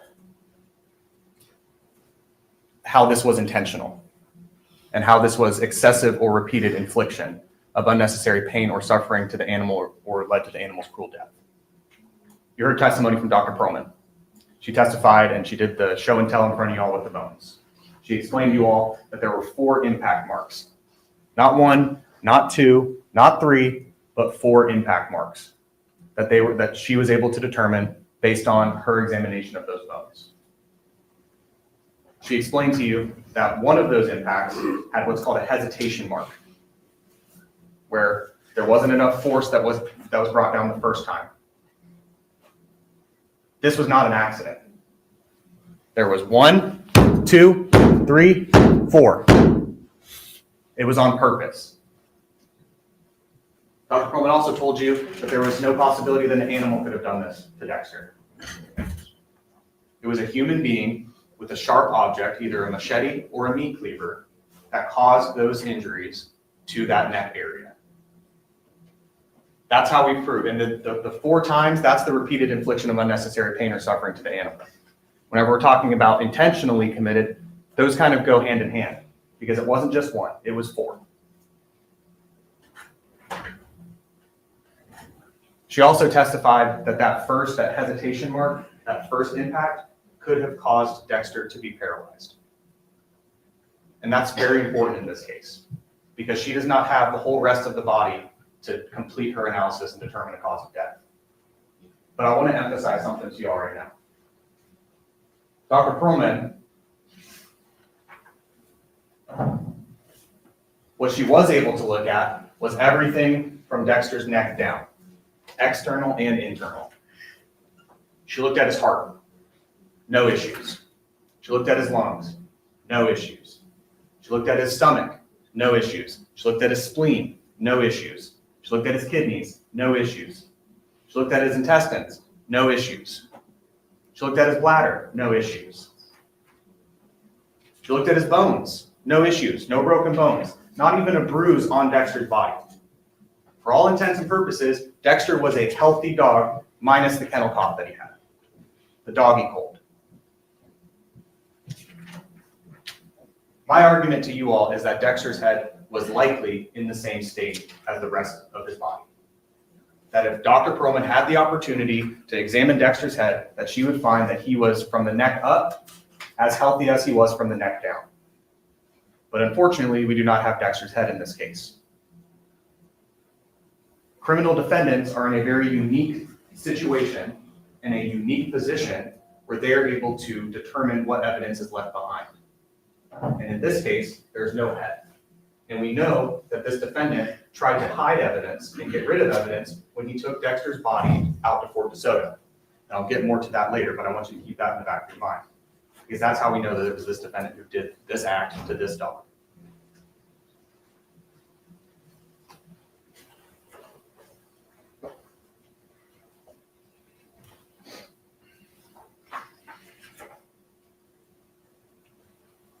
I'm going to talk to you some more about some facts that are not in dispute in this case. And these are facts that lead us to know that this defendant is the person who did this to Dexter intentionally, excessively, repeatedly, and on purpose. Fact: the defendant went and adopted Dexter on May 10th, 2024. Video evidence, you're going to have paper evidence, all the adoption forms, all the adoption paperwork, his name's on it. He's the one who went there. That's fact. Fact: the next day, on May 11th, 2024, the defendant is seen entering Fort DeSoto Beach. Fact. On May 14th, 2024, Dexter's body is found at Fort DeSoto at the East Tip Beach. That's fact. After the defendant had already left Fort DeSoto Beach, he was on the phone with Animal Services. They called him. Remember Jesus' testimony yesterday. Mr. Rodrigues, he did not call Animal Services to tell them anything. Animal Services called Mr. Rodrigues, and Mr. Rodrigues told the Animal Services that Dexter had escaped and that he had been looking for Dexter. That's after he left Fort DeSoto Beach. That's a fact. There were 4 impacts to Dexter's neck, and those impacts, those were cuts on Dexter's neck that were caused by a human being. Those are all facts that are not in dispute. And when you're looking at this case, and when you're making a determination in this case, you cannot just look at 1 fact, or 2 facts, or 3. You need to take everything into consideration, which is why I started with the body being found out of Fort DeSoto first.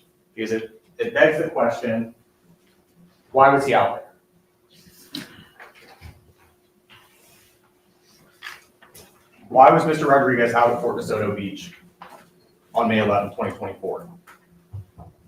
Was it because he was going fishing? Was it because he was looking for the dog like he told Animal Services? That doesn't make sense.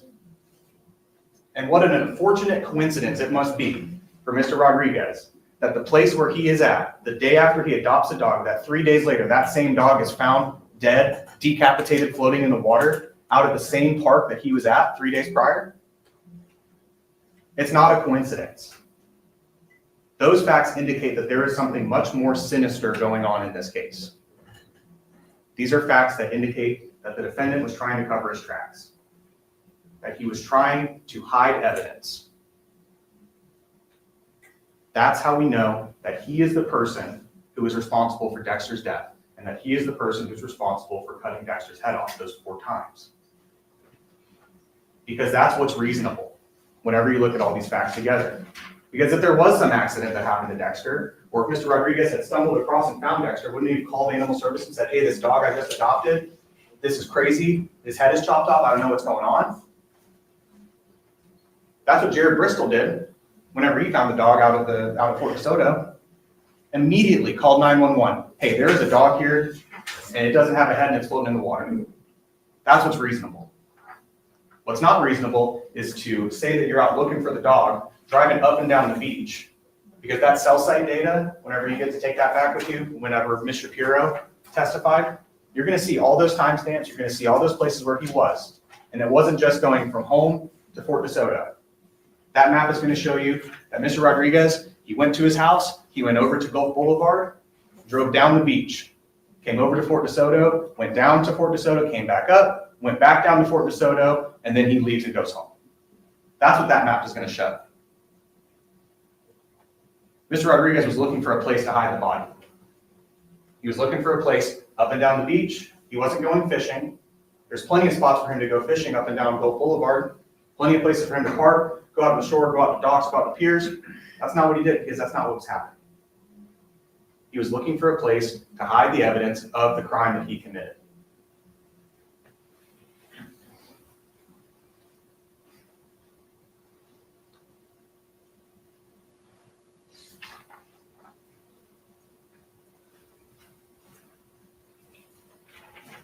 And then what happens whenever Mr. Rodrigues is confronted with this knowledge that, hey, the dog has been found out at Fort DeSoto Beach, a place that you were at 3 days ago?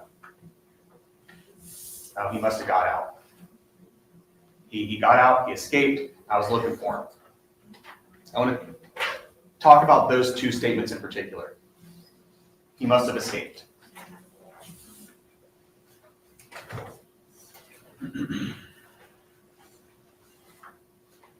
This is the gate and the hole underneath the gate and the fence that the defendant says that Dexter slipped through, that he escaped through.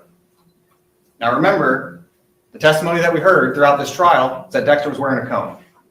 I would argue that even without a cone, Dexter would not be able to fit under this gap. The other thing I want you to pay attention to is that it's not like it's dirt that's down here where he could have dug a hole and given himself a little bit more space because he really wanted to get out of that yard. It's concrete. There's no way for Dexter to have slipped under that fence like Mr. Rodrigues says he does. That is another fact in this case. That's how we know that that statement is untrue.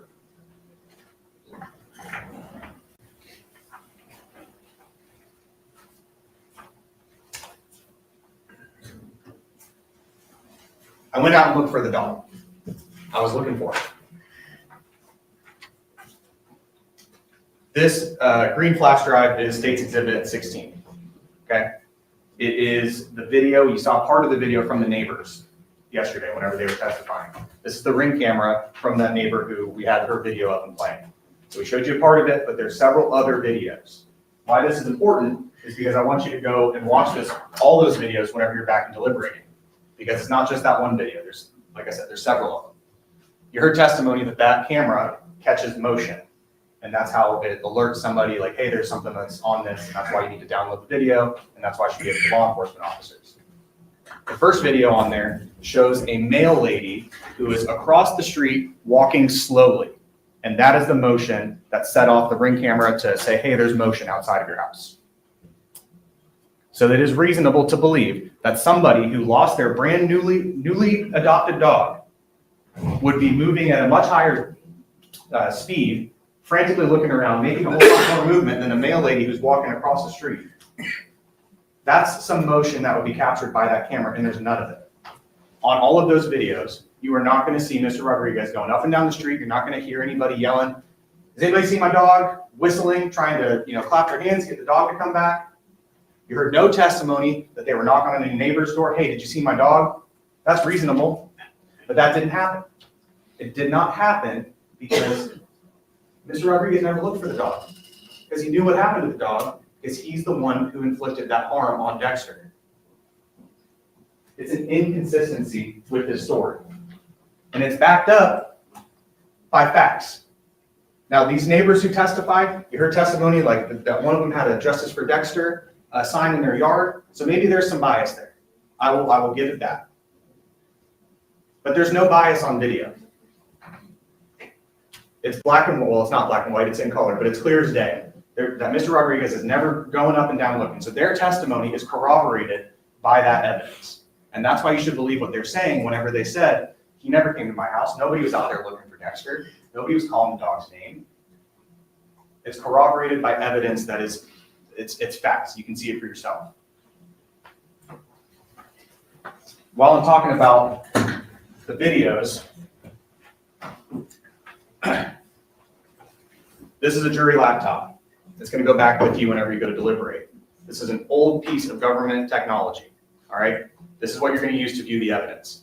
And Judge Meyer just said that the first thing you're supposed to do whenever you go back there and deliberate is pick a foreperson of the jury. The second thing that you should do is get that computer out, start booting it up, and plug it in, because it does not have good battery and it takes a while to boot up. Whenever you're going through the evidence with the disks and with the flash drives, I also recommend that whenever you plug it in, you drag it off of the flash drive and download it to the computer. That way you can actually view the evidence quickly. So it doesn't have to, the computer doesn't have to talk to the flash drive or talk to the disks. That way you can actually view things in an efficient way.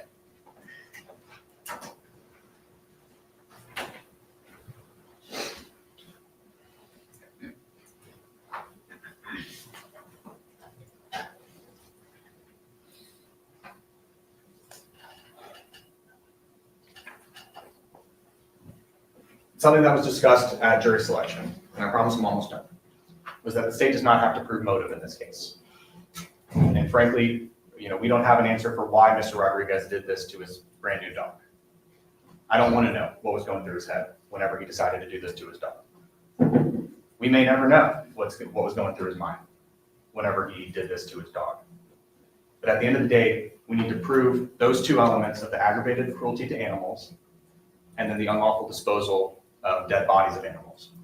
The way that we've done that is by sort of working backward and forward. From the start of the investigation, at the end of whenever Dexter was found, seeing Mr. Rodrigues pull into Fort Cosoto with a cooler that's big enough to fit Dexter in it, to Mr. Rodrigues' inconsistent statements, to the time that he went and adopted Dexter. That's how we prove in that case. That's how we've proven that Mr. Rodrigues was covering his tracks. He was trying to hide the evidence, and he didn't think he was going to get caught. So imagine his surprise whenever law enforcement officers show up to his house and say, hey, your dead dog got found. That's when he starts to panic. That's when he starts to make those inconsistent statements. We ask that you find Mr. Rodrigues, this defendant in this case, guilty on all counts. Thank you for your time this week. Thank you. Does the defense wish to give a closing argument? Yes, Your Honor. You may proceed.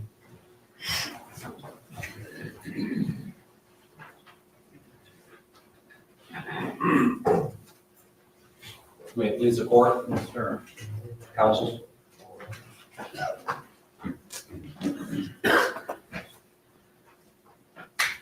Members of the jury, good morning. This case is undoubtedly tragic. A life was lost, the life of a dog named Dexter. We understand and appreciate the gravity of the situation, the sympathies, the disgust. We too want justice for Dexter. Nobody wants to see this happen to any dog, any animal, for that matter. This is a serious case, no doubt about it. These are serious allegations. But that's why your role in this case is that much more important. Because when it comes to a tragic case like this, there has to be proof. The state has the burden. No, the public duty and the obligation to prove my client killed this dog. And they have to do it beyond all reasonable doubt, the highest burden in our justice system. This is tragic. But what's more tragic is wrongfully convicting an innocent man when there's no evidence to support it. No evidence as to who, the what, the where, and the when. At best, they have suspicion. That's not reasonable doubt. That's not guilty. Justice for Dexter, absolutely. But justice for Domingo Rodrigues, too. And while it is understandable to seek justice for such a loss, justice must be based on the facts, not speculation. Justice must be built upon the foundation of evidence, not guesswork, not bias, and certainly not suspicion. Suspicion is speculation. Speculation is nothing more than imagination. You know what the state is asking you to do? Use your imagination, because the facts are not there. Even the doctor said there's a lot of missing pieces to this puzzle. I wrote it down because it was so important. There are, in fact, missing pieces to the puzzle. That's their fault, not ours. They had to put the pieces together to establish a picture of guilt, and they have failed to do that. They're asking you to use your imagination to fulfill and find every element of this offense beyond all reasonable doubt. Members of the jury, this is not fantasy land or Wonderland. This is not a game. The state has stranded you on a game board and has burdened you with choosing from a whole bunch of possibilities. It's Colonel Mustard in the kitchen with the wrench. This is not Clue. You guess wrong in the game of Clue, you keep playing. No harm, no foul. You guess wrong in this, the real world, when we need facts, when there's a government system in place where they have the burden of proof, it's no harm, no foul. An innocent man's life and liberty is at stake. This is serious. This is not a game. And shame on them for putting you in a position where you have to use your imagination. Sustain the art.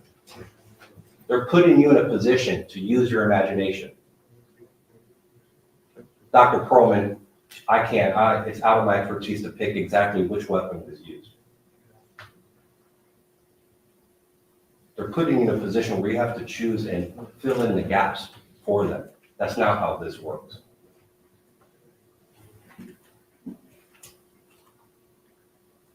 They're asking you to use your imagination as to who did this. Nobody knows. Their lead case agent, I asked him, is there any direct evidence that you have against my client? No. Okay, how about indirect? The exact question I asked him. No. They're asking you to use your imagination as to where these crimes occurred. Nobody knows.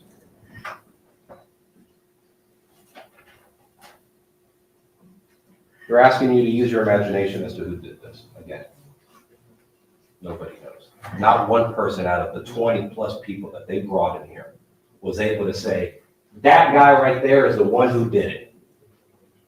On the contrary, what they did, that's my neighbor. That's my father. That's my family member. That's the guy who adopted the dog. We know that. But not one person raised their right hand and said, member of the jury, that's the man who did it. Not one person. That's lacking. So when the judge instructed you, it's not about the amount of witnesses. I thought for a second they were going to bring everybody in Pinellas County here to ask them if they did this. It's not about how many people came here to testify. It's about the quality of the evidence. And guess what? To be quite frank, all those 20 people said a whole lot of nothing.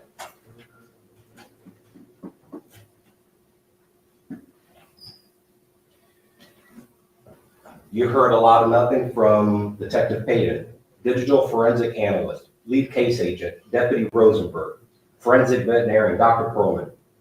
And we'll get into, the specifics of their testimony in just a bit. And the 20 other people they brought before you. But let's consider what Detective Payton said. It's pivotal in these types of cases. Who, what, when, and where. Let's use that as a roadmap as I continue with my closing argument. I even asked Detective Payton, okay, you'd agree with me that in regards to these questions, who, what, when, and where, we have no answer. You know what he had to admit to us? Right, we don't.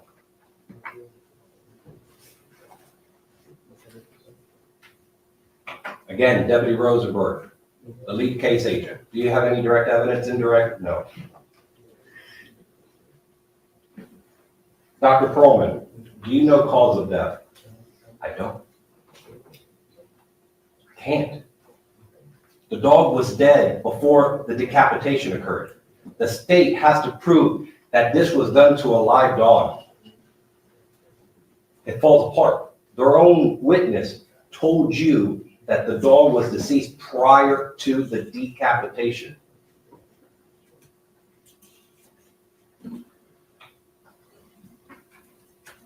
Their star witnesses, or actually our star witnesses.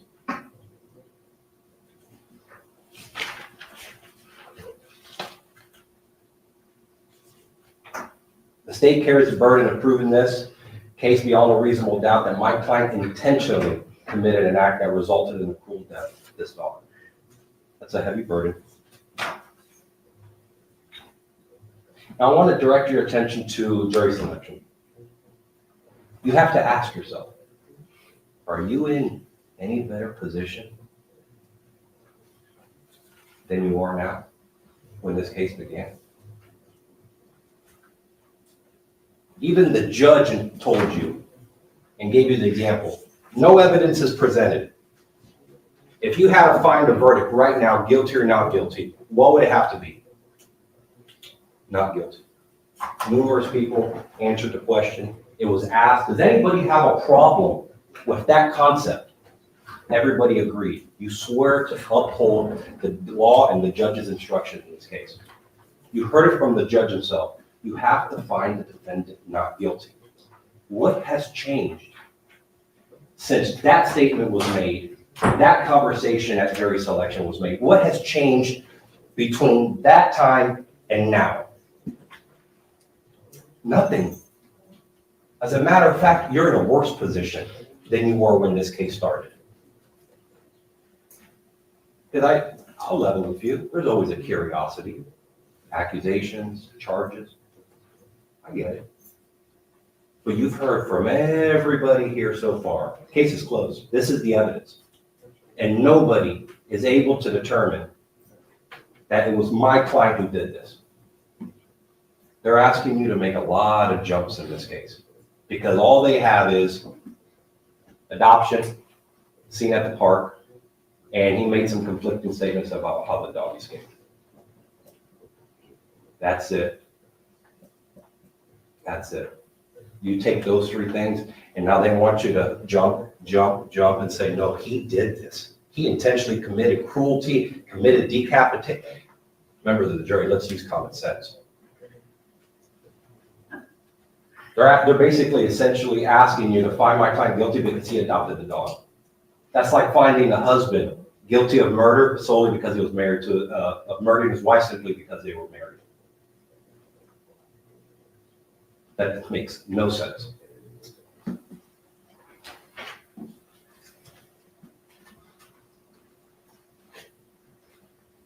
Again, there's nothing linking my client to these crimes.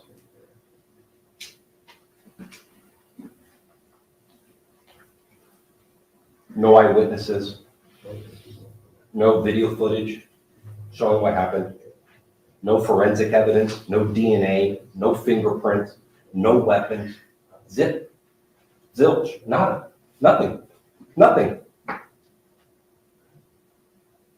They brought you and put you in a patchwork of speculation.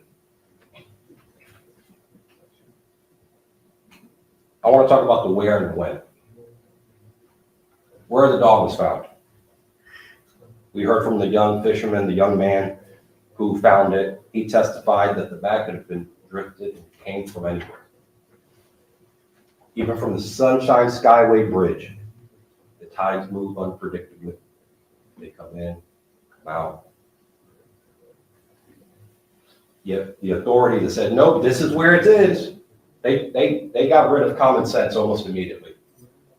Even the young man, wisdom, wise young man said, you drop a can in the waters, you think it's going to stay there? Remember the jury, that bag was not left at Fort DeSoto. It ended up in Fort DeSoto.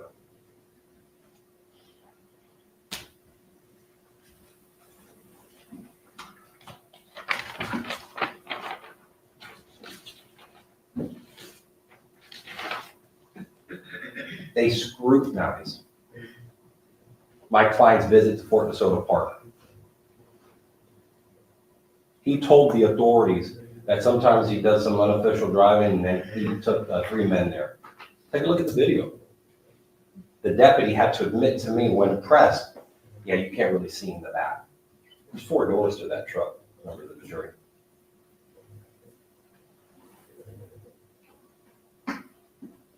They immediately dismissed his explanation, claiming that there was no passenger seen. That's contradicted by my cross-examination. How about the when? Dr. Perlman spoke at length about decomposition. I questioned her extensively about decomposition. She can't tell you when this dog died. Can't tell you when decomposition started. The state wants, no. The state needs you to believe that this happened on May 11th. Because without that, I don't know what else to say. They need you to believe that this dog was dropped off at Fort DeSoto Park on May 11th. But what about the 12th, 13th, the 14th? But once they set their eyes on my client, the easy target, well, he adopted them all. Then let's narrow this investigation. I don't care about any other cameras in the toll booth. I don't care about anybody else. We got our guy. This is it. Case closed. It's done. Did they do any investigations around the park about witnesses? Did you see anything on the 12th? About the 13th? About the 14th? Nothing was done.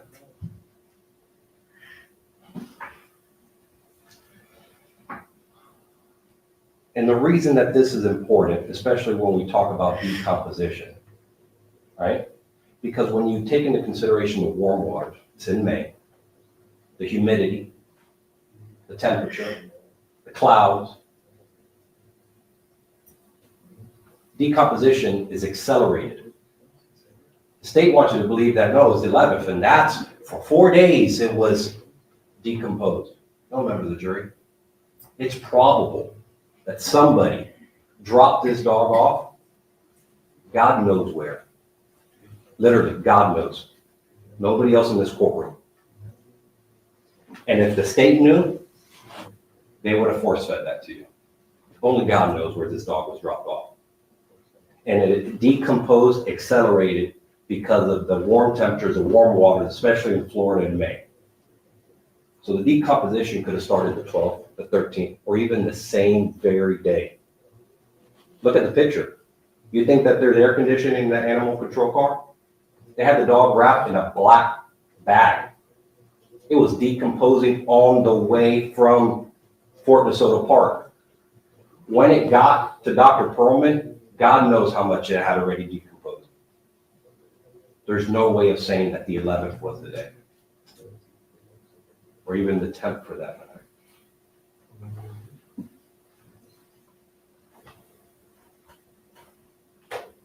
She was unable to say cause of death. That's the reason why we're here. That's the reason why the state has charged my client. He did this. And she told you, their doctor, I don't know what caused this dog. I don't know what else to say.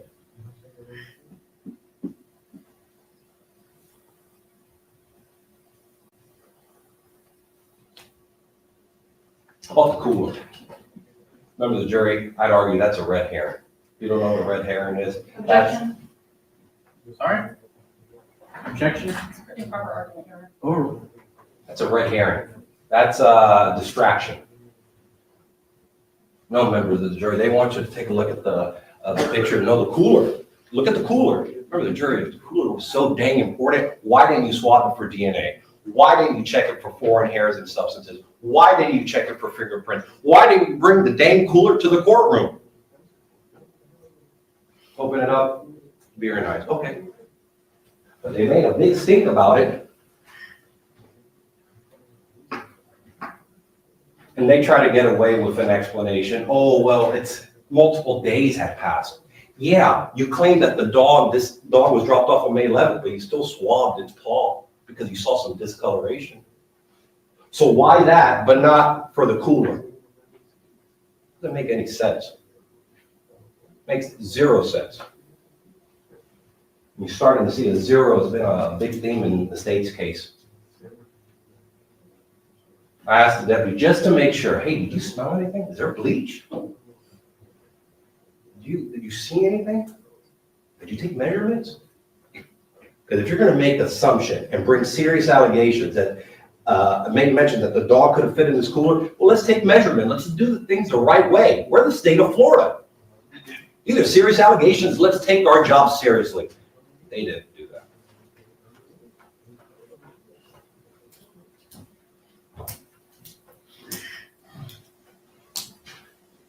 Don't get distracted by the cooler. Because if it was very important, it would be here right above.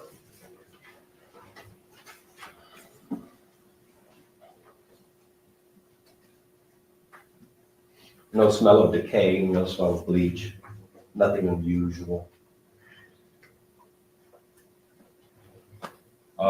No evidence, there's no questions asked, nothing about a cone at the house. The house was clean. No weapons, no meat cleavers, no machetes, no nothing. But they got their guy. This is it.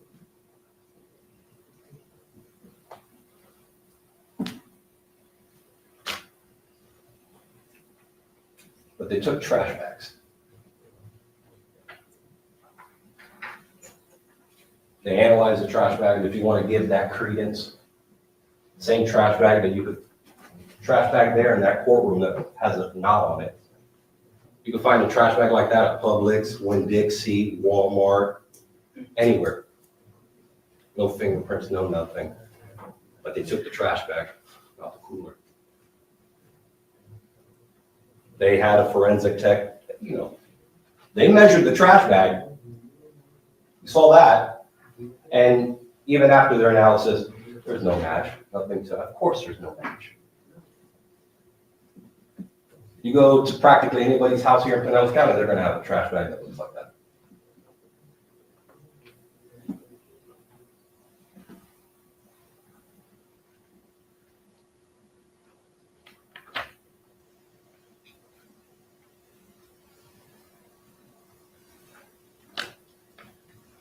Well, let's use common sense. Here in Florida, a lot of fish, crab, raccoons, you heard that from the state. And there was holes in this bag when it was found. You think if a deceased animal is floating in the waters of Tampa Bay, it's going to be in the peace and the condition it was found after 4 days? Fish would have got into it, sharks, other animals. The skin was still on the animal when it was retrieved, which means that the dog was not left there the 11th. If it was there the 11th, the 12th, the 13th, or the 14th, you would see signs of fish, animals trying to get to it. Birds. Heck, they brought a charge of improper disposal that could be left in a place of that could be devoured by bird or prey. So you're telling me for 4 days nothing touched this animal? I'd argue that things started getting into the bag. That's why there's holes in it. I guarantee you, if that animal was left on the 11th, like they need you to believe, we wouldn't even have anything to have examined. It would have been gone. Use your common sense, members of the jury.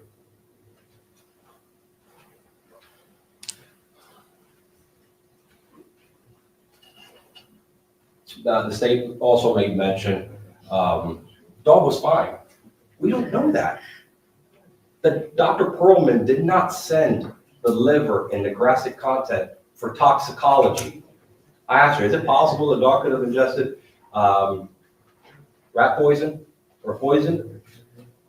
And by the way, every time that I try to ask her a simple question, it was just a long explanation, a whole lot of nothing, like every one of their other witnesses. But she says, no, her best explanation was, no, gross evidence. It's a big word. It just means looking at it with your eyes. That's not science. Science is sending it out for examination. She didn't send out any biological samples. She didn't send out any toxicology. God knows what a toxicology report would have discovered. Rat poison, eating something. You know, dogs can't eat blueberries, onions. Nothing like that. Chocolate. A tale old as time. Dogs can't eat chocolate. Nothing was determined what this dog ate while it was roaming the streets. Who fed it? Those are reasonable questions. What would a toxicology report have shown? It was never said. We have a decapitation case, of course. But obviously, the decapitation was not the cause of death. So what was? Don't you think it would have been prudent to further analyze? Give us an answer? You deserve an answer, members of the jury. And it was their job to give it to you. And instead, they've left you with more questions.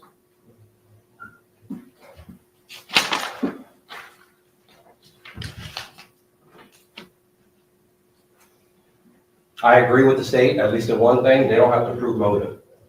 But by golly, if there was motive, they would have let you know about it. Sure of it. They don't have a why. They don't have a how. They don't have a where. And they don't have a who. They can't put my client behind a knife, a meat cleaver, a machete. They can't. If you use your imagination, maybe, but that's not what the law says. You have to rely upon the facts and the evidence as they were presented in this courtroom, nothing else. You can use your common sense. The judge is never going to tell you that you have to leave your common sense out there in the room back there. You can use it.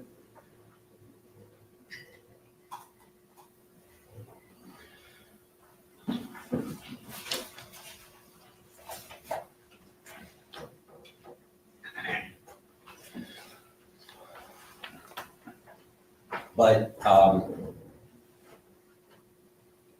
to further support their case, they brought witnesses from the neighborhood. Bias, they had to concede that. They have an interest in this case. How do we know they have an interest in this case? Their questions were prepared for them.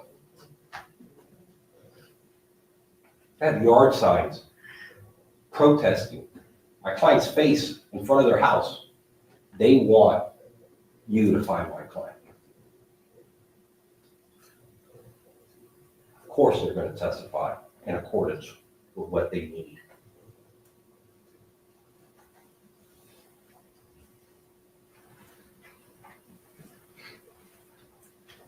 But again, their best case is he said he was looking for the dog, and the video camera doesn't show him looking.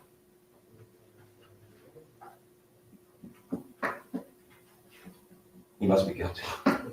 He said he was looking for the dog and he did it.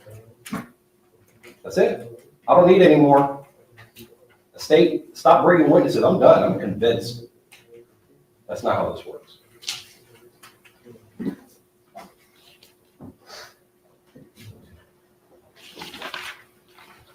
There was a double standard in this case. The state paraded my client's family members, his wife, onto the stand. And it was so embarrassing, even the state had to excuse himself when they asked, did you do this? Come on. Come on. That's how you know their state is so weak. They know it. No, we got to exclude other people from doing this. That's absurd. And they want you to believe. No, when his family members say they didn't do it, you need to believe them. But when my client says the dog escaped, you should consider him a liar and find him guilty. What a double standard. Believe his family members when they say they didn't do it, but when my client says something, don't believe him. He's guilty. That's hypocritical.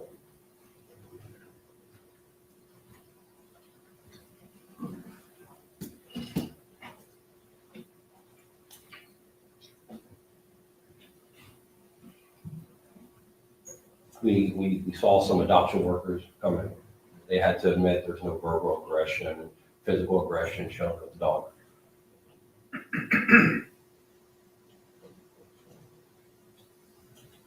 And again, three people to say that he adopted a dog, we get it. Crazy world out there. But that's not reasonable doubt. We have a lot of suspicion, and they're banking on it. They don't want you to look at the facts of this case. They don't want you to look at all the doubt. Recall during their case in chief, when they showed you one of the first videos, an 8-second video, 8 or 10 seconds of just my client and his car going through in and out of Fort Lauderdale. I made it a point to bring in the whole video. It's in there. It's in evidence. You're going to be able to see it if you want to. About an 8-minute video. I made the point. Show the whole thing. Show the other cars coming and going. Was there an investigation as to the license plates of those cars? Were those people questioned? No. They just want to show you what this whole case has been. They're very narrowed in. They only wanted to show you what they need you to believe. They don't want you to see the whole picture. It was me, the defense, that said, no, let's bring in the whole thing.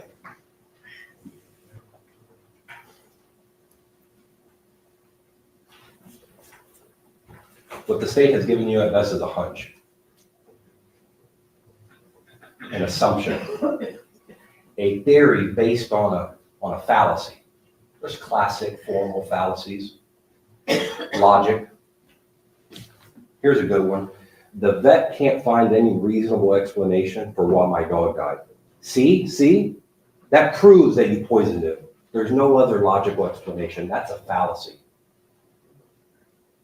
That's illogical. That's a jumping to conclusion. That's doubt. Remember, reasonable doubt applies to every element of the offense. If you have reasonable doubt as to one part of an element of the offense, you only need one. Not guilty. That's what the law requires.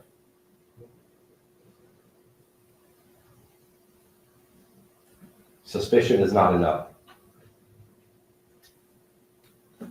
Throughout the trial, I noticed a little tension, a little eagerness, maybe a little excitement. Oh, the forensic technician's coming. This must be the part where we get the facts. I saw some scribbling. I saw ears pricked up. And after the forensic tech testified, nothing. Oh, the forensic veterinarian, okay. I felt it. She testified. Detective, digital forensic analyst, Detective Payton. Okay, here it is. Here it comes. 5,000 messages, couldn't find anything. There was a gap in history, but it could have been many things. Updates.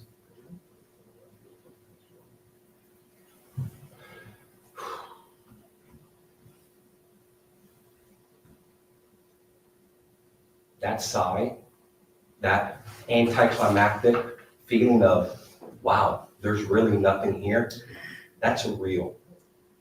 That's reasonable doubt.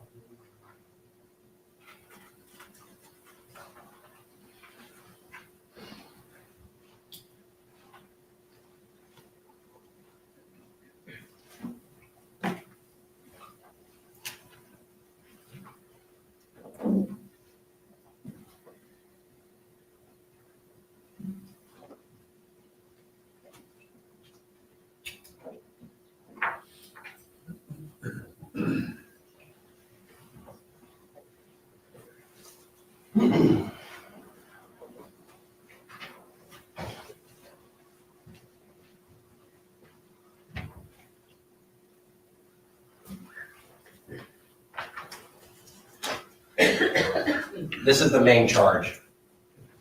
You have it in your packet. It's going to be sent back with you. One thing that's not explicit in these instructions is that you have to prove identity.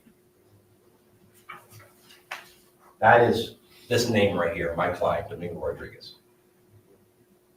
You got to have some facts to hang your hat on that it was my client that did this. Not that my client adopted the dog. My client did this. There's no facts. So it's not Domingo Rodrigues. Intentional, that's a strong word. Intentional acts. What evidence do you have presented before you that he intentionally, my client, did this? None. Their best evidence is that the doctor said there was multiple hacks. The same doctor who said that the dog was already dead and we don't know the cause of death. If you don't know the cause of death, that means the decapitation was not the cause of death. She said that. She confirmed that. Look at your notes. Decapitation is not the cause of death. That's the only reason why we're here. So there's nothing intentional. The act. What was the act? There was a bunch of possibilities as to what happened. It's a crazy world out there. We have no idea. And I argue that the other option, owned or had custody or control of an animal and failed to act, there's been no evidence that he failed to do anything. It's not criminal to not look for your dog. And there's nothing in the instruction that's going to say that. Nothing in the law that the judge is going to give to you. And then you have to look at element 2. So if you have any reasonable doubt as to Domingo Rodrigues, or intentional, or the act, the law requires not guilty. Domingo's act or failure to act resulted in excessive or repeated infliction of unnecessary pain or suffering, or the animal's cruel death. We don't know what the death was, so it can't be cruel. We don't know what caused the dog's death.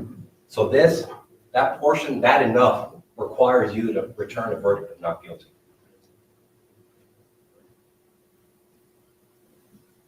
And if this is the last time I'm going to speak with you. The state has another opportunity to come back up in here, and they're going to discuss some of my points. They may bring up, maybe they won't. Dr. Perlman testified that the first hack, whoever did this, caused a paralysis. If you believe that, there's no pain and suffering. If you believe that. Which there's no reason to even get that far, to be quite honest. But again, we have the problem. They had no idea who did this, and it was their job to show you. Cruelty, you don't even need to worry about. The state conceded it. They said decapitation. They said it themselves. I'm not just making that up. They said, no, we don't got to worry about cruelty. Remember the jury, the dog had his head decapitated. But that's not what caused the death of the dog. So again, that's more reasonable doubt. It falls again. Let's look at the lesser included. Animal cruelty. I'm just going to show it quickly because even the state said it's practically the same thing. And when we mean the same thing, it's just more reasonable doubt. To prove the crime of animal cruelty, the state must prove beyond a reasonable doubt. Domingo, we have an issue with identity. Who did this? Unnecessarily mutilated or killed? Well, we don't know that because we don't know cause of death and we have no evidence that he did this. So you have to find him not guilty of the lesser included as well. Now, the second charge, unlawful disposal of a dead animal. We have an issue with Domingo Rodrigues again. In all these crimes. Disposed. No evidence that he disposed anything. No evidence whatsoever. Obviously, they're going to say, though, he saw him at the park. Okay, what happened at the park? That's reasonable doubt. Was he with people? Did he go fishing? You saw the fishing pole in the bed of his truck. Did he go fishing? Did he drop the dog off there? Did he have the dog? Did somebody else do this? Those are questions. Those are fair questions. They needed to answer them. What happened inside the park? No tire marks, no investigations. No investigation was done at the park. That's assuming that the dog was left there, which we know. Just refer back to the wise words of the young fisherman. You drop something in the ocean, it's not going to stay there. Like a message in a bottle. Get a little bottle, put a little message in there, you drop it somewhere off the coast, probably ends up somewhere in China. The message in that bottle is not guilty.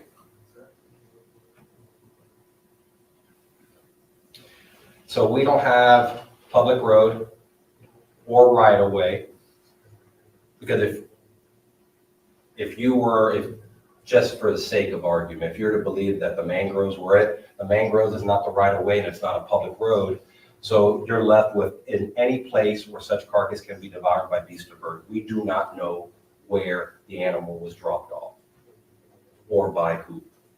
There's no fingerprints, there's no DNA on the back. Nothing. So this has to be a not guilty.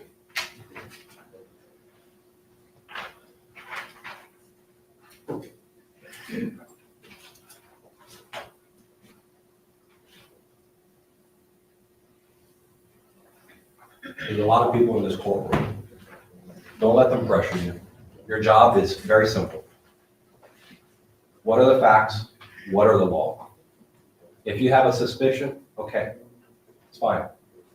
But a suspicion is not enough to convict a man whose liberty is at stake. If you're curious, okay, it's fine. You all are human beings, but that's not enough. You need to have facts. And the state is going to get back up here and they're going to reiterate. Adoption, seen at the park, and inconsistent statements. Inconsistent statements, you know when those were made? At 2 o'clock in the morning. Oh, he had something to hide, members of the jury. If he had something to hide, why would you let a law enforcement officer in your house at 2 o'clock in the morning, show him inside your house, show him in your back patio? That's not a man who wants to hide something. Because think about it, he was not there at the home. He did not have time to organize his home. He had nothing to hide. It was a law-abiding citizen that when asked if they could come in, he said, yeah, come in. 2 o'clock in the morning, I think my wife left the door open. Or he could have got it under. Think about the circumstances when those statements were made.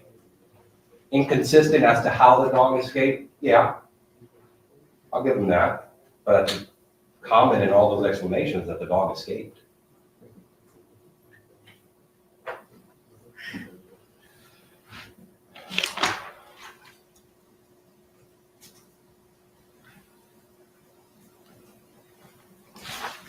This is the verdict form. Obviously, the judge made mention that there's a typo error. I wrote it. I wrote the D in to make it Domingo Rodrigues, but it's going to be substantially in the same format. You're going to have to only pick one of these, okay? Based upon the law and the evidence, this C needs to be marked. Not because I'm telling you, but because the law mandates it. The law requires it. There's no evidence here, members of the jury. I can't say it enough times.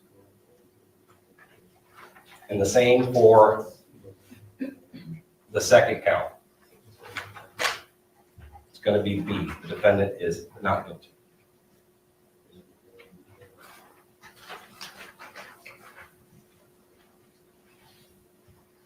Your verdict should not be based upon feelings or emotions. It has to be based upon the cold, hard facts or the lack thereof. And we have a lot of lack in this case. They had a heavy burden and they barely got off the ground. Doesn't matter that they brought 20 people in here. It was a lot of nothing that they testified to. All those witnesses, I had argued, we could have called them and it would have helped our case. There's nothing in their case that establishes that my client is guilty of this offense. And for all those reasons, as I just demonstrated, we're asking that you follow the law and that you find my client not guilty of both counts in this case. Thank you. All right, thank you, sir. Members of the jury, we're going to take about a 10-minute.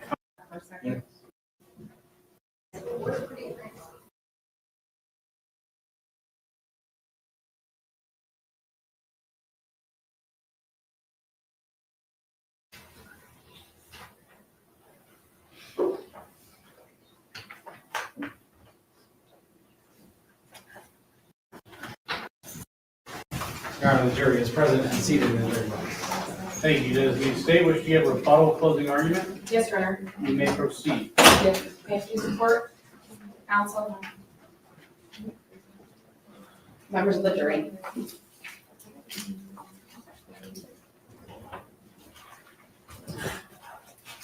Defense counsel is 100% right. The state has the highest burden, and we welcome that burden, and we welcome proving the case beyond a reasonable doubt with circumstantial evidence and testimonial evidence alone.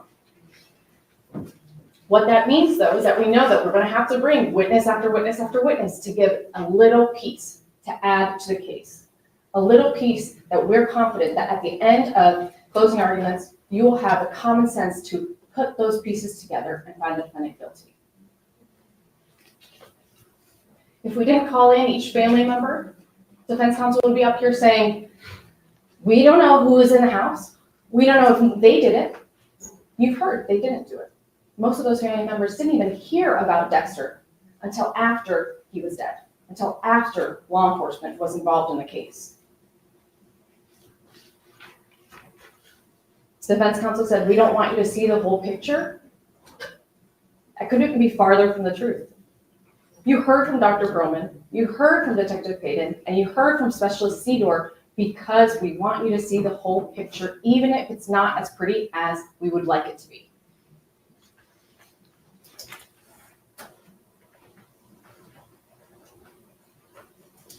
Let's talk a little bit about Dr. Broman. She said no toxicology was done. Imagine all the toxins, all the poisons, all the gases out there. And she told you there is no one single test-all test. You need to know where to start. And think about how decomposed that body was. As far as the neighbor's bias, at the end of the day, what those neighbors want is justice for Dexter. At the end of the day, what those neighbors want is the best for Dexter. If they're giving testimony purely based on bias, wouldn't we think that they would be up here saying, yeah, I saw him. I saw him do this. I saw him do that. I saw the dog was hurt. But no, they gave you the facts as they knew them because that's what they were.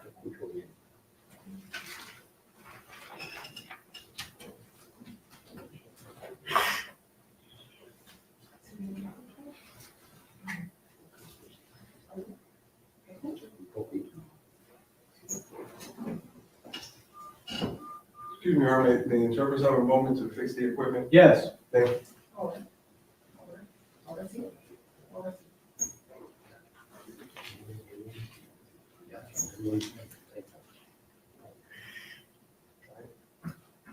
Be clear what the state does in 2024. I want to be clear what the state does and doesn't have to prove. The state has alleged that on or between May 10th and May 11th, 2024, these crimes occurred. We're not saying necessarily on May 11th. We're not saying necessarily on May 10th. Sometime in between. You're going to see in the elements. There's nothing that says specifically at this date and this time. The state does not have to prove that. The state also does not have to prove specifically at this address. The state has to prove the elements that come with those charges. And based on the facts that you have, we have proven that. We don't have to prove motive, but ask yourself, why decapitate a dog? A dog who perhaps is already dead. People don't decapitate dead dogs. People don't decapitate dogs. But this defendant And that's what you heard from the witness stand. This defendant is the only person who had custody and control of Dexter the entire time from 5:10 to 5:11. It doesn't mean that Dexter necessarily was in his sight the whole time, but he's the one who was responsible. He's supervising Dexter. He's the one who adopted Dexter. And nobody else got the head off Dexter.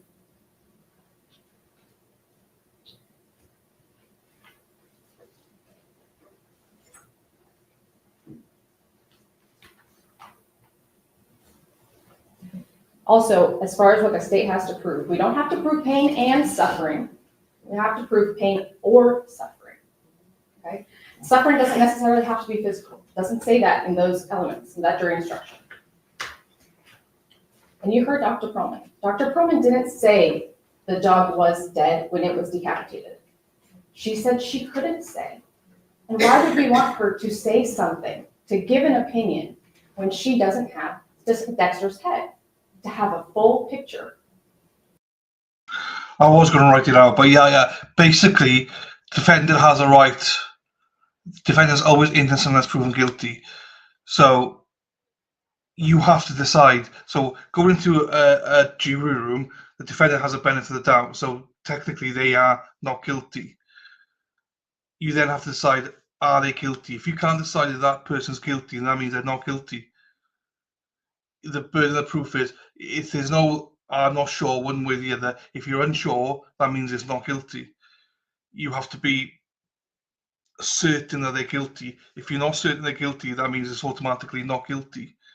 So undecided vote is the same as a not guilty vote, because you're undecided. If you're undecided, that means you can't vote guilty, which means that the defendant is not guilty. So it's not a matter of, oh, I'm not sure, maybe, anything like that is not guilty by the standard of the law. You have to be certain beyond a reasonable doubt that defendant is guilty. Anything else, if you're undecided, as you say, I get what you're saying, undecided, but if you're undecided, that means they're not guilty, because the state have not proven beyond a reasonable doubt that the defendant is guilty. So being undecided means that the defendant gets the benefit of the doubt of being not guilty. Hope that makes sense. So, and the only way that it can be hung jury is if you've got like 10 people for guilty or 10 people for not guilty, and vice versa and stuff like that. Yeah.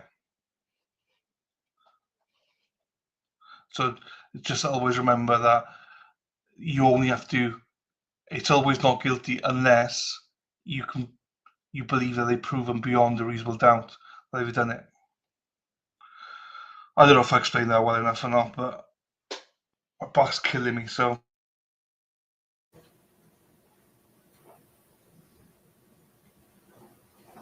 Why did the defendant let law enforcement into his home at 2 o'clock in the morning? Well, because he had several days to clean up any messes. We heard the home was immaculate. The backyard, nothing to note either. Why? Because there were several days after this occurred.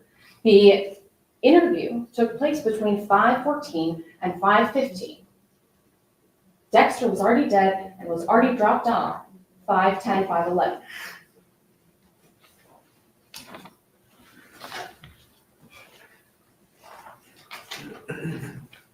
And finally, the defense counsel has talked about gaps, missing pieces, imagining.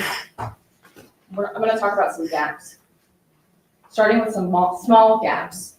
How about the small gap of time between the time that Dexter, the defendant, adopted Dexter and the time that the defendant returned the crate? Now, not cool, not okay that he loaded the dog in that way, and that's how he transported him. But then he brings back the crate. If that's the way he's choosing to transport Dexter, does he not need the crate because he's not going to transport Dexter any other time ever again?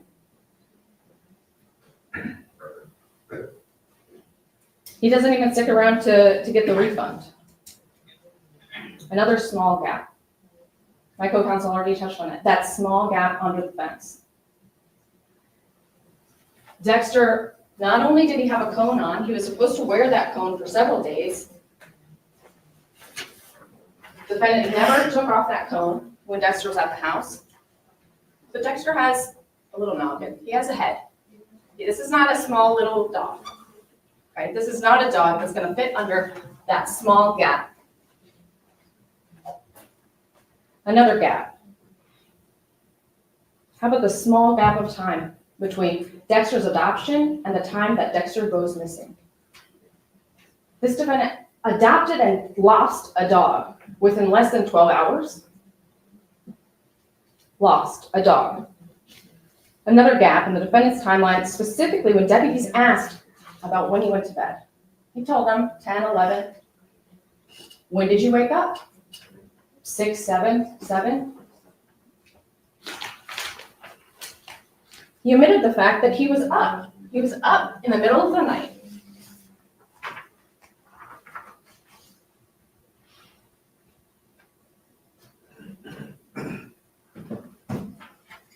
There's an outgoing call that shows his cell tower, the cell site shows the device's location at 12:28:55 on on May 11th, 2024. There's another one, another data point at 12:29. Again, this is May 11th, in the middle of the night. He's at this home.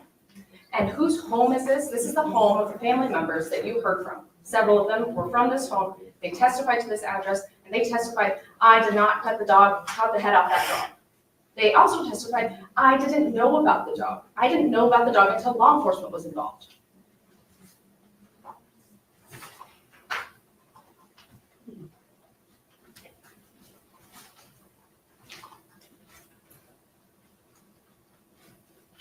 Those two people were Fermin Rodrigues and Neda Conde Martinez. They didn't know about the dog. They were the ones living at that home at the time.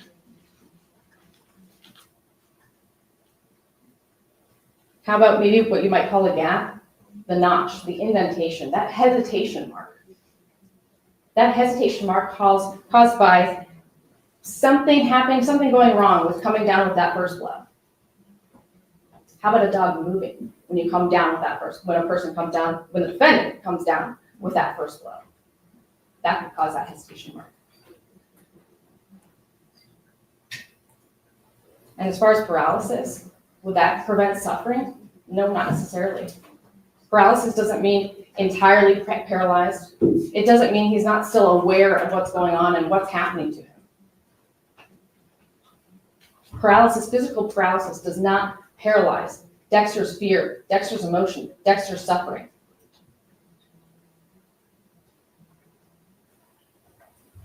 How about, this is a crucial gap, the gap in time on the defendant's phone, his data, his search history, a big, and maybe not big in length, crucial, big gap. The entire trial, you guys heard, your members of the jury, you all heard me and my co-counsel asking about May 10th, May 10th, May 11th, May 11th, over and over and over again. And when is it that his phone doesn't have any search history? May 10th through 12th.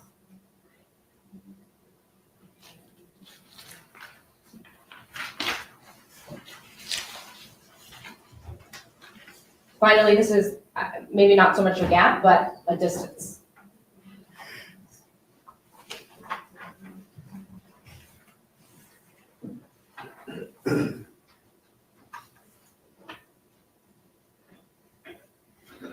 The distance between the defendant's home and where Dexter is ultimately found.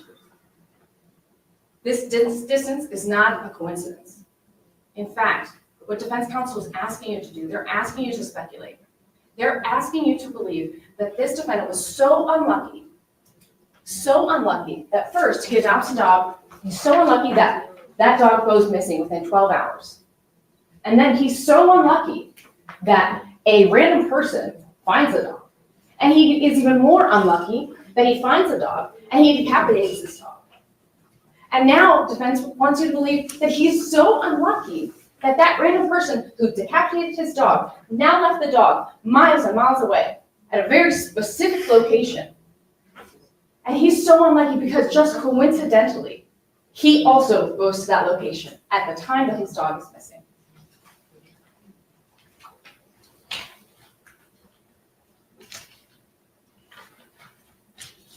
I will concede he is unlucky. He's unlucky that he didn't cut off the microchip with Dexter's head. Because if that microchip wasn't there, who would know who Dexter belonged to? Who would know that headless floating dog belonged to? So he's unlucky in that regard.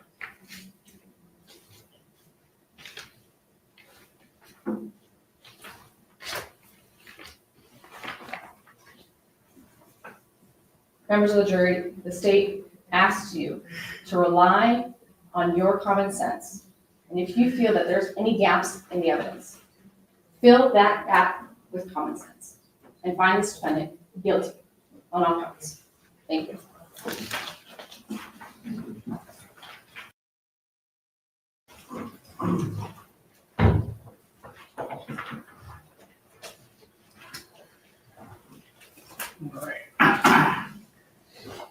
In just a few moments, you'll be taken to the jury room by the bailiff. The first thing you should do is choose a foreperson who will preside over your deliberations. The foreperson should see to it that your discussions are carried on in an organized way and that everyone has a fair chance to be heard. It is also the foreperson's job to sign and date the verdict forms when all of you have agreed on a verdict and to bring the verdict forms back to the courtroom when you return. During deliberations, jurors must communicate about the case only with one another and only when all jurors are present in the jury room. If a juror goes to the restroom, the deliberation should stop until the juror returns. You are not to communicate with any person outside the jury about this case. Until you have reached a verdict, you must not talk about this case in person or through the telephone, writing, or electronic communication, such as email or any other means. Do not contact anyone to assist you during deliberations. These communications rules apply until I discharge you at the end of the case. If you become aware of any violation of these instructions or any other instruction I have given in this case, you must tell me by giving a note to the bailiff. Many of you have cell phones, tablets, laptops, or other electronic devices here in the courtroom. The rules do not allow you to bring your phones or any of those types of electronic devices into the jury room. And it says kindly leave those devices on your seat, but what we're really going to do is have the bailiff collect them from you in the jury room, and they'll put them in a little basket or box outside the room. And they will be guarded by the bailiffs while you deliberate. If you need to communicate with me, send a note through the bailiff. If you have voted, do not disclose the actual vote in the note. If you have a question, I will talk with the attorneys before I answer. So it may take some time. You may continue your deliberations while you wait for my answer. I will answer any questions if I can in writing or orally here in open court. During the trial, items were received into evidence as exhibits. You may examine whatever exhibits you think will help you in your deliberations. These exhibits will be sent into the jury room with you when you begin to deliberate. In closing, let me remind you that it is important that you follow the laws spelled out in these instructions in deciding your verdict. There are no other laws that apply to this case. Even if you do not like the laws that must be applied, you must use them. For more than 2 centuries, we have lived by the Constitution and the law. No juror has the right to violate rules we all share. And the attorneys to the bench briefly.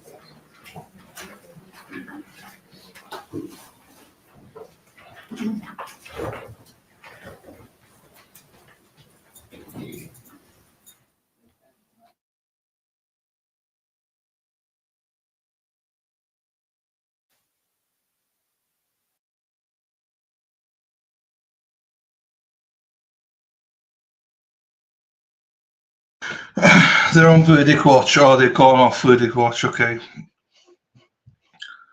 I thought they've been on verdict watch for about an hour, I think.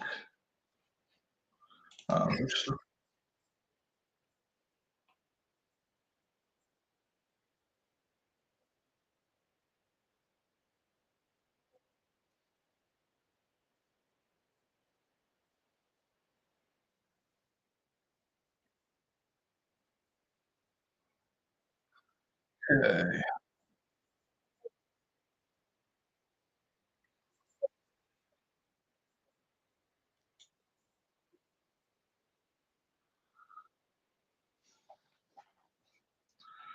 I'll try to find something. I can't find it. Oh, I don't know. 80% guilty, 20% not guilty. I don't know. I don't know. Right. Let's see on Twitter here.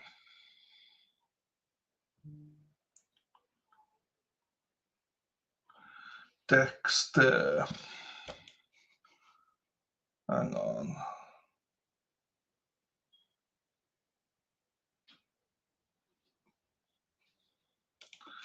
Justice for Dexter.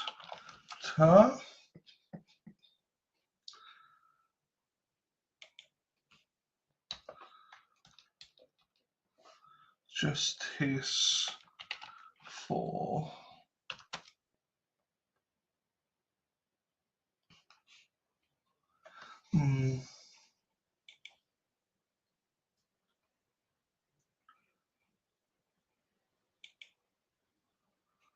Tampa Bay.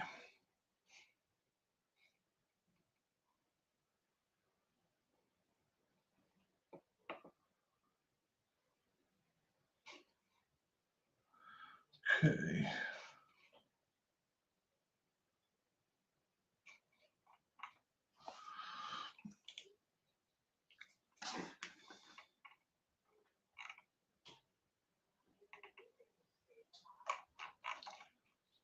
So the max I think he can get is 5 years.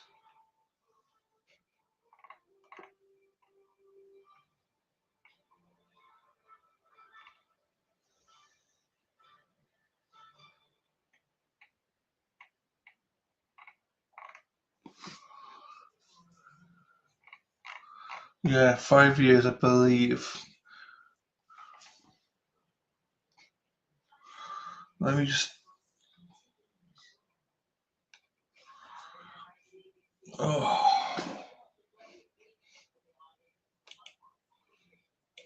Right. It seems like they're going to be out for a while.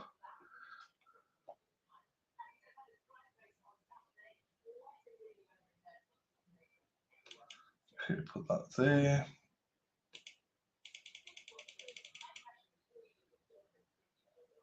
Okay, there. Right. They probably will come back with a verdict today, but I don't think it's going to be soon, as in not going to be like in the next half hour or so. So my back is killing me. So sitting here, so I'm not going to stay on. I would normally stay on, as you know, but I am not going to stay on because I need to have a lie down. And I'm just, yeah. So apologies. I'm not feeling it, but it is Tampa Bay Fox 13 that's doing it. But like, obviously, if there's a verdict, we'll if I spot it, or if anyone spots it, put in Discord or put it on Facebook or whatever, and I'll stream it on Monday morning or something like that. Whenever I go live, I'm not sure. Probably Monday. But yeah, keep an eye on it. Keep it on. There's nothing on Twitter. Nothing really on Twitter. If you want to follow anybody, it's the Fox 13 Tampa Bay that you would follow. Fox News.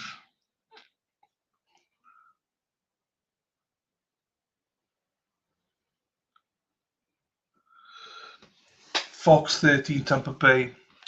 Yeah, I think it was the machine. I think it was the the machine that go under the desk.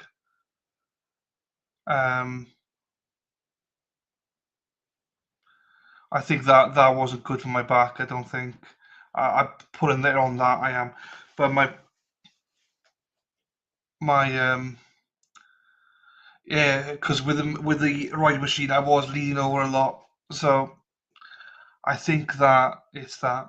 I haven't been able to walk today, so I've not walked any steps today. About 1,000 steps. So it's just on the right hand side as well, right, lower right. side. And it's getting more and more sore now as I progress. And you too as well, hippie chick. So I'm gonna, yeah, I'm fine when I'm lying down. I'm fine when I'm up. I'm not too bad, but when I'm sat down, it hurts. So, oh, I've not even tried it. I've been stretching a lot as well, and the stretching seems to be doing it worse. So I'm gonna leave stretching. I'm not saying it's making it worse. I'm just aggravating it, I think. I don't have any ice packs or anything. I suppose I've got peas or something. So I'm gonna not try to aggravate it. Thank you, Terry. I'll try something. Yeah, if I don't aggravate it, I think hopefully by tomorrow will be a little bit better. So we'll see. I don't think it right now. It's both because I'm sat down. Even if I lean forward, it's fine for a little bit, but then I come back, it's fine for a little bit. So I don't know.